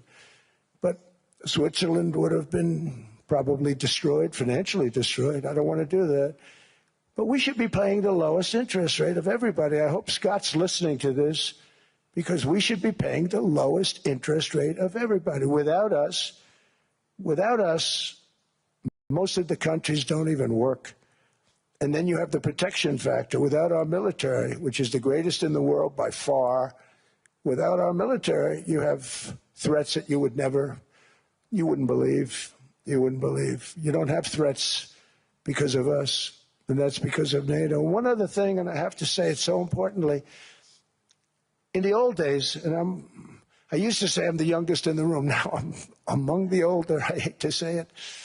I don't feel old, but I'm among the older. But I remember not long ago, 20, 25 years ago, when good news came out about, let's say, the United States. The United States had a great quarter. The United States had a great month. All the stocks went up. And that's the way it's supposed to be. Now when they say the United States had a record quarter, it's unbelievable how well it's doing, all the stocks crash because they say, oh no, inflation, they're going to raise interest rates. And they do. Some of these stupid people like Powell, they raise interest rates. And what they do is they stop you from being successful. It used to be when we had a great quarter, a great month, great earnings, great anything, any good news, the stock market went up. That's the way it's going to be. We got to do that again because that's the way it should be. Now when we have a great month, they want to kill it. Like we did over 5%. People were surprised. We should do 20%. We could do 25%. When we announce good numbers, and the reason is they're so petrified of inflation. And growth doesn't mean inflation. We've had tremendous growth with very low inflation. In fact, growth can fight inflation, proper growth. So we want to get back to the days when we announce great numbers, because we're going to be announcing phenomenal. You know, all these factories that are being built at record, thousands of businesses are being built right now. Remember, $18 trillion is invested. I think the second number is 3. And that was China many years ago. Investments in the country from outside. 18 trillion, nobody's ever seen. And that's money coming in and building things, factories. Thousands of businesses are being built. Thousands. Hundreds of big factories, car plants are moving back to the United States. They're coming in from Canada. They're coming in from Mexico, from Japan. Japan's coming in and building plants here in order to avoid tariffs. They're coming in from China. They're coming in from all over the world. We have more plants being built now, car plants, than we've ever had built, even in the heyday from the 1940s and 50s. And they're bigger. They don't use renovations anymore where they take an old plant, they rip it down, they build a brand new plant, super modern plant. But it's happening at levels that nobody's ever seen. In 2024, the U.S. built less than 2 million new homes, but Biden admitted more than 8 million new migrants. And those days are over. In 2025, for the first time in 50 years, the United States had reverse migration. Boy, that was nice. And these were criminals that were being taken out of our country because they allowed people to come into our country from jails, from gangs, drug dealers, murderers. 11,888 murderers. We've gotten most of them out. And then ICE gets beat up by stupid people from leadership in Minnesota. We actually are helping Minnesota so much, but they don't appreciate it. Most places do. You know, Washington, D.C. is the safest place now in the United States. It was a very dangerous place to walk, and now you can walk with your wife, your kids, right through the middle of the city. Right now, Washington, D.C. is as safe as it gets. It was one of the most unsafe, I had to admit. We sent in the military, the National Guard. Within 2 months, it was great. Within 3 months, it's like a really great place and a safe place and a beautiful place. It's even been cleaned up. The graffiti's gone. The fences are gone. We don't have to worry about fences anymore. All of the places, the grasses are cut and replaced with new grass in many cases. It's all going to happen in the spring. But Washington and D.C. is beautiful again, and it's safe. New restaurants are opening up. They were all closing. Now you can't get into a restaurant. Restaurants in Washington, D.C. are all opening. Memphis also, Memphis, Tennessee. New Orleans, Louisiana. We were there for 3 weeks. We've cut the crime down by 64% within another month. We'll have virtually no crime there. We can do that all over. We're going to help the people in California. We want to have no crime. I know Gavin was here. I used to get along so great with Gavin when I was president. Gavin's a good guy. And we're going to, if he needed it, I would do it in a heartbeat. I'd love to see. We did help them a lot in Los Angeles, a lot with the early in my term when they had some problems. But we would love to do it. I will say this, if I were a Democrat governor or whatever, I would call up Trump. I'd say, come on in, make us look good, because we're cutting crime down to nothing. And we're taking people out, career criminals who are only going to do bad things, and we're bringing them back to their countries. But where we've done it, it's been amazing. And we have a capacity to do it at much greater levels. We're cutting illegal aliens off welfare and other government benefits, and I have directed that starting immediately, there will be no more payments to sanctuary cities, because they are really just sanctuaries for criminals. They're really protecting criminals, and those are the ones we have to get out of the country. Murderers, drug dealers, the mentally insane. They emptied their mental institutions into the United States. And despite that, we have the lowest crime numbers that we've ever had in the history of the country. Just came out. But equally importantly, we're cracking down on more than $19 billion in fraud that was stolen by Somalian bandits. Can you believe that they turned out to be higher IQ than we thought? I always say these are low IQ people. How do they go into Minnesota and steal all that money? And we have, they're pirates, they're good pirates, right? But we shoot them out of the water just like we shoot the drug boats out.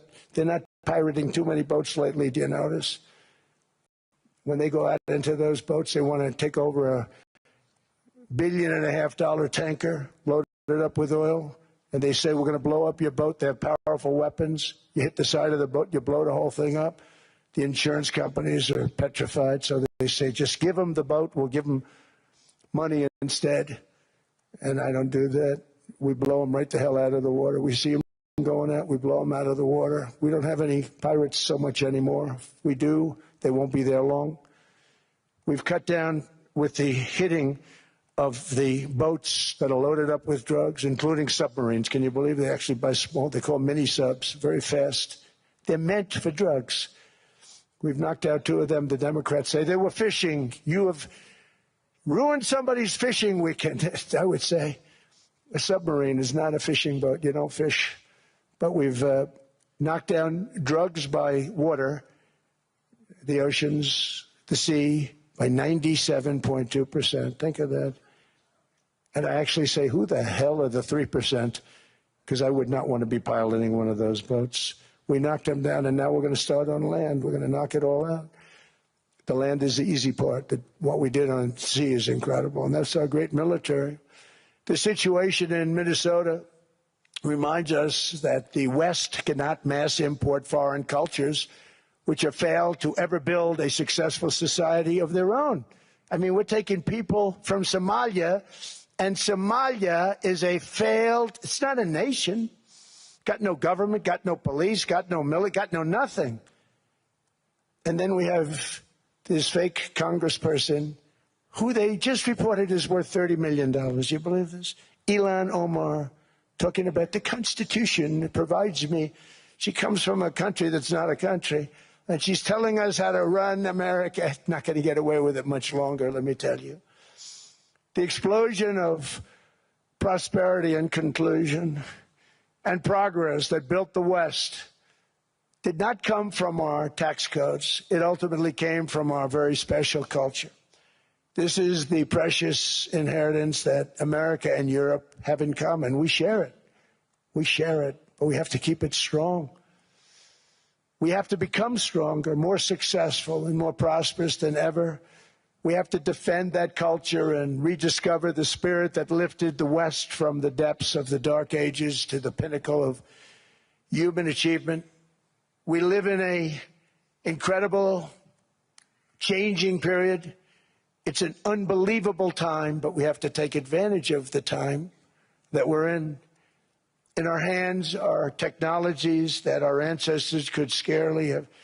I mean, they couldn't have even dreamt some of the things that we see today. And so rapidly they're produced. I mean, AI, 2 years ago, nobody ever heard of the term, and now everybody's talking about it. And it can have some very good purpose. It could also have some dangerous purpose, and for that we have to watch out. But some tremendous things are happening because of it. And we're leading by so much. We're doing so well. But opportunities that are bigger and grander than ever before in human history are right before us.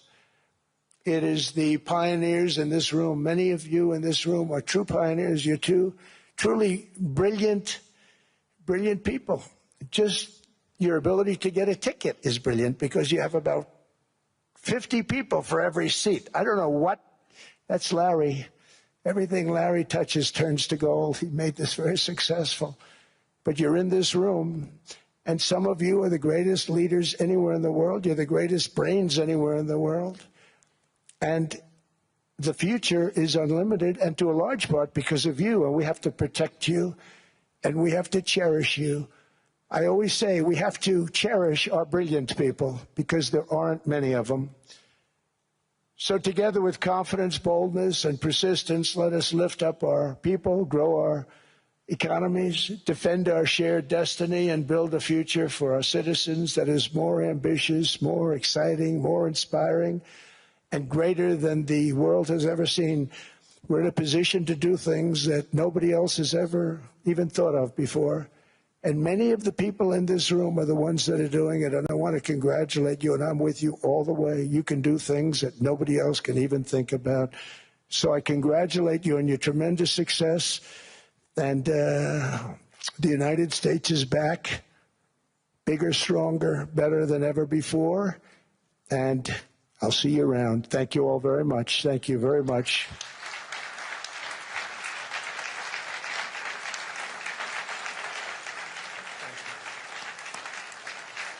Thank you.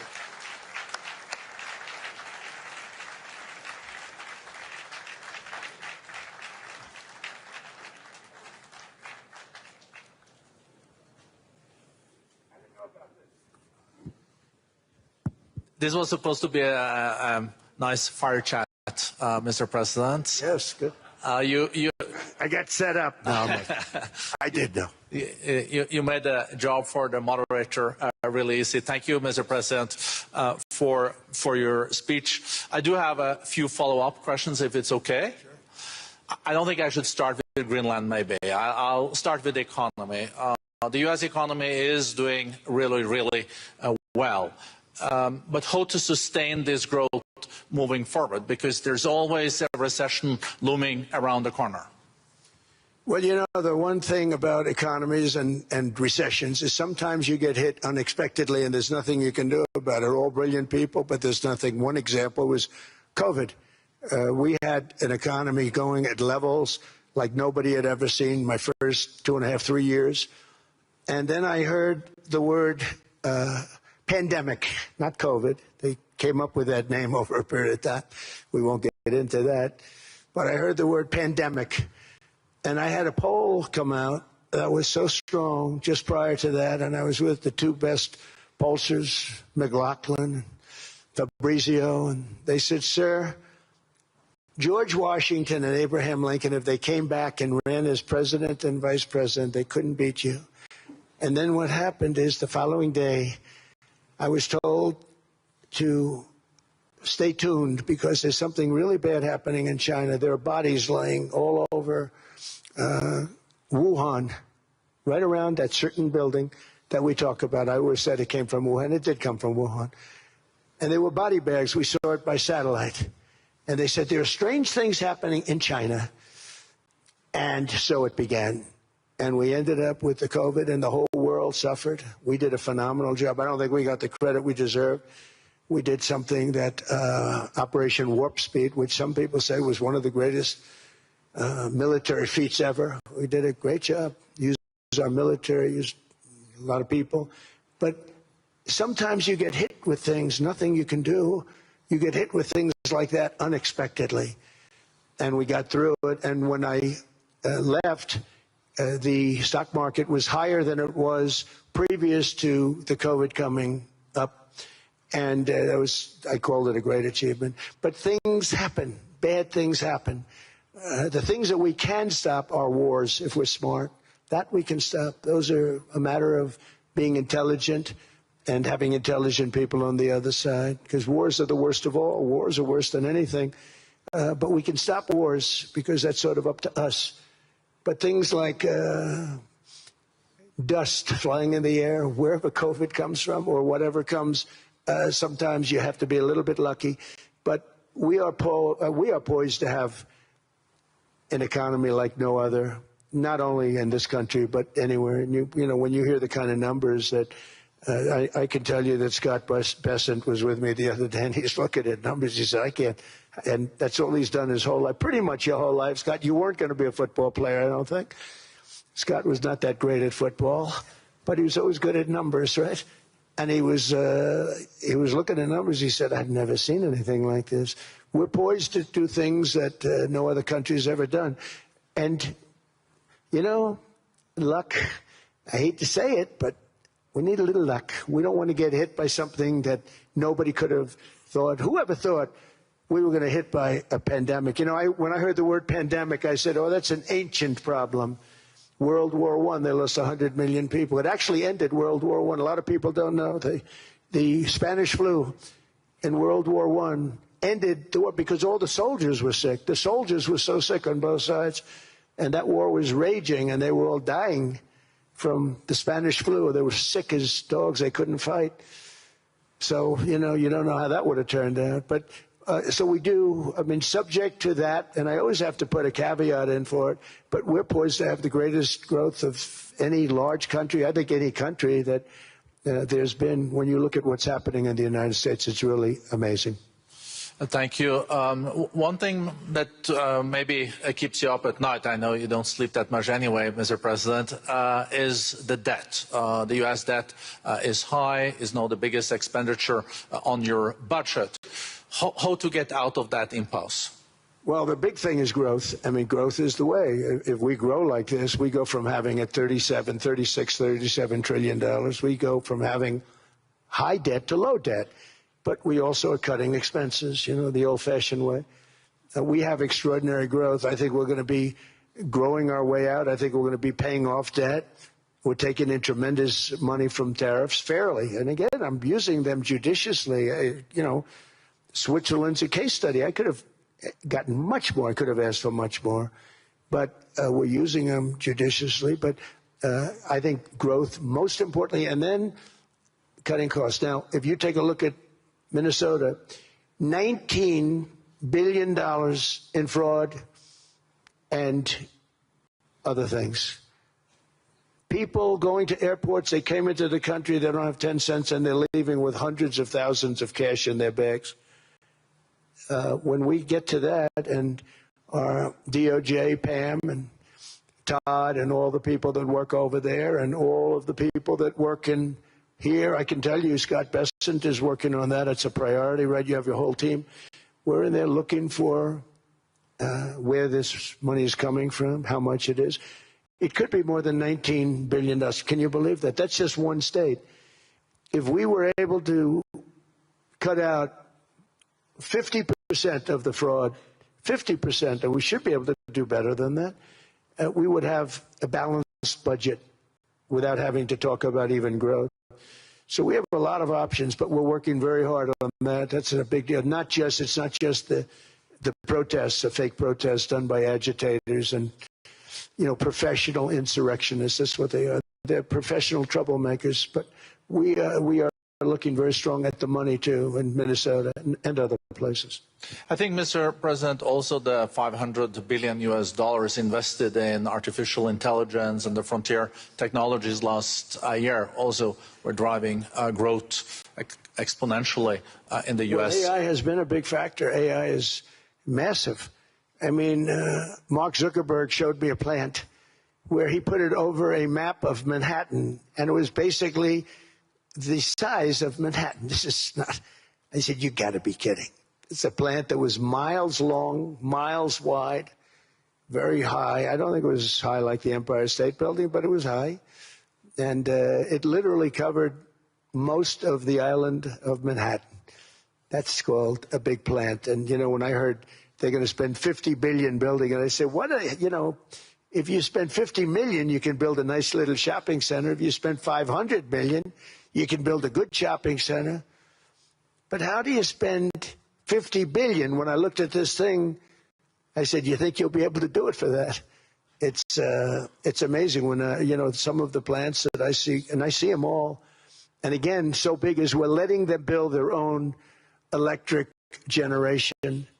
This way we have no problem, and otherwise they'd be complaining. There'd be nobody able to pay. You know, we have an old grid system, and not only that, they're going to sell at a very cheap price the excess electricity that they create back into our grid. So that'll solve some problems for certain states that don't have enough electricity. We also know that on the AI there is fierce competition between the US as the largest economy in the world, 27% of the global GDP and 5% of the global population, not doing that badly, and China. And we know that that competition is very tough on AI. I know you're heading to a state visit to China in April. How do you see the US-China relationship moving forward? Are you able to combine this tough competition with also collaboration? So I've always had a very good relationship with President Xi and with President Putin. Talk about, you know, the larger powers. But I've always had a very good relationship with President Xi of China. He's an incredible man. What he's done is amazing. He's highly respected by everybody. And I do now. I mean, now I have good. It was very severely interrupted by COVID. I used to call it the China virus, but he said, do you think you could use a different name? And I decided to do that because why should we have a problem over that? But I would do that, and they were. You're a true diplomat, huh? I became a diplomat for the first time. Well, you know who taught me that? Marco Rubio.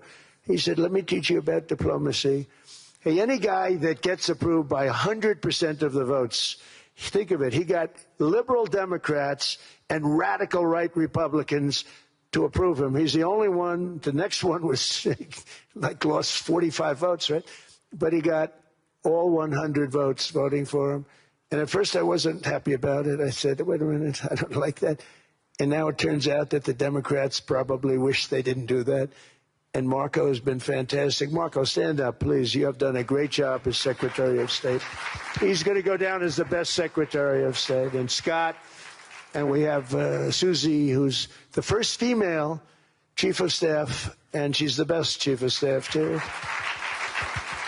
And I see Howard Lutnick, who I know spoke, and Howard's fantastic. Some of the deals we're doing are great. And I want to pay particular attention because we have Chris. And Chris, you got up and spoke, I think. He's the #1 oil man in the world because I was going to put Doug Burgum, who's fantastic. I don't know if Doug's here. Is Doug here?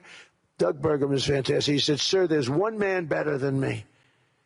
And he introduced me to Chris.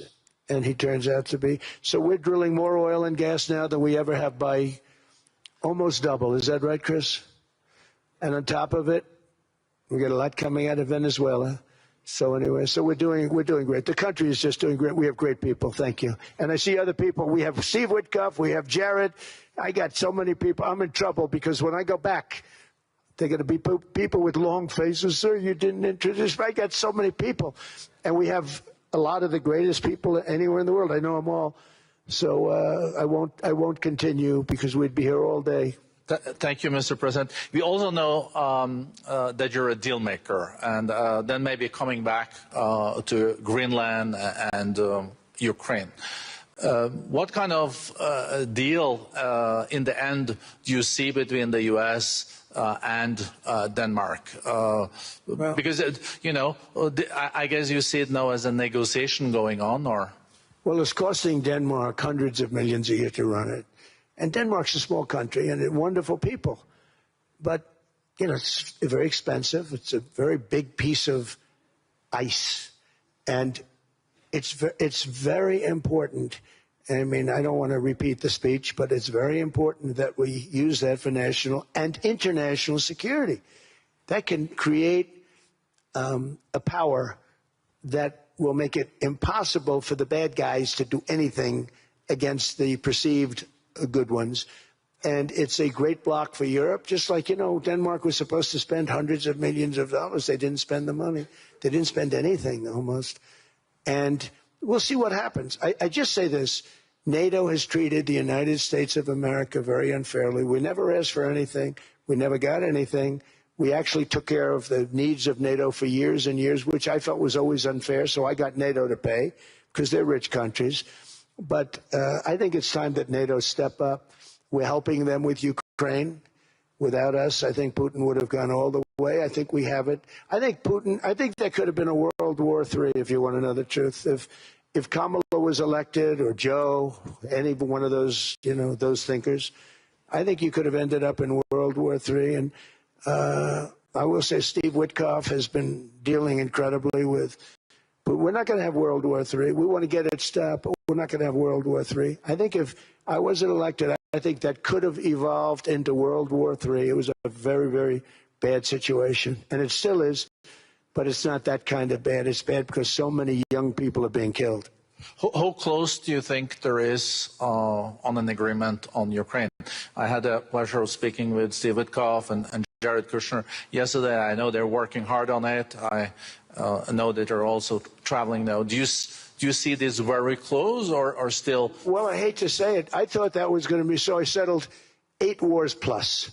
And I thought that was going to be one of my easier ones. Not the easiest. Some I settled in a matter of hours because I'm good at that stuff. You know, the United Nations should be doing this. I shouldn't be doing it, but it doesn't matter. It's got to get done, saving a lot of lives. We're saving millions of lives.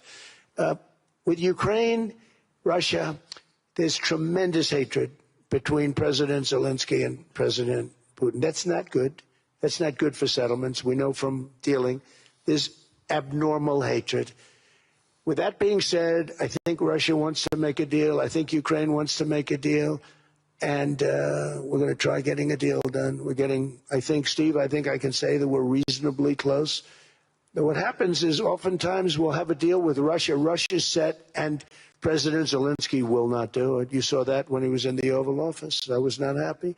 And then we'll have President Zelensky wants to make a deal, and Putin doesn't want to make the deal.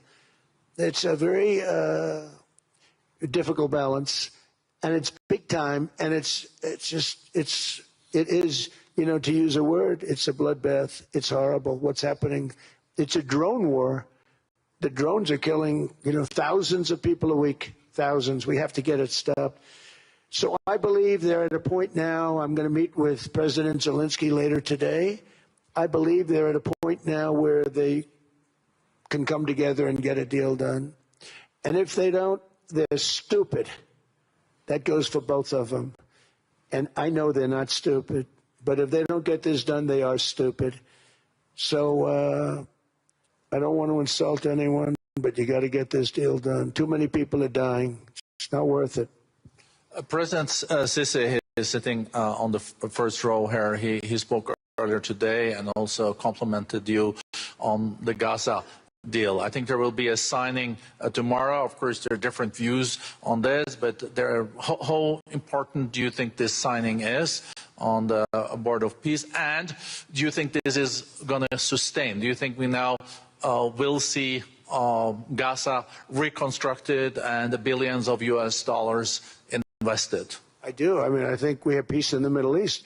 There are some little situations like Hamas, and Hamas has agreed to give up their weapons. Now, you know, they were born with a weapon in their hand, so it's not easy to do. When they were born with a rifle in their hand.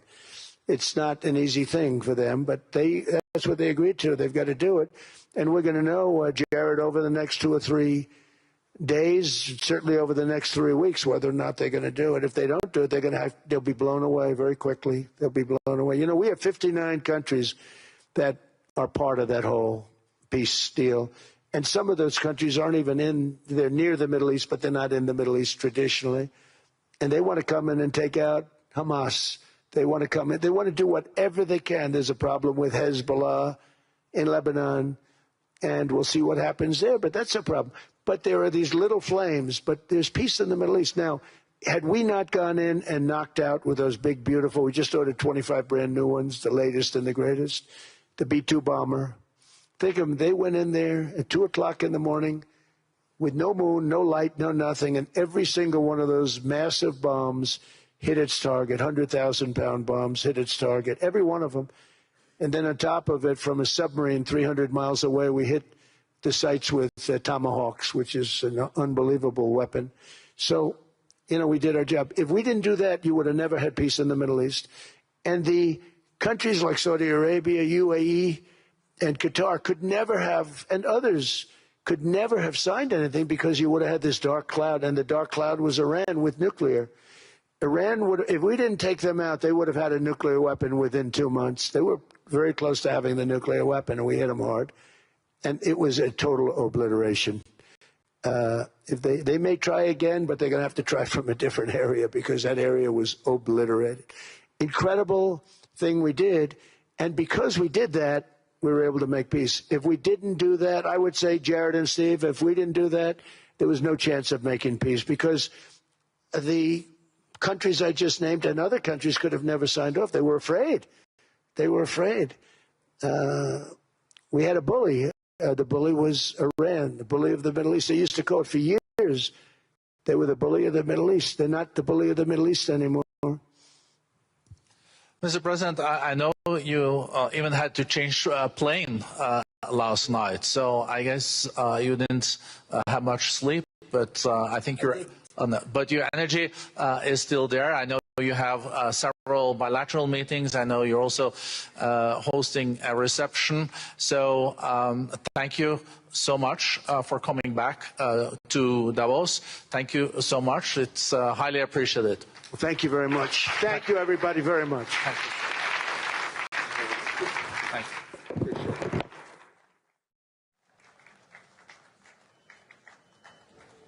Sir, would you consider a unilateral takeover? U.S. say you won't use force, but how the other means? Because they know.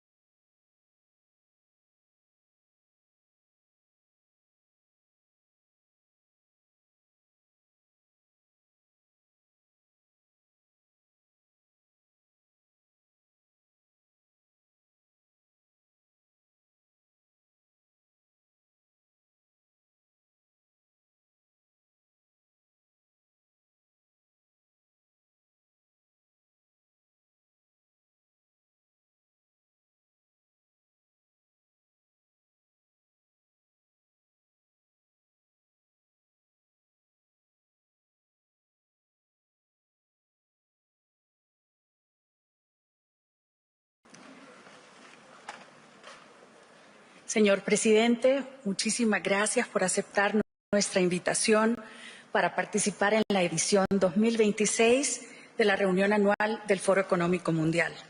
Le damos de nuevo la más cordial bienvenida junto a la secretaria general de la Presidencia Argentina, Karina Milei, a los miembros de su gabinete y a los empresarios argentinos, miembros del Foro Económico Mundial.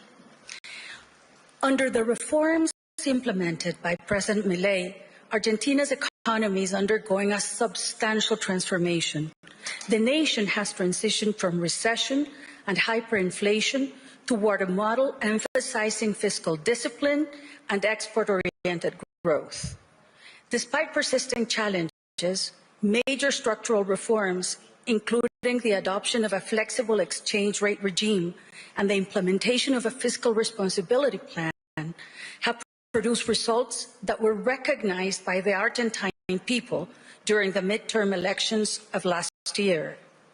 Building on previous meetings facilitated by the World Economic Forum, both in Buenos Aires and in Davos, earlier today, President Milei and his delegation held a very successful country strategy dialogue with the participation of an important number of forum business partners, underscoring the interest in Argentina and its path forward. At a time of accelerated complexity, fragmentation, and exponential innovation, the World Economic Forum's annual meeting serves as an impartial platform for exchanging views and ideas and for engaging a wide range of voices to challenge established views and broaden perspectives. Argentina, a G20 economy and a member of Mercosur, has a significant role to play in the contemporary world context. Señor presidente, le doy de nuevo la bienvenida y le ofrezco la palabra.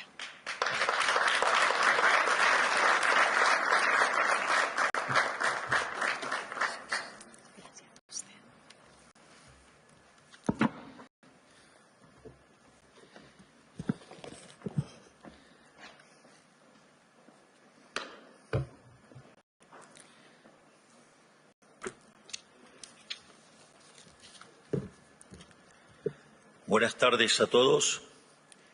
Estoy aquí frente a ustedes para decirles de modo categórico que Maquiavelo ha muerto. Durante años se nos deformó el pensamiento presentándonos un falso dilema al diseñar políticas públicas donde se debía optar entre la eficiencia política en contraposición al respeto de los valores éticos y morales de Occidente. Tal como señala el profesor Jesús Huerta de Soto en su trabajo sobre eficiencia dinámica, desde dicho punto de vista, la eficiencia no es compatible con diversos esquemas de equidad o justicia, sino que surge única y exclusivamente de uno de ellos, el cual se basa en el respeto de la propiedad privada y la función empresarial. Por eso, la oposición entre las dimensiones de eficiencia y justicia es falsa y errónea. Esto es, lo justo no puede ser ineficiente, ni lo es eficiente justo. Y es que en la perspectiva del análisis dinámica, justicia y eficiencia son dos caras de la misma moneda. Sin lugar a dudas, quien anticipó esta situación con mayor claridad fue Murray Rothbard, al plantear la conexión que existe entre la concepción dinámica de la eficiencia económica y el ámbito de la ética. Rothbard consideraba imprescindible establecer previamente el marco ético adecuado que impulse la eficiencia dinámica, dado el desconocimiento que tenemos respecto de los fines, medios y funciones de utilidad que existen en la realidad. Así, para Rothbard, a lo cual adscribo, aún desde mi rol de presidente de la gran nación argentina, solo los principios éticos subyacentes en la cultura occidental pueden servir como criterio de eficiencia a la hora de tomar decisiones en materia de políticas públicas. Puesto en términos crudos, al momento de diseñarse las políticas públicas resulta inadmisible desde el punto de vista de la ética y la moral sacrificar a la justicia en el altar de la eficiencia. Esta consigna en favor de los valores no solo está por encima de la eficiencia económica, sino que aún lo está muy por encima aún más de lo que es el utilitarismo político. Así, Al dejar de lado los valores éticos y morales, ello deriva en políticas que no solo son injustas, sino que además llevan al colapso, no solo en lo económico, sino también en el plano de lo social, a punto tal que podría terminar acabando con la propia civilización occidental. Por ello, en 2024, en este foro señalé que Occidente estaba en peligro. A su vez, en mi exposición del 2025, mostré que las agendas y las políticas que se venían impulsando desde los distintos organismos y foros internacionales no eran ni más ni menos que todo un conjunto de políticas socialistas, arropadas de modo elegante para engañar a personas de almas nobles y bellas, con buenas intenciones, pero con los mismos resultados catastróficos de siempre. Por eso, nunca debemos olvidar las palabras de Thomas Sowell sobre el socialismo, el cual le reconocía el mérito de que suena muy lindo, pero cuya contracara es que siempre termina mal, horriblemente mal. Sin ir más lejos y más allá de los continuos desastres causados por el socialismo durante el siglo XX, vemos los daños aberrantes causados en Venezuela, y no solo por una caída del 80% de su PIB, sino que mucho peor aún, a la luz del establecimiento de una narcodictadura sangrienta cuyos tentáculos terroristas se expandieron por todo nuestro continente americano. Por ello, hoy más que nunca, frente a la degradación ética y moral que atraviesa Occidente, fruto de haber abrazado la nueva agenda socialista, es necesario resolver y impulsar las ideas de la libertad. Sin embargo, a diferencia del modo en que se encaró en el pasado, estaba basado en un enfoque utilitarista. Hoy la defensa del sistema capitalista de libre empresa debe estar basada en su virtud ética y moral. Esto es, como señala Israel Kirchner, los socialistas de hoy no niegan la superioridad del capitalismo en lo productivo, lo cuestionan por ser injusto. Por ello, no basta con que el sistema sea más productivo, ya que si su raíz fuera injusta, el capitalismo no merecería ser defendido. Por lo tanto, hoy les demostraré que el capitalismo de libre empresa no solo es más productivo, sino que además es el único sistema que es justo. A su vez, les demostraré que no existe dilema entre el utilitarismo político y la política basada en valores, ya que si las mismas estuvieran en conflicto, ello implica que las bases del utilitarismo político deben descartarse por injustas. Por lo tanto, esto implicará que, si queremos salir de nuestro oscuro presente, debemos volver a inspirarnos en la filosofía griega, abrazar el derecho romano y retornar a los valores judeos-cristianos, los cuales nos permitirá salvar a Occidente. Gran parte de los conflictos humanos surgen de una fallida interrelación entre el derecho natural y el derecho positivo. Así, el derecho natural es la ley que debe regir al ser humano porque se adecúa a su naturaleza y por lo tanto es justo en sentido universal. Es una ley común para todos los hombres porque es intrínseca a su esencia y por lo tanto inmodificable e inmutable. Por otra parte, el derecho positivo es el que redactan los hombres para seguir a su conveniencia. De este modo, cuando la ley positiva está en consonancia con la ley natural, habrá justicia. En su defecto, será legal, pero no será legítima. En función de ello se reconocen dos derechos fundamentales: los derechos a la vida y a la libertad. El hombre nace vivo y nace libre y tiene derecho a conservar estos atributos de la naturaleza. Además, tiene derecho a que sus semejantes se lo respeten, en orden de buscar su propia felicidad, que es el fin al que tiende todo hombre. En paralelo, tenemos los derechos adquiridos, los cuales no son naturales ni tampoco son inherentes al ser humano, sino que los mismos son ganados por merecimiento u obtenidos por regalo. De este modo, el derecho fundamental a la libertad se deriva del derecho adquirido de la propiedad privada, y ello se manifiesta en que podamos libremente adquirir un bien con el fruto de nuestro trabajo, o podemos recibir un bien que libremente nos den o hereden. A su vez, el derecho de propiedad, en especial por sus consecuencias dinámicas, se vincula con el principio de apropiación del otro, por lo que ahora la propiedad no solo puede derivar en una donación, regalo, herencia y o intercambio, sino que se suma a la apropiación del descubrimiento y de una creación.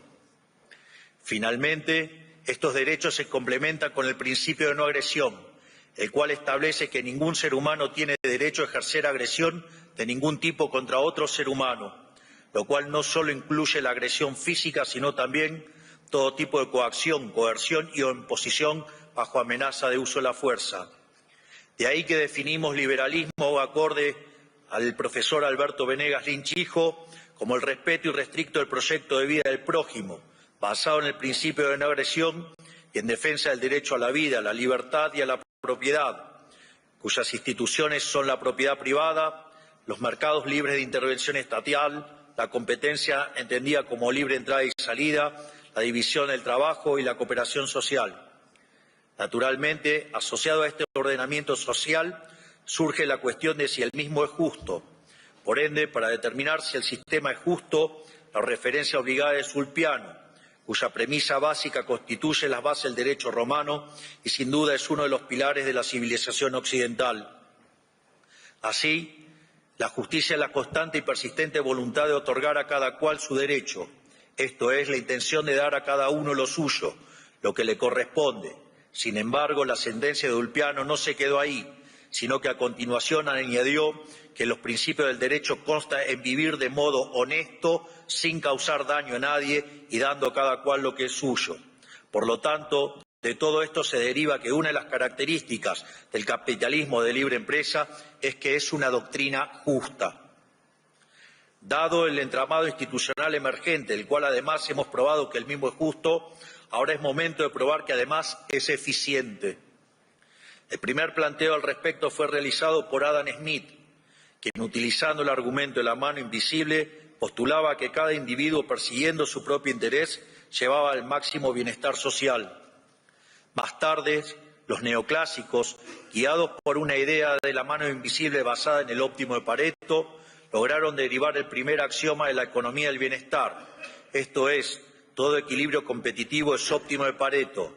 Sin embargo, esto implicaba abrazar una estructura matemática que dejaba abiertas las puertas a la intervención estatal, bajo las buenas intenciones de corregir los fallos de mercados, los cuales, desde mi punto de vista, no existen. Para ello, la prueba que ha desarrollado Hans Gemma Hoppe, basada en los derechos de propiedad, en línea con el principio de apropiación originaria de Locke, junto al principio de no agresión, no solo resulta satisfactoria en probar la optimalidad, sino que además no deja lugar a duda para que haya intervención. De este modo, Hoppe señala, cualquier desviación de este conjunto de reglas implica, por definición, una redistribución de títulos de propiedad y, por lo tanto, de los ingresos, desde los usuarios y contratantes de bienes hacia los no usuarios, productores y no contratantes. Por lo tanto, cualquier desviación en tal sentido implica que habrá relativamente menos apropiación originaria de recursos cuya escasez sea conocida y, por ende, habrá menos producción de nuevos bienes, menos mantenimiento de los bienes existentes y menos contratos y comercios que sean mutuamente beneficiosos. Esto, naturalmente, implica un menor estándar de vida en relación con los bienes y servicios que pasan de mano en mano. Además, el postulado que solo el primer usuario, no el último, de un bien adquiere el derecho de propiedad sobre el mismo, nos asegura que los esfuerzos productivos serán tan altos como sea posible en todo momento. A su vez, la noción de que solo la integridad física de la propiedad, no el valor de la misma, debe ser protegido, garantiza que todo propietario llevará a cabo los mayores esfuerzos productivos de valor, esto es, esfuerzos para promover cambios favorables en el valor de la propiedad y para prevenir a contrarrestar cualquier cambio no favorable en el valor de la misma. Por lo tanto, cualquier desviación de estas reglas implica una reducción de esfuerzos productivos en todo momento. Nótese que al pivotear sobre la propiedad privada y no sobre funciones de exceso de demanda derivadas de ejercicio de optimización, permite alcanzar un óptimo sin la necesidad de supuestos esotéricos que luego brindan sustento a la intervención estatal. Al mismo tiempo, evita caer en el ridículo empírico del segundo teorema de la economía del bienestar que postula la independencia entre producción y distribución, como si la opción entre capitalismo y comunismo fuera neutral en términos de resultado. Por lo tanto, habiendo probado que las instituciones del capitalismo de libre empresas, sostenidas por los derechos naturales, el principio de apropiación originaria de Locke y el principio de no agresión, no solo solo que son justas, sino que además son eficientes, al menos en términos estáticos. Es momento ahora de probar que el capitalismo de libre empresa cumple con todas estas mismas propiedades en términos dinámicos. Genofonte, ya 380 años antes de Cristo, señalaba que la economía es un saber que permite a los hombres acrecentar la hacienda, mientras postulaba que la propiedad privada resultaba el vehículo más provechoso para la vida de cada cual. Luego de ello, Genofonte se ocupa del concepto de eficiencia, el cual lo aborda desde dos perspectivas. Por un lado, desde una visión estática, define como eficiente a la gestión de los recursos disponibles tendientes a evitar el despilfarro, donde además resalta el beneficio de la propiedad privada al señalar que el ojo del amo es la mejor fórmula para engordar su ganado. Por otro lado, Genofonte, en su segunda definición de eficiencia, se adentra en el terreno dinámico, señalando que, a su vez, la eficiencia implica incrementar la hacienda. Esto es, se trata de aumentar la cantidad disponible de bienes por la vía de la creatividad empresarial, esto es, por la vía del comercio y la especulación. Este último criterio de eficiencia es de importancia fundamental para el estudio del crecimiento de una economía, ya que a diferencia de un modelo estático en el que solo se contemplan lo que Robert Lucas Jr. definía como los parámetros profundos, esto es, preferencias, tecnología y dotaciones de recursos iniciales, en la esfera dinámica tanto la tecnología como las dotaciones iniciales pueden variar y de hecho lo hacen continuamente como resultado de la creatividad empresarial. Es más, un capítulo aparte obedece a la institución de la propiedad privada y que, pivoteando sobre ella, la Escuela Austríaca de Economía, desde Mises, Hayek, Rothbard, Kirchner, Hoppe hasta Jesús Huerta de Soto, han demostrado la imposibilidad del socialismo y, por ende, echando por tierra la fantasmagórica idea de John Stuart Mill que postulaba la independencia entre la producción y distribución. Una sordera académica que derivó en el socialismo y que le costó al mundo la vida de 150 millones de seres humanos, al tiempo que aquellos que lograron sobrevivir al terror lo hicieron en una absurda pobreza. Acorde a lo señalado y en línea con la segunda definición del análisis de Genofonte, la teoría económica ha identificado 4 fuentes de progreso económico. En primer lugar, tenemos la división del trabajo, la cual fue ejemplificada por Adam Smith con la fábrica de alfileres. En el fondo, se trata de un mecanismo por el cual se generan ganancias de productividad que se manifiestan como rendimientos crecientes y que, si bien su límite está delimitado por el tamaño del mercado, el tamaño del mismo se ve afectado positivamente por ello. Sin embargo, vale la pena aclarar también que este proceso virtuoso no es infinito, cuyo límite choca con la dotación de recursos iniciales. En segundo lugar, la acumulación de capital, tanto físico como humano. Respecto al capital físico, es crucial la interacción entre ahorro e inversión, poniendo de manifiesto el rol fundamental del mercado de capitales y el sistema financiero para lograr a cabo dicha intermediación. Por el lado del capital humano, el foco no debe limitarse al plano educativo, sino que también debe considerarse el desarrollo de capacidades cognitivas desde el nacimiento del ser humano, su alimentación y la salud, elementos fundamentales para poder acceder a la educación y al mercado de trabajo. En tercer lugar, tenemos el progreso tecnológico, el cual significa poder producir una mayor cantidad de bienes con la misma cantidad de recursos o producir lo mismo empleando una menor cantidad de insumos. Finalmente, tenemos el espíritu empresarial, o mejor dicho, la función empresarial, la cual, de acuerdo al profesor Huerta de Soto, constituye el principal motor del proceso de crecimiento económico, ya que si bien los 3 factores señalados son importantes, sin empresarios no habrá producción y el nivel de vida sería extremadamente precario. Donde la función empresarial no se focaliza tanto en la eficiencia de corto, sino más bien en el crecimiento de la cantidad de bienes y servicios, lo cual deriva en mayores niveles de vida. En función de todo esto, lo verdaderamente importante es expandir al máximo la frontera de posibilidad de la producción. Así, la eficiencia dinámica puede verse con la capacidad de una economía para impulsar la creatividad y la coordinación empresarial. A su vez, el criterio de eficiencia dinámica está indisolublemente unido al concepto de función empresarial, siendo esta la capacidad típicamente humana para darse cuenta de las oportunidades de ganancia que surgen en el entorno y actuando en consecuencia para aprovecharse de las mismas. haciendo que se vuelva fundamental la tarea de descubrir y crear nuevos fines y medios, impulsando una coordinación espontánea destinada a resolver los desequilibrios del mercado. Por otra parte, esta definición de eficiencia dinámica que propone Huerta de Soto combina adecuadamente y de modo coherente la idea de destrucción creativa de Schumpeter con la eficiencia adaptativa de North. Naturalmente, dado el rol de la función empresarial, son de vital importancia las instituciones bajo las cuales se desarrolla la misma. En este sentido, tanto Douglas North como Jesús Huerta de Soto ven como una función clave de las instituciones la de reducir la incertidumbre. Así, mientras North la presenta como un conjunto de restricciones ideadas por los humanos que estructuran la interacción social de un modo repetitivo, Huerta de Soto considera que estas instituciones concebidas por seres humanos emergen de un proceso de interacción social de modo espontáneo sin el diseño de una sola persona, las cuales reducen la incertidumbre del proceso de mercado.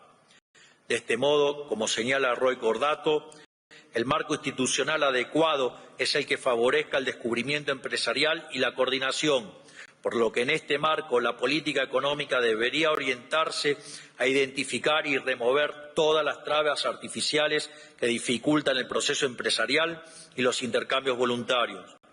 En este sentido, dada la influencia determinante de las instituciones en el progreso económico, ello nos dirige la mirada hacia la importancia de la ética, ya que aquellas sociedades que adhieren a valores morales y principios éticos más sólidos en el respaldo de las instituciones serán dinámicamente más eficientes y con ello disfrutarán de una mayor prosperidad. Así, el problema ético fundamental para concebirse como la búsqueda de la mejor manera para fomentar la coordinación y la creación empresarial.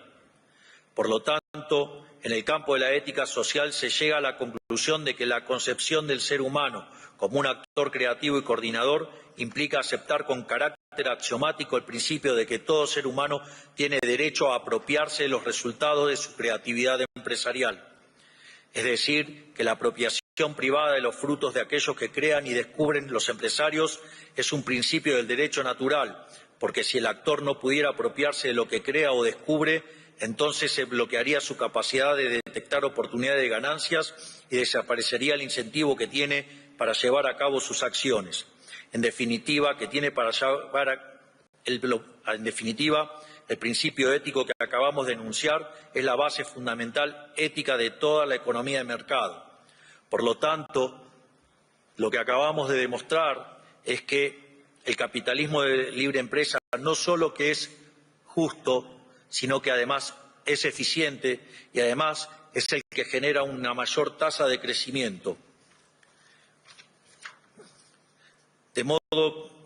Por lo tanto, dado el marco conceptual de la eficiencia dinámica y la existencia de dilemas entre eficiencia y valores éticos al momento de diseñar las políticas públicas, resulta de interés su implementación en la vida real. Más allá de los enormes logros que hemos mostrado durante esos años de gestión, extirpando un déficit fiscal de 15 puntos del PBI, bajando la inflación del 300% al 30%, reduciendo el riesgo país en 2.500 puntos básicos y haciendo crecer la economía, mientras que la pobreza bajó del 57 al 27%, llevando políticas públicas guiadas por valores éticos y morales. Me gustaría entonces hacer foco en el caso del Ministerio de Desregulación, o como lo llamamos puertas adentro, el Ministerio de los Rendimientos Crecientes.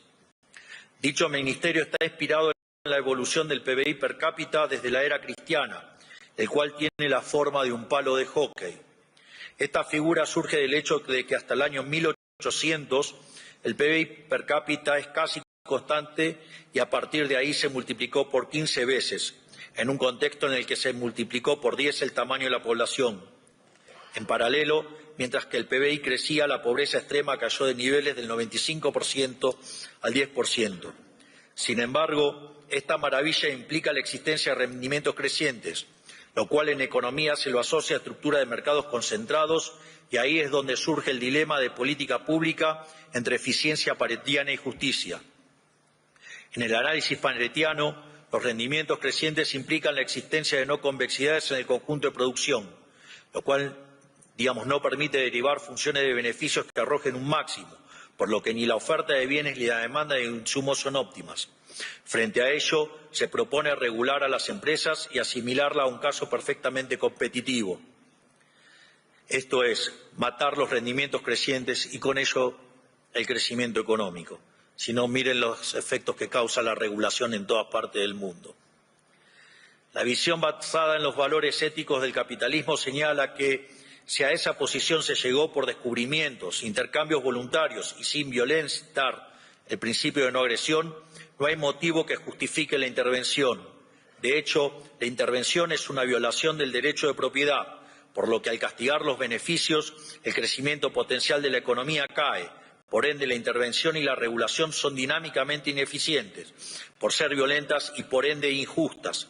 Es por ello que desde la llegada a la Administración en 2023 hemos llevado a cabo, gracias a la ciclópea tarea del ministro Federico Sturzenegger, 13.500 reformas estructurales, las cuales hoy nos permite tener una economía más eficiente dinámicamente, lo cual nos permite volver a crecer. Esto es Make Argentina Great Again. Por ende, esto muestra lo cuestionable del análisis del óptimo Pareto. En función del mismo, muchos consideran pertinente que se regulen dichas estructuras concentradas, asimilándolas en resultados a un modelo competitivo. Sin embargo, como había señalado, ello implica matar los rendimientos crecientes, cuyo efecto colateral no deseado es el de matar el crecimiento. Nótese que bajo esta misma línea podemos abordar los temas de inteligencia artificial. En este sentido, dicho instrumento podría verse como la versión siglo XXI de la fábrica de alfileres de Adam Smith, es decir, un potenciador de rendimientos crecientes y con ello mayor crecimiento y bienestar. Por lo que lo más responsable que pueden hacer los Estados respecto al tema es dejar de fastidiar a quienes están creando un mundo mejor. Para decirlo más directamente, los políticos deben dejar de fastidiar a quienes están haciendo un mundo mejor. Al mismo tiempo, quiero señalar que todos los temores asociados a escenarios distópicos son una tontería. La respuesta es Adam Smith. El límite de los rendimientos crecientes está dado por el tamaño del mercado.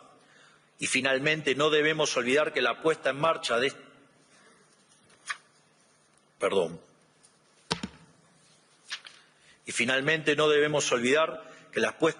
estos proyectos requiere de insumos y recursos financieros reales, por lo que la expansión estará limitada por las dotaciones iniciales. Para aquellos que estén interesados en los fundamentos teóricos de estos argumentos que estoy presentando, hoy el doctor Reidel subió a las redes justamente el trabajo que hicimos en colaboración y que desarrollamos justamente los fundamentos teóricos de esto de que regular mata el crecimiento. Es decir, la omnipotencia del Estado, las regulaciones destruyen el derecho de propiedad y eso mata los rendimientos crecientes y por ende, el crecimiento es menor. Por último, ligado a este fenomenal futuro que se avecina, resulta de vital importancia el rol del capital humano. En este sentido, en Argentina, gracias a la gestión de la ministra Sandra Petovelo, a los sectores vulnerables hemos dejado de regalarle el pescado para enseñarles a pescar y, si es posible, a motivarlos que creen su propia empresa pesquera. Finalmente, a pesar de las críticas populares, el capitalismo de libre empresa no socava los valores morales.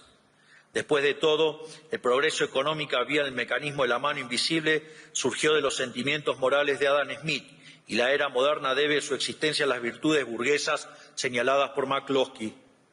A su vez, gracias al gran trabajo de Huerta de Soto en el desarrollo del concepto de eficiencia dinámica y la puesta en práctica en Argentina, esto nos permite estar seguros que el dilema entre eficiencia y justicia es falso. Esto es, los mercados no solo son superiores desde lo productivo, sino que también son justos y que por ende las políticas públicas deben estar guiadas por la ética y no el utilitarismo, ya sea económico o político, que siempre derivan en soluciones injustas, populistas y empobrecedoras. Por lo tanto, reafirmo lo dicho al inicio de esta conferencia. Maquiavelo ha muerto, por lo tanto, es momento de enterrarlo. Es más, dado el vínculo profundo entre la moral y los mercados libres, estos últimos nos hacen mejores personas, ya que gracias a los mercados dinámicamente eficientes podemos al mismo tiempo progresar económicamente, defender la propiedad privada, mantener la paz, alcanzar la armonía social y fortalecer aquellas virtudes sociales que son indispensables para una sociedad próspera. Por último, quiero dejarles una reflexión sobre la parashá de esta semana. La parashá Bo describe ese momento en que Moisés se enfrenta al faraón, símbolo del poder opresor del Estado, para advertirle que si no liberaba al pueblo hebreo, caerían sobre Egipto las últimas 3 plagas. Ante la negativa del faraón, llegó la plaga de las langostas, la cual significa la hambruna. Luego llegó la plaga de la oscuridad, la cual significa la pérdida de claridad para la toma de decisiones. Por último, la plaga de la muerte de los primogénitos, lo cual deja de manifiesto el destino de una sociedad que niega la libertad.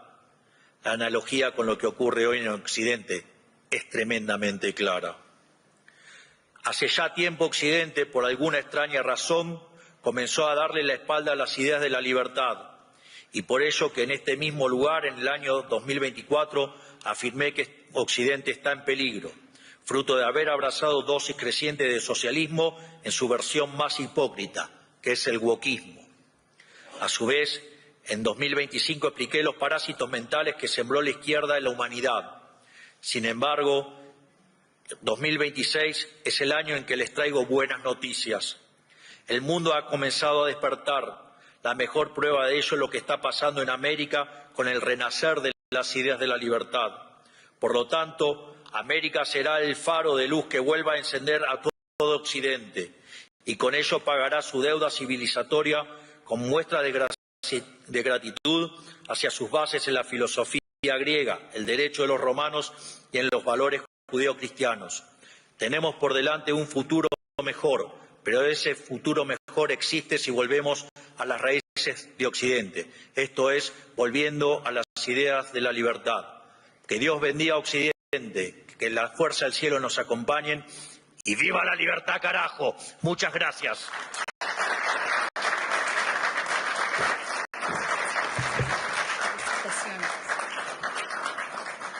Filosófico. Y cumplí con el tiempo. ¿Por dónde está la escalera?